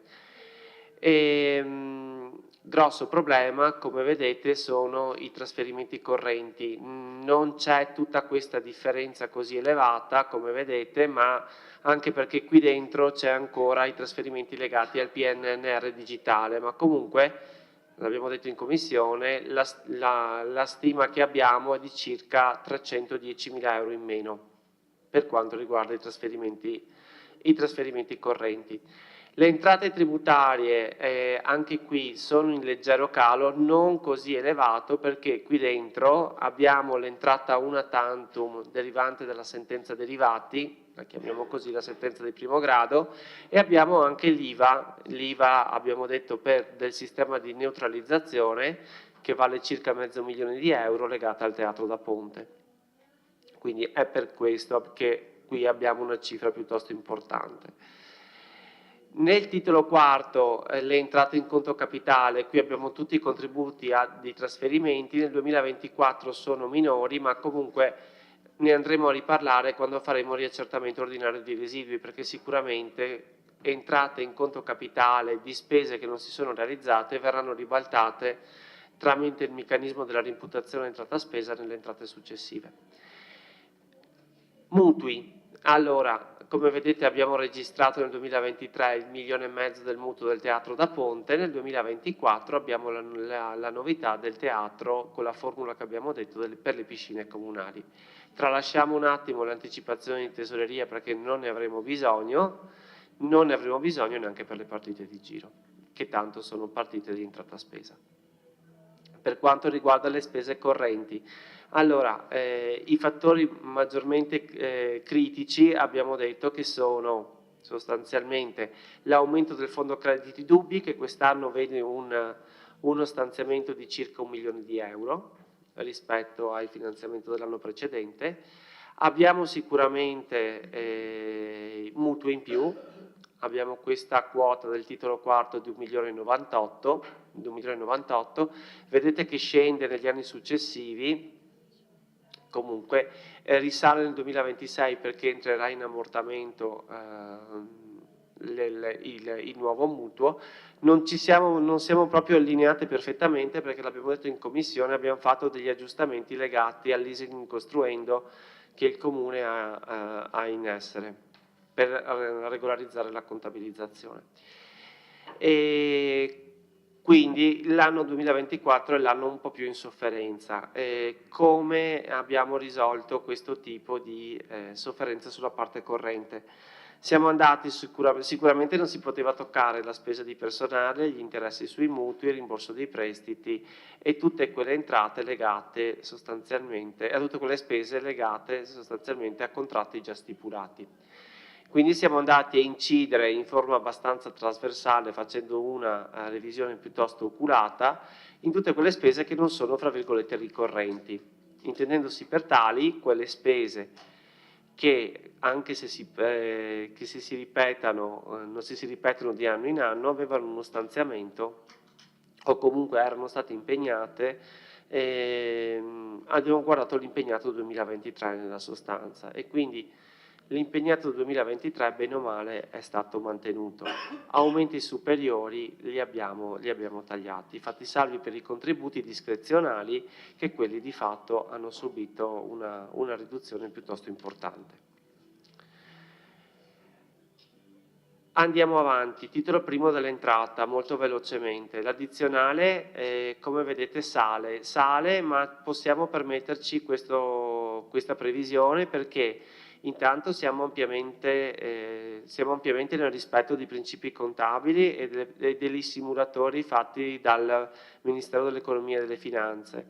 Inoltre gli incassi dell'acconto dell'addizionale 2023 sono perfettamente in linea con la previsione che abbiamo iscritto. L'IMU invece l'abbiamo leggermente abbassata sulla base anche del dato storico e quindi anche degli incassi che si stanno verificando il saldo in questi giorni, tra l'altro. Imposta di soggiorno, l'avete accennato prima, non ci sono i presupposti, guardando il dato storico, a meno che non ci sia un intervento importante di impulso sull'attività ricettiva, ma il dato storico assesta la spesa a 50.000 euro.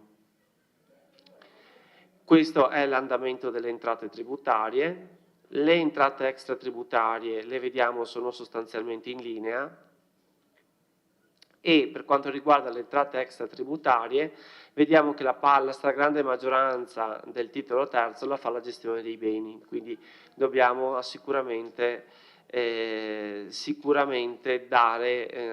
prestare alta attenzione alla gestione dei nostri beni, quindi gestione di fitti attivi, concessioni, canoni e quant'altro. Sul titolo quarto dell'entrata, naturalmente, rispetto al 2023 non c'è questa fetta grossa dei contributi agli investimenti, che generalmente sono i contributi legati al PNRR, ma comunque, ripeto, ne riparleremo con riaccertamento di residui perché opere non realizzate verranno ribaltate negli esercizi successivi.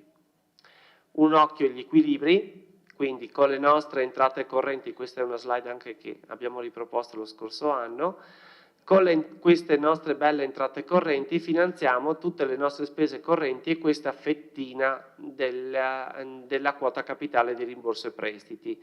Abbiamo un piccolo avanzo di 60.000 euro che finanzieremo parte capitale, però la parte capitale ci dà una mano pari a 204.000 euro, che è quel famoso 10% che deve essere per forza destinato al rimborso di prestiti perché sono i proventi delle alienazioni e questo lo prevede la legge. Per quanto riguarda gli equilibri in parte capitale, la stragrande maggioranza la fa il titolo quarto insieme ai mutui che finanziano tutte le spese di investimento, fatto salvo quegli aggiustamenti di entrate capitali e spese capitali, entrate correnti, pardon, entrate di conto capitale che abbiamo visto dopo. Quindi questo è abbastanza chiaro. Cosa ne facciamo della spesa corrente? Sicuramente diventa importante ormai i fondi e gli accantonamenti che dicevo prima, che raggiungono quote importanti, 2.800.000 euro. I servizi istituzionali hanno sempre la loro rilevanza per 5 milioni, sicuramente anche comunque questa fettina qui, che sono i diritti sociali, politiche sociali della famiglia, risultano piuttosto importanti, insieme anche all'istruzione e al diritto allo studio, che è questa parte qua, che è questa, forse questa un po' più, ecco. Però quello che mi preme far notare è che i fondi e accantonamenti si stanno sempre più allargando per quell'effetto della mancata riscossione e quindi del fondo svalutazione crediti, che vediamo che inizia a prendere una bella fetta della spesa corrente. Le spese per investimento spendiamo più che altro su trasporti, il diritto alla mobilità e sulle politiche giovanili, attività culturali, quindi questa è una fetta di dove andiamo ad investire la spesa in conto capitale su quale missione. Valorizzazione di attività culturali, diritto allo studio e così via. Bene, io sono stato molto veloce e quindi la concludo così e rimango a disposizione per eventuali domande. Grazie dottor Sarri. Penso che ci sia l'intervento del revisore, il dottor Genovese, prego. No, vado io. Eccolo qua. Allora faccio così. Sì, bene. Così. Allora io mi fermo qua con lei. Buonasera. Sì. Buonasera, il dirigente dottor Sarri ha compiutamente illustrato il bilancio, io così mi limito a dire che appunto è un bilancio in equilibrio, un equilibrio di parte corrente che appunto è stato ottenuto andando a tagliare e a ridurre alcune spese discrezionali, quindi un bilancio molto tirato perché appunto c'è una componente rigida molto elevata, ha evidenziato anche questa criticità della difficoltà a riscuotere le entrate, in particolare da anche accertamento dell'attività di controllo delle dichiarazioni. E questo chiaramente immobilizza delle risorse che per tenere in equilibrio il bilancio e per principi di prudenza appunto non possono essere impegnate. Ecco, è in equilibrio anche la parte in conto capitale, una spesa in conto capitale importante di oltre 10 milioni di euro. E è previsto appunto anche un mutuo da 1,3 milioni. Il Comune va detto che ha un livello complessivo di indebitamento molto, molto basso e infine quindi fermo restando che il bilancio è in equilibrio e quindi il parere dei revisori è favorevole, ecco, vorrei così evidenziare il tema del fondo cassa che, come è stato evidenziato, è aumentato notevolmente in questi anni. Allora, i fondi in cassa sono un po' l'indicatore, la spia della lentezza e della farraginosità delle procedure di spesa, in particolare per la spesa in conto capitale. Considerate che su un'opera che supera, diciamo, un'opera da 1 milione di euro, di una complessità media, passano circa 18-24 mesi dal momento in cui io accerto il contributo al momento in cui riesco a pagare le relative spese, perché l'iter prevede che devo dare un incarico per sviluppare il progetto definitivo.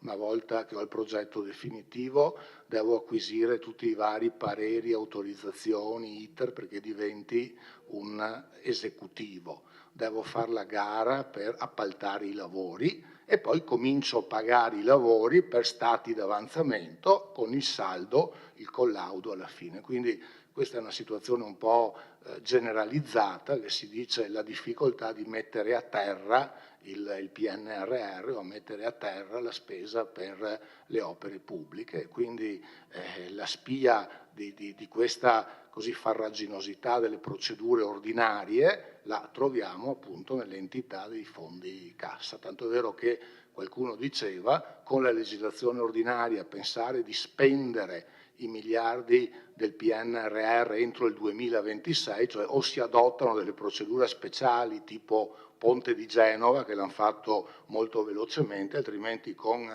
la normativa amministrativa ordinaria, ecco, è una cosa assolutamente velleitaria. Allora, questo è, diciamo, un dato di fatto a livello generale. C'è poi anche un problema, che anche questo è un po' comune a tutti gli enti pubblici, oltre che la complessità delle procedure amministrative, ecco il tema del personale, che appunto fino a qualche anno fa gli enti pubblici hanno perso praticamente un esercito di dipendenti, perché si andava a sostituire uno ogni 5 che andavano in pensione, e quindi con organici, con poco personale. Poi adesso si può, fortunatamente ci sono comunque dei vincoli assunzionali, si può rispetto al passato sostituire uno a uno, però c'è anche poi il problema, come in tutti i settori, che lo stesso impiego pubblico oggi non è più tanto appetibile e la difficoltà a trovare anche personale, un elevato turnover, infatti anche l'area tecnica ha perso anche delle risorse che magari hanno trovato delle occasioni di lavoro in altri enti, quindi queste concause, ecco, portano di fatto a questa situazione. Ecco, quindi, io quindi come intervento mi limito a questo, sono a disposizione per eventuali domande.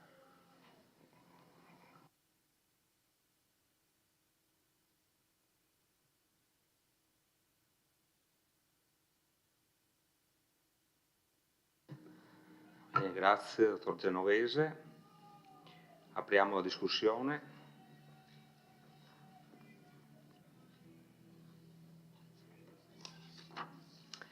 Consigliere De Antoni, prego. Sì, volevo intervenire prima, diciamo, sull'intervento del dottor Genovese, che non ha riportato, diciamo, alcune osservazioni, raccomandazioni e suggerimenti che sono contenute nella relazione del collegio. E le riporto alcune perché sono raccomandazioni che per 5 anni il collegio fa e per 5 anni non è mai stato ascoltato, e quindi sono contento perché mal comune mezzo gaudium, nel senso che anch'io è da 4 anni e mezzo che continuo a dire alcune cose, ma purtroppo l'amministrazione non mi ascolta. Riporto alcune delle osservazioni che il collegio ha fatto.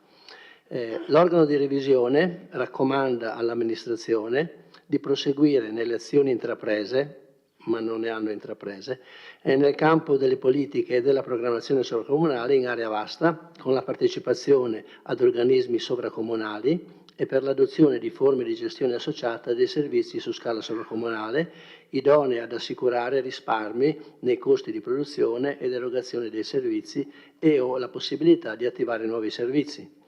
Per quanto riguarda i servizi esternalizzati e organismi partecipati, l'organo di revisione raccomanda di monitorare attentamente in modo sistematico le gestioni dei servizi esternalizzati e degli organismi partecipati e il puntuale rispetto delle relative convenzioni di servizio. Qui ricordo che è anche uno dei nostri organismi partecipati. Noi qui in Consiglio abbiamo approvato le modifiche allo Statuto ancora il 21 dicembre 2022, quindi ricorre domani l'anniversario di un anno da quando abbiamo approvato le modifiche allo Statuto, e lo Statuto non è ancora stato registrato. Allora qualcuno dovrebbe, parlo della Vittorio Veneto Servizi, dottore.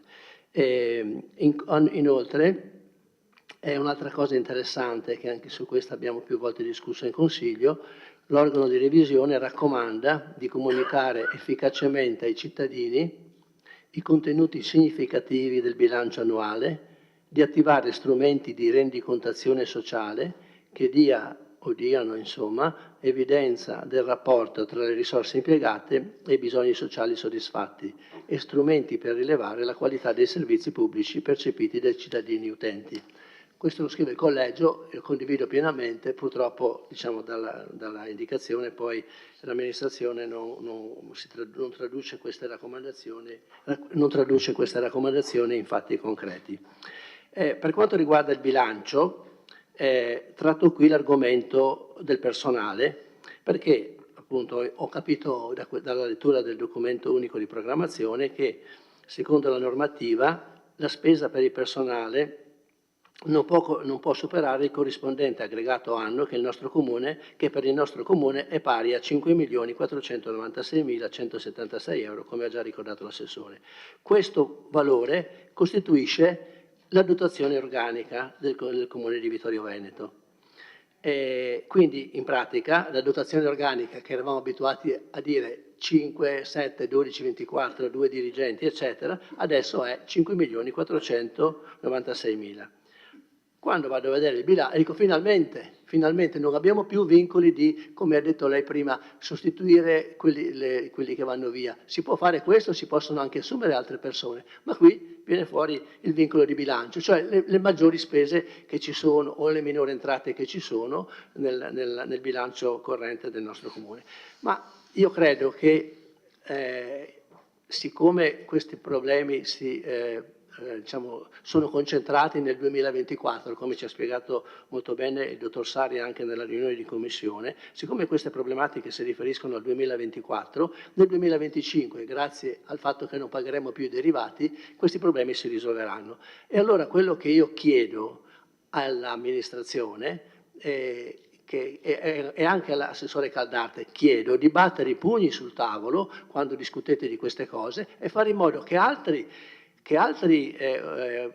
ordini di spese, che altri capitoli di spesa vengano ridotti, anche azzerati se serve, e di fare un vero investimento sul personale, perché questa sera tutti gli assessori hanno lamentato, il sindaco anche sul giornale l'altro ieri, hanno lamentato la carenza di personale che ci impedisce di... È vero che sono le procedure burocratiche lunghe, ma c'è anche il fatto che il personale è diminuito rispetto in certi uffici in cui effettivamente, ora anche col PNRR, ci sarebbe grande bisogno. La diminuzione, cioè la diminuzione della dotazione organica, quindi dell'importo che si potrebbe spendere per il personale è del 9%, cioè rispetto ai 5.496.000 euro circa di possibile spesa per il personale, noi ci autolimitiamo riducendo l'importo del 9%. Secondo me questa è una cosa negativa e su cui si deve riflettere, su cui bisogna cambiare qualche cosa, anche perché mi sembra una soluzione che non sia assolutamente saggia. Io frequento un po' gli uffici perché vengo a chiedere informazioni, chiedo carte, eccetera. A me sembra di percepire, assessore Caldarte, una situazione di difficoltà del personale, anche qualche volta di malcontento, perché forse non per causa dell'amministrazione, ma perché il carico di lavoro è effettivamente rilevante e non riescono a fare con attenzione, a portare a termine con attenzione le cose che dovrebbero essere fatte. Il fatto che anche molti dipendenti storici, dirigenti, posizioni organizzative, e anche altre funzioni importanti. Alcuni dipendenti storici se ne siano andati, io penso che lei abbia calcolato nel numero delle persone che sono assunte e quelle che sono andate via, anche gli ultimi 3 che vanno via dopodomani, no? Il 31 dicembre. Sicuramente ci saranno, ma vanno via altre 3 persone che comunque erano persone che lavoravano qui da tempo, che avevano anche incarichi importanti. Allora è vero che c'è il turnover, è vero che ci sono tutte queste graduatorie in un comune e nell'altro, ma probabilmente un maggiore sforzo che lei ha in qualche modo delineato di migliorare quello che è il clima interno, anche prevedendo un aumento degli importi per le retribuzioni di risultato, è un metodo, no? Ma anche cercando di unire queste persone. Io noto che c'è un po' di disaffezione nei confronti dell'amministrazione. Non credo che sia un problema di stipendi, forse sarà anche questo, però insomma credo che soprattutto manchi questo modo di fare squadra, di farli lavorare con soddisfazione, perché se una persona lavora con soddisfazione, parlo per esperienza personale, perché ho trascorso tutta la mia vita lavorativa nell'ambito pubblico, se uno lavora con soddisfazione fa anche decine di chilometri con la macchina pur di restare in un ambiente diciamo, che dia soddisfazione e che dia loro, diciamo, in cui uno lavora lavora bene. Allora chiedo, non so se si può fare un ordine del giorno o quello che volete, però chiedo che venga rivista la posta di bilancio per il personale. È una questione, è un investimento, non è una,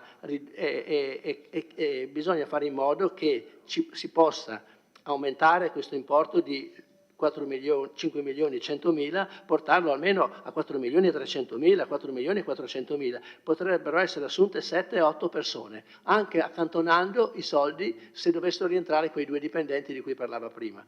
Tenete conto, signor Sindaco, anche lei, di trovare una modalità, perché ci sono anche ne abbiamo parlato l'altra sera in commissione, no? Vabbè, tra gli importi che sono stati messi tra le entrate, no? C'è il riparto degli utili della Vittorio Veneto Servizi. In altre occasioni è stato chiesto uno sforzo maggiore da parte alla Vittorio Veneto Servizi. Chiediamolo anche questo, è l'ultimo anno, il prossimo anno possono anche nel 2025 possono anche non darci una quota di utili, anticipino un po' tanto hanno anche una grossa riserva, come abbiamo visto dal bilancio, anticipino un po' di quei soldi che ci daranno nel 2025 e nel 2024 e almeno favoriamo con 100-200 mila euro la possibilità di assumere un po' di personale. È davvero una cosa non accettabile questa accettazione da parte dell'assessore al personale di questa forte riduzione. No, perché lei è capace di farsi sentire, assessore, e quindi batta il pugno perché ridurre del 9% la possibilità di finanziamento del personale è assolutamente come darsi la zappa sui piedi, in sostanza. Ecco, non so se devo dire ancora una cosa che avevo scritto, scusate. L'avevo scritta.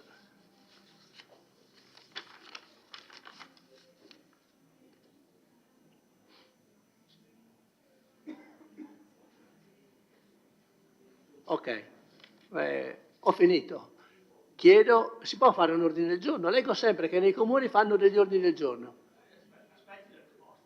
Esatto, ma troviamo il modo di venire incontro a questa situazione. Grazie.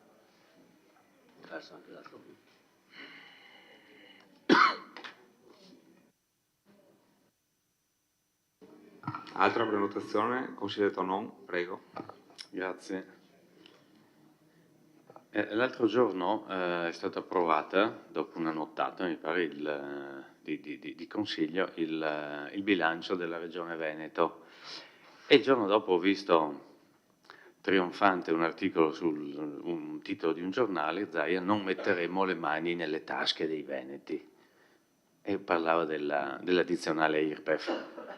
Adesso io non so se poi sappia quello che succede nei comuni, perché ovviamente essendo impegnato in cose molto più importanti forse non lo sa, perché forse si metterebbe a ridere anche lui delle proprie affermazioni. Non metteremo le tasche perché tanto le mettono i sindaci e le amministrazioni leghiste. Sì, stride un po', diciamo, questo questa prosopopea annuncite, si chiama, Presidente, da un lato e la realtà dall'altro. Come risulta un po' strano, ma questa è un'osservazione che faccio invece al dottor Genovese, questa definizione che condivido, fra l'altro, di bilancio ingessato.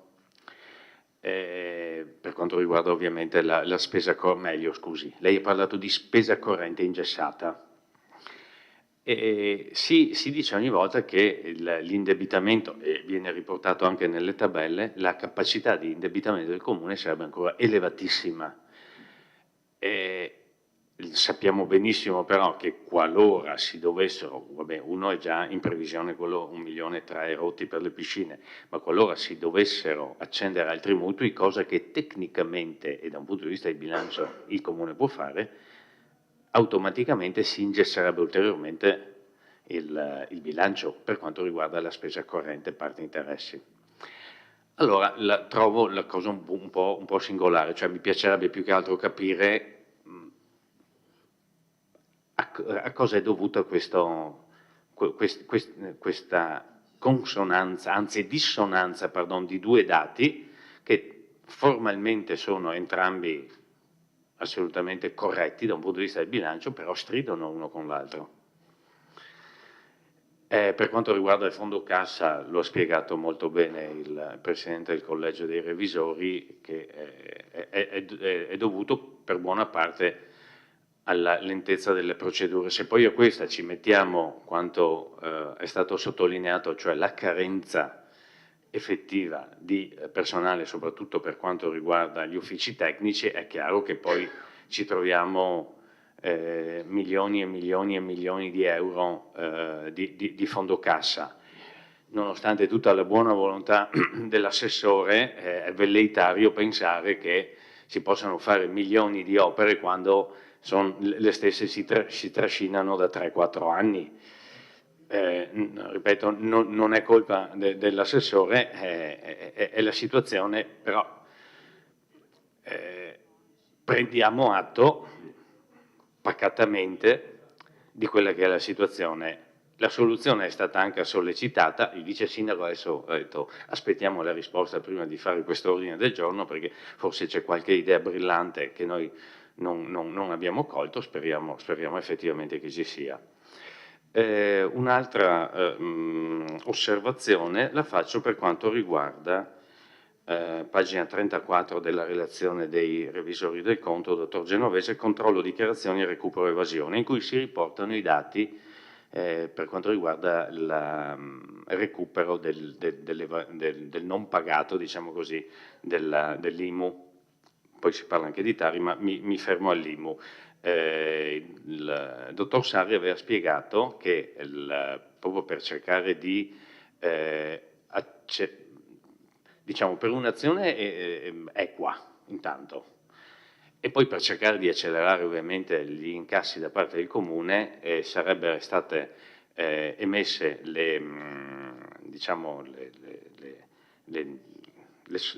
chiamiamole in modo che tutti capiscano, le sollecitazioni al pagamento per un biennio anziché per un anno.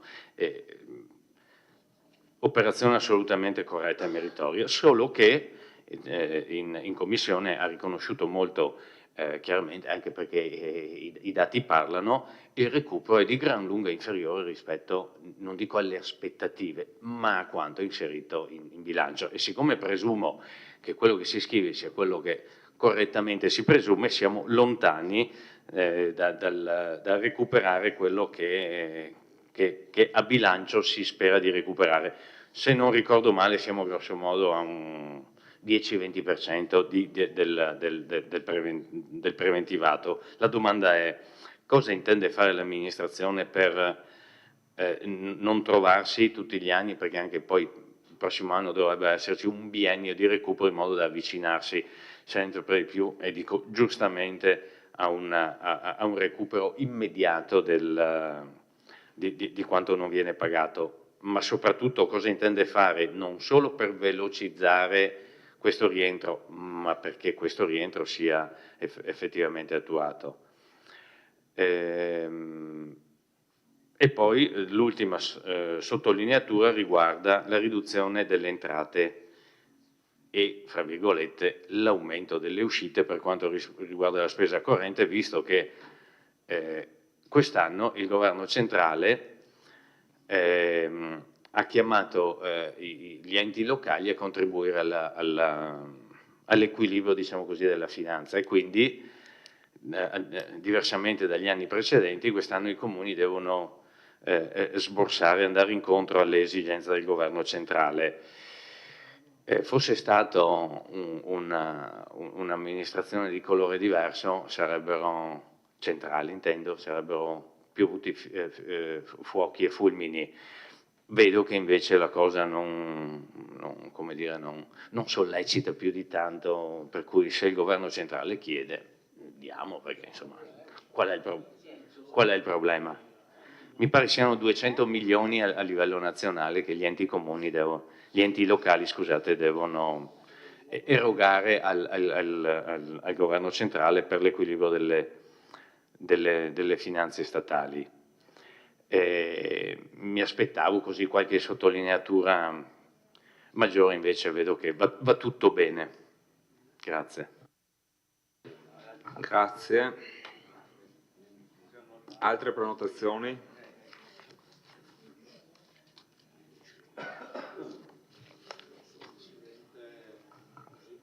Sì, non ci sono prenotazioni, quindi prego, dottor Genovese, se vuole rispondere subito. La parola, Paolo. Grazie.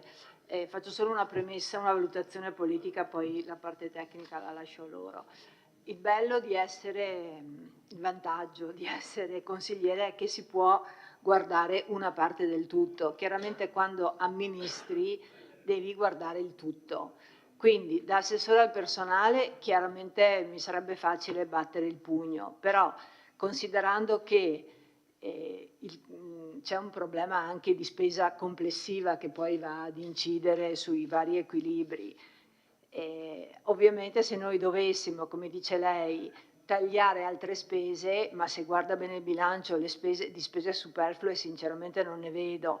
Sono state tagliate spese anche nell'ambito sociale che speriamo di poter rimpinguare in corso d'anno. È difficile capire dove tagliare i 200.000 euro che lei propone di mettere a disposizione della spesa del personale. Lei da consigliere ha tutto il diritto, ma l'avrebbe dovuto fare prima, di fare una proposta di emendamento. A quel punto l'emendamento al bilancio, se non erro, come ricordo da assessore al bilancio, presenta una variazione, cioè alla fine il totale non deve cambiare, una variazione e dice ok, aggiungiamo 200.000 euro di spesa sul personale, però devi anche dire dove lo vuoi tagliare, quindi chiaramente ha un'implicazione anche di responsabilità diversa. Questo glielo dico come valutazione politica, poi tecnicamente lascio al dottor Sarri e al dottor Genovese. Consigliere De Re, prego. No, ho sentito l'intervento del collega Tonò e giustamente dove critica Zaia perché non ha messo l'addizionale IRPEF regionale. Non è contento del governo, come non lo siamo noi, che toglie... No, hai detto così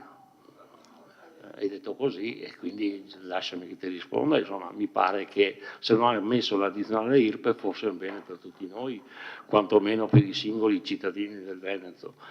Che il governo abbia chiesto ai comuni è vero e non siamo certamente contenti, ma ci ricordiamo che in un recente passato magari le cose sono state fatte con governi di destra, di sinistra, di centro e quant'altro, quindi è chiaro che si va sempre dove ci sono i soldi, perché nelle amministrazioni del sud sicuramente non porteranno via niente perché ci sono comuni in default e quindi là sicuramente non è un problema se il governo taglia. Chiaramente non hanno problemi della Corte dei Conti, assumono fuori norma e fuori regola, questo purtroppo fa parte delle due Italie che ci sono, ci saranno sempre, se vogliamo prendiamo l'esempio di Roma Capitale, da Giubileo a Roma Capitale e quant'altro, ogni tanto, ovvero ogni anno, si va a rimpiazzare il debito fuori bilancio. Quindi poi qualcuno vuole fare un ordine del giorno oppure mettere magari degli emendamenti al bilancio, ma mi pare non si possano fare, perché il bilancio ormai è fatto, c'è anche la revisione, ci sono anche il collegio di revisori che danno il parere favorevole che poi viene inviato e votato, quindi poi sicuramente è giusto criticare, però in questi termini si governa anche il comune e risanando anche quelle che sono le finanze del comune, che certamente ci sono stati dei debiti fatti e pagati, come li hanno fatti prima, come li abbiamo fatto noi e come faranno anche quelli dopo di noi.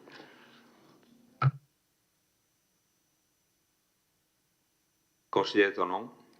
Grazie per fatto personale, visto che mi sono state attribuite affermazioni che io non ho mai fatto. Io non ho mai detto che mi sono lamentato perché Zaia, no, ho detto, non ha messo l'IRPEF, ho detto, mi fa sorridere che Zaia esca sui giornali dicendo noi non mettiamo le mani nelle tasche dei veneti.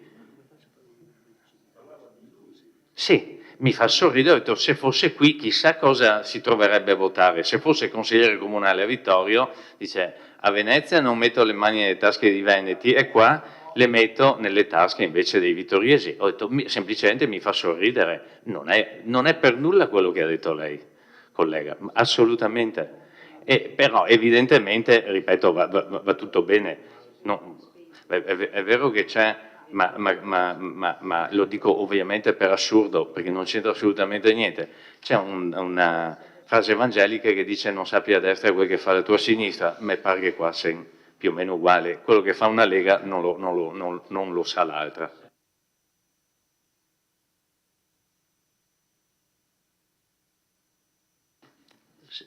Siamo tutti di destra, non siamo destra e sinistra. Noi siamo di destra, Zaia e anche chi sta a Roma in questo momento.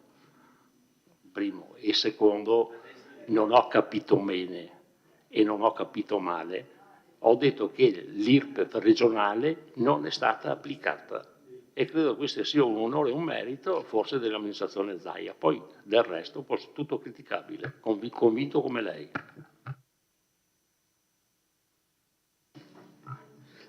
Altre prenotazioni?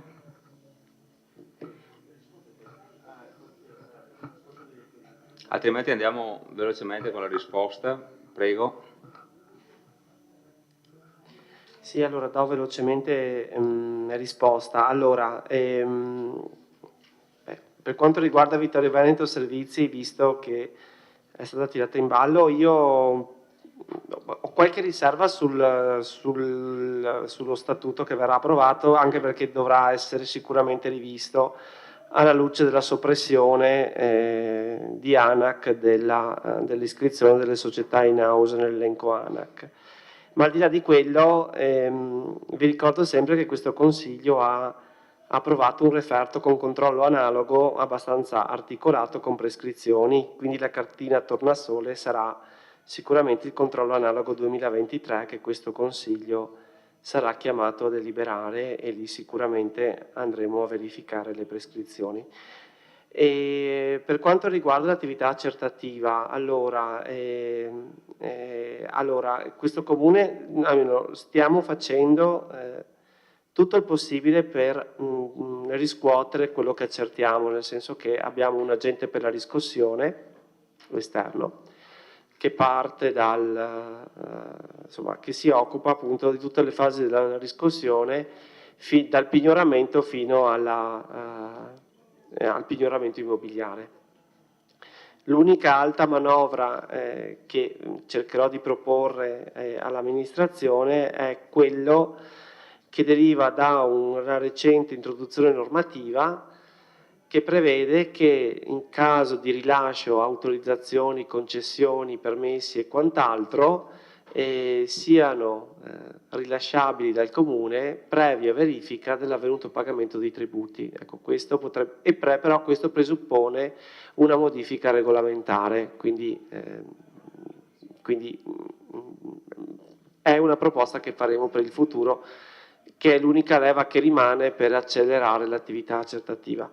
Per quanto riguarda la spesa di personale, ricordiamo che sì, questo è uno dei vincoli, ce ne sono anche altri, non abbiamo più il vincolo delle assunzioni legato alle cessazioni, è vero, c'è anche un altro vincolo però che è legato alla sostenibilità finanziaria per nuove assunzioni, e poi c'è sempre il vincolo di bilancio visto in commissione, che l'abbiamo detto, è quello che è, e ci tengo a precisare che se andate in uno degli allegati al bilancio, negli indicatori di bilancio, negli indicatori analitici di bilancio, c'è l'indice della spesa di personale sulla spesa corrente e vedete che questo indice è piuttosto elevato.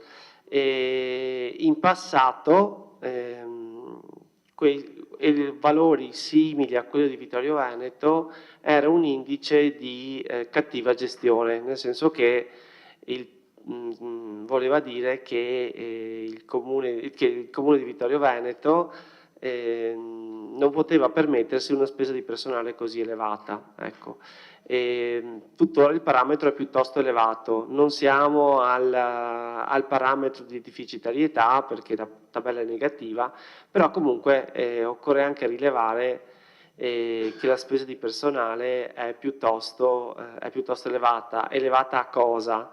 Elevata sulla base delle entrate correnti, della spesa corrente al netto del fondo pluriennale vincolato. Scusate, del fondo crediti dubbi, per quello che insisto nel dire che è necessario procedere quanto prima alla riduzione del fondo svalutazione crediti.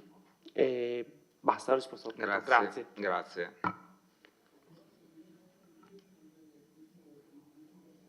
Bene, a questo punto passiamo in dichiarazione di voto. Consigliere Bagliana, prego. No, io devo ancora fare il primo intervento comunque, allora, giusto per precisare. Allora, partirei dall'osservazione, dalla dichiarazione che ha fatto dottor Genovese e sulla questione, sulla difficoltà poi di applicazione dei finanziamenti, degli investimenti rispetto alla realizzazione poi delle opere. Allora sì, concordo insomma che c'è tutto l'aspetto burocratico che pesa e abbiamo stimato appunto questi 18-24 mesi, però dal mio punto di vista io invece ho la sensazione che effettivamente, questo lo dico a livello politico, fin dall'inizio le idee non erano molto ben chiare su quali obiettivi portare avanti rispetto agli investimenti o agli obiettivi da realizzare in termini di gestione città e in termini anche di sviluppo e di dove puntare. Cioè, quindi io la vedo, sì, c'è tutto il discorso, c'è stato il Covid, c'è stato tutta una serie di problematiche. Ricordiamo che ci sono i fondi PNRR che hanno dato una mano, quindi voglio dire c'è stato il Covid, ma anche ci sono stati questi fondi, quindi voglio dire insomma, non sono una cosa da poco, insomma, questi fondi stanziati a livello europeo mi sembrano abbastanza importanti hanno dato la possibilità di affrontare alcune questioni molto importanti a livello territoriale e su altri iter. Quindi, appunto, ripeto, oltre alla questione della parte burocratica, a me sembra che sia mancata proprio una visione completa degli obiettivi precisi. Un esempio su tutti è la questione, per esempio, della piscina comunale, cioè arriviamo a fine mandato con l'obiettivo appunto di sistemarla. Quando invece c'era l'occasione, c'era la possibilità di farlo fin dall'inizio. Queste sono scelte naturalmente che ogni amministrazione ha la possibilità di fare e si sviluppa in questo senso. Altra considerazione che voglio fare: questa amministrazione non ha deciso di investire su Ceneda, oppure ha deciso di investire solo facendo dei progetti di massima, voglio dire, non progetti esecutivi su quelle che potevano essere opere importanti per il quartiere di Ceneda. Quindi ecco, volevo solo far precisare questa questione, che è un po' una questione politica rispetto alla questione contabile in sé.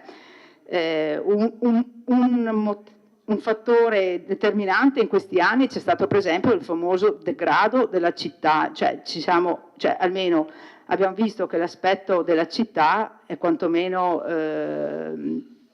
problematico, soprattutto per quel che riguardava la gestione delle strade, dei marciapiedi e non da ultimo anche per quanto riguarda le aree verdi. Quindi adesso c'è un recupero, se devo essere sincera, c'è un leggero recupero, non per quanto riguarda le strade ma per le aree verdi, però voglio dire in 4 anni è mancata questa visione anche di capacità di tenere la città, dal mio punto di vista, in ordine e come dovrebbe essere tenuta una città.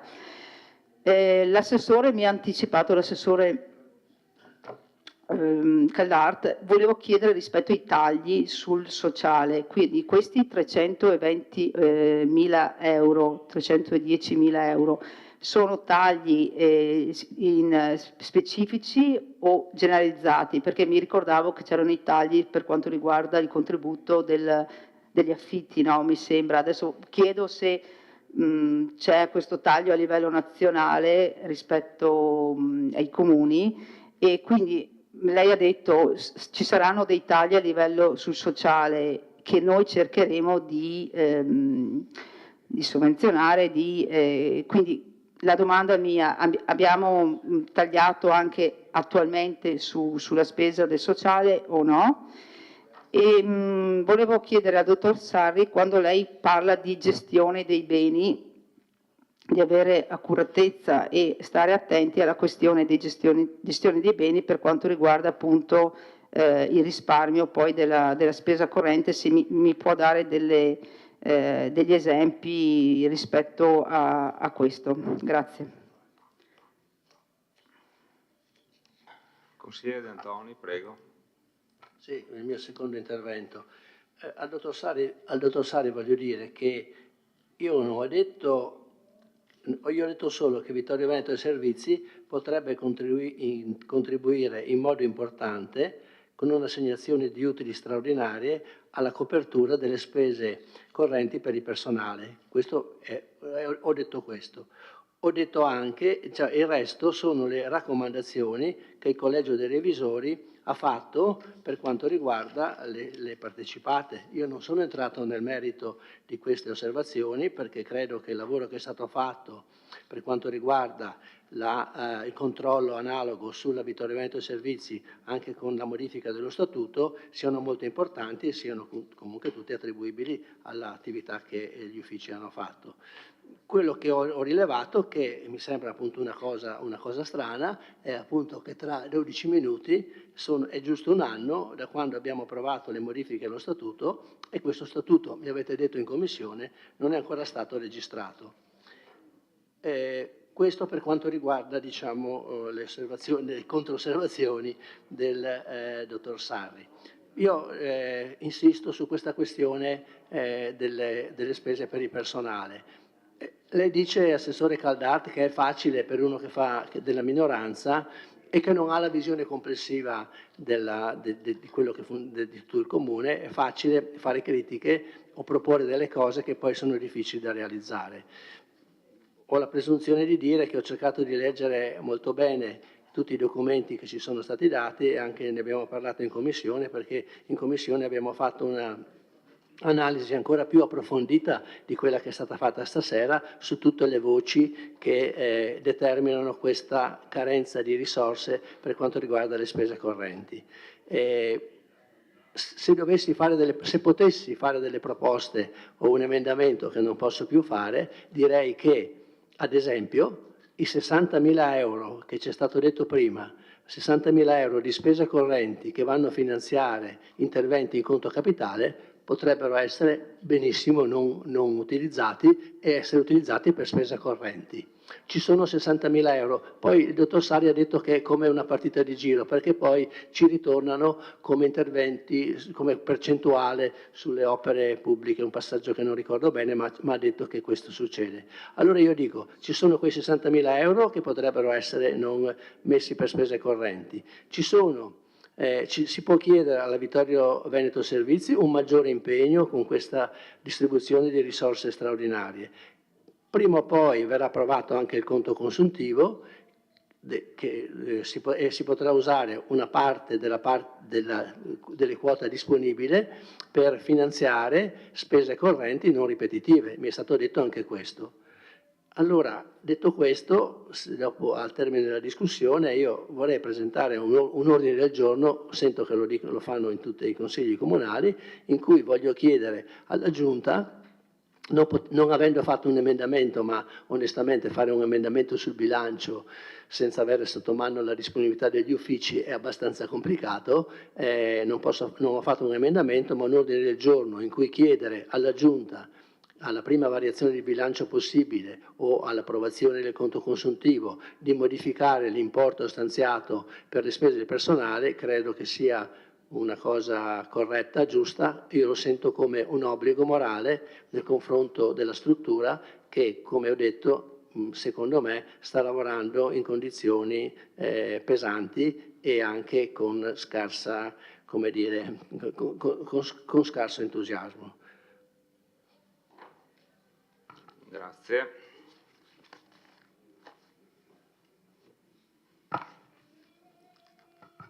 Passiamo in votazione. Consigliere no, prego. Sì, avevo chiesto una valutazione per quanto riguarda la struttura del nostro bilancio, trattandosi appunto di indebitamento basso e contestualmente spesa corrente ingessata. Non ho avuto una risposta esplicita, come avevo chiesto, ma mi pare di intuire dalle risposte del dottor Sarri che di fatto quello che manca sono le entrate. Nel senso che se io ho la spesa vincolata di fatto per buona parte e non ho grossi margini di taglio, se non tagliando servizi, vuol dire che ho poche entrate relative ovviamente alla parte di spesa corrente, quindi non entrate per investimenti di capitale. Il suggerimento che aveva dato il collega De Antoni, considerata anche la cassa di cui dispone la Vittorio Veneto Servizi, è tutto fuorché strampalata. Anzi, è molto opportuna secondo me, nel senso che la Vittorio Veneto Servizi con la cassa che si ritrova a gestire non ha problemi di anticipare, lo metto fra virgolette il termine, anticipare una parte degli utili o comunque erogare una parte degli utili messi a riserva, per cui anche tecnicamente mi correggano gli esperti in materia se si può fare o no, mi pare proprio di sì, quindi dividendi già messi a riserva e quindi possono essere tranquillamente erogati all'azionista, al socio, chiedo scusa, non azionista, al socio, cioè al Comune di Vittorio Veneto. In questo modo non si peserebbe ulteriormente sul bilancio perché resterebbe in assoluto equilibrio e il quantum, cioè quanto si incassa, potrebbe effettivamente essere messo a disposizione per personale, cosa di cui fin dall'esposizione del DUP tutti si sono, lo dico in senso buono, gli assessori lamentati, nel senso che è cosa notoria, diciamo così, che c'è carenza di personale. Se però quando c'è l'opportunità di un incremento pur modesto, pur contenuto, come dire, ci si ritrae, forse non si fa veramente un buon servizio alla città e soprattutto, io dico, un buon servizio alla struttura in modo che possa operare in maniera molto più tranquilla da un lato e soprattutto coerente con quelle che sono le le missioni cosiddette date dall'amministrazione e si vedono nel DUP. È chiaro che non possono essere rispettate se non ci sono le risorse umane soprattutto per poterle portare a termine. Grazie. Prego, dottor Sarri o dottor Genovese. Allora, rispondo al consigliere Bagliana per primo, ma che me l'ero segnato. Per gestione dei beni intendiamo tutti quei proventi che l'ente incassa derivante proprio dalla gestione dei suoi beni. Intendo fitti attivi, concessioni e quant'altro. Ci sono entrate rilevanti, derivanti soprattutto dalla concessione degli immobili, ma si va palesemente dalla concessione dei canoni delle antenne, ma anche dagli affitti di tutti gli immobili, ecco questo, e dalle concessioni vere e proprie. Insomma, qua si raccomanda appunto una gestione oculata, ecco, sì, di questa gestione, perché appunto soprattutto gestire il calendario di pagamenti, insomma, il termine di questo era il senso. E sì, consigliere Tonò, nel senso che l'ho detto, lo ripeto, facciamo oltre 1,5 milioni di avvisi di accertamento, ne svalutiamo tanti, e quindi è logico che mi manca l'entrata per chiudere, perché io posso iscrivere in entrata il mio bel avviso di accertamento, il mio bel 1,6 milioni, ma se dopo non lo riscuoto, di là ho il mio bel accantonamento che mi blocca tutta la spesa corrente, che di fatto mi alza l'indice della spesa di personale, perché di fatto devo tener conto della spesa, fa parte della spesa corrente a tutti gli effetti, quindi mi aumenta l'indice della spesa di personale e quindi mi peggiora la mia capacità e così via. Quindi sicuramente è una leva su cui bisogna insistere e condivido, insomma. Grazie.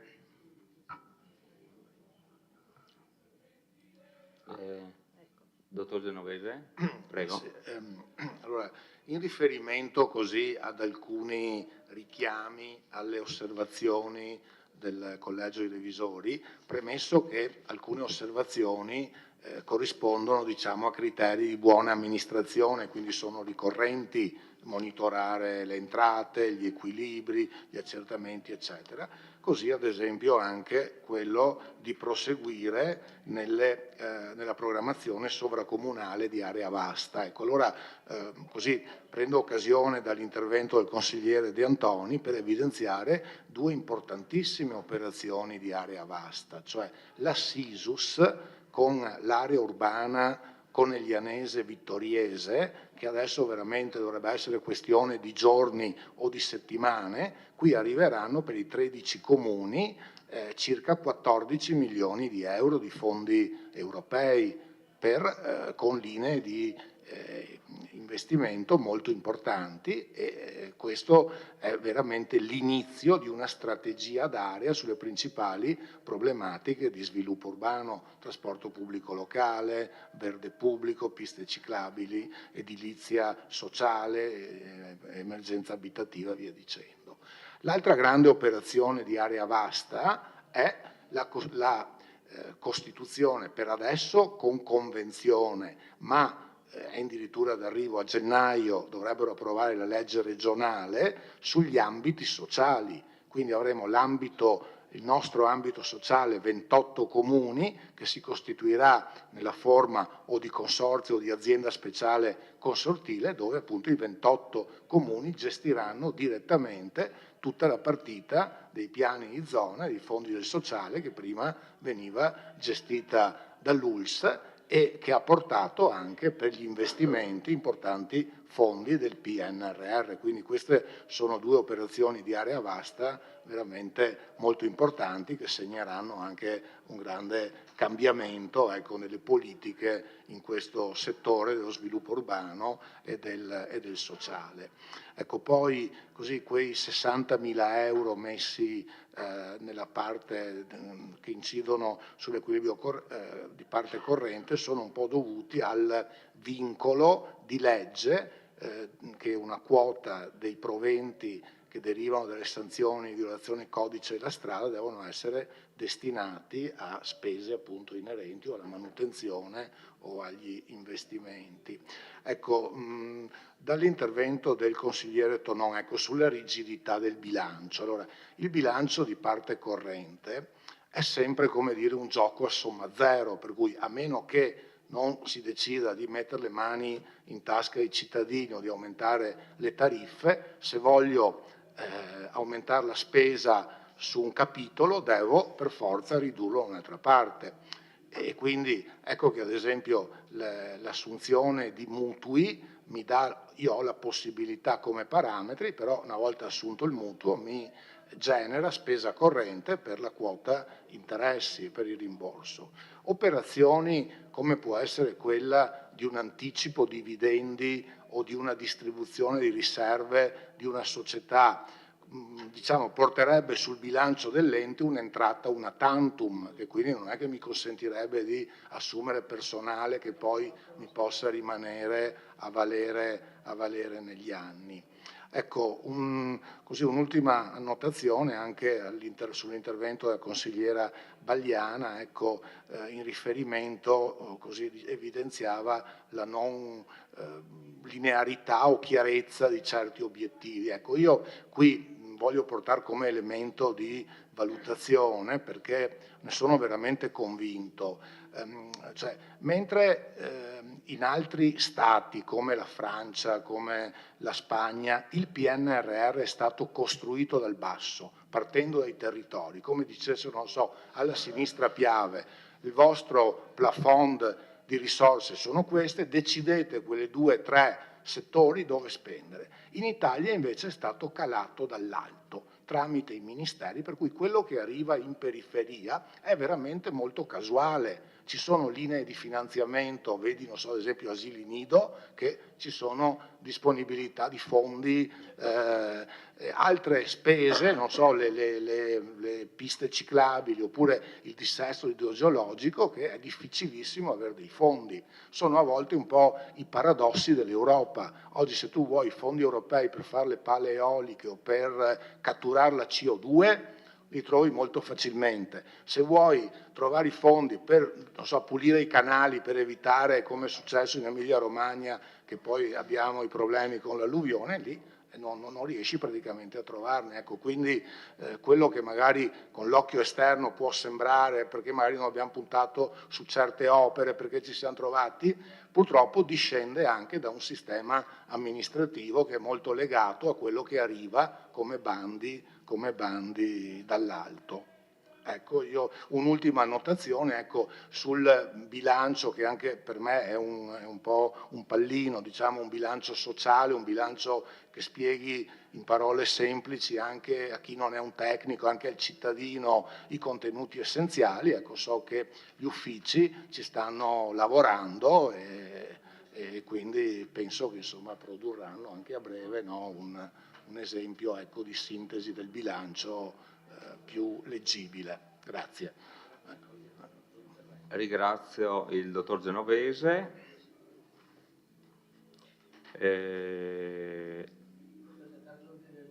Sì, ma può presentarlo anche più avanti. Cioè, l'ordine del giorno ha il primo consiglio utile.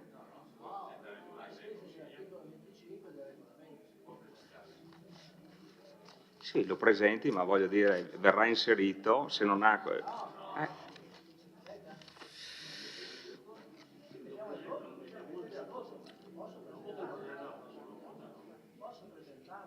Ne modifica le modalità di presentazione e di trattazione si applica l'articolo 22. Cioè,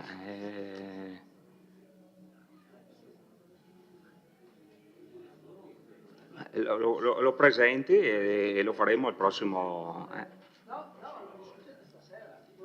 No, non si discute stasera, a meno che no. Segretario, provi a dare un occhio. L'ordine del giorno è la presentazione... cosa? No, allora è messa per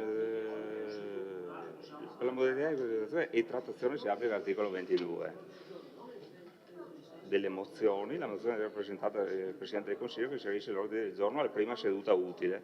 La mozione si conclude per la prima seduta utile. Lo presenti pure e lo mettiamo nella prossima seduta utile.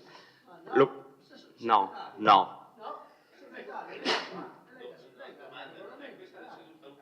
No, la prima seduta utile. No, non è è la prossima seduta utile. Lo presenti e lo mettiamo qua e lo...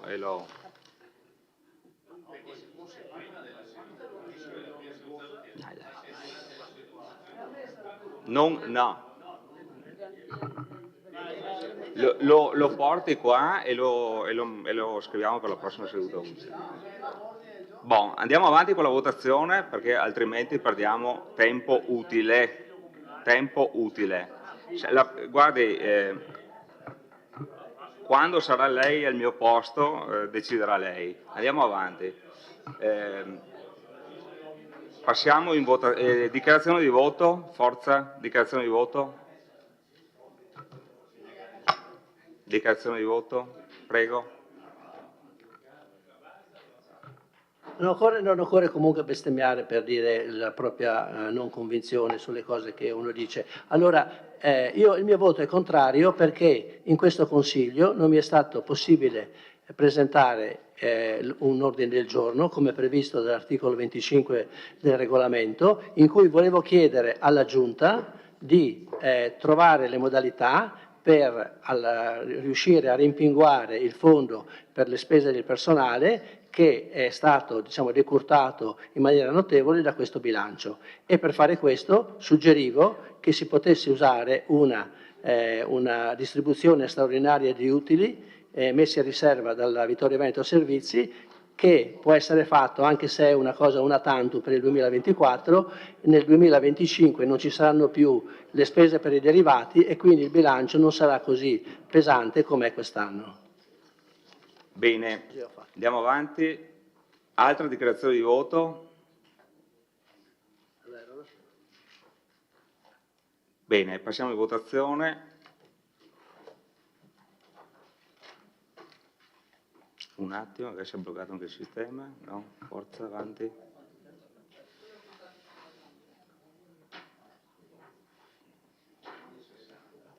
Eccolo qua.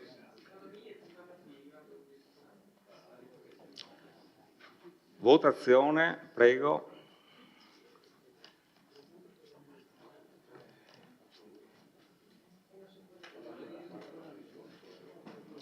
Sindaco, votazione, sindaco,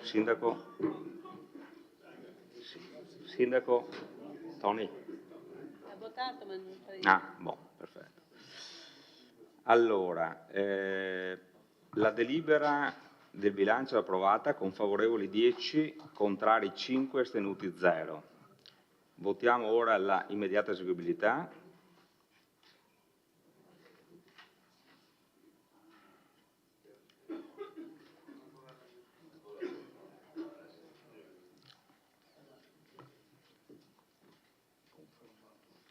Allora, la delibera è immediatamente eseguibile con favorevoli 10, contrari 5, astenuti 0.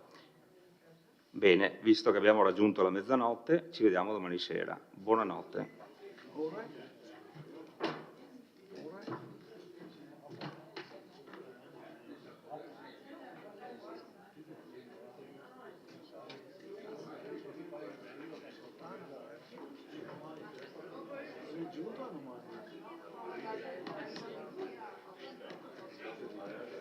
Questo si inventa...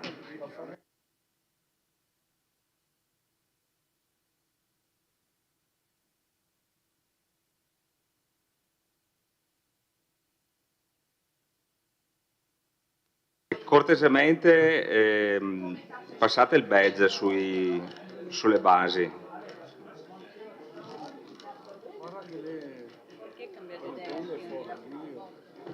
Perché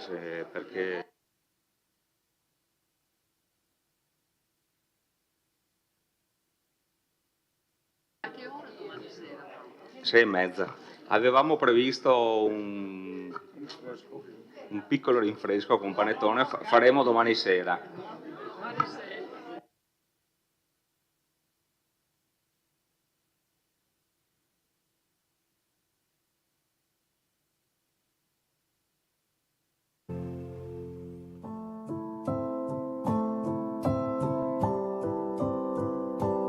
Casa.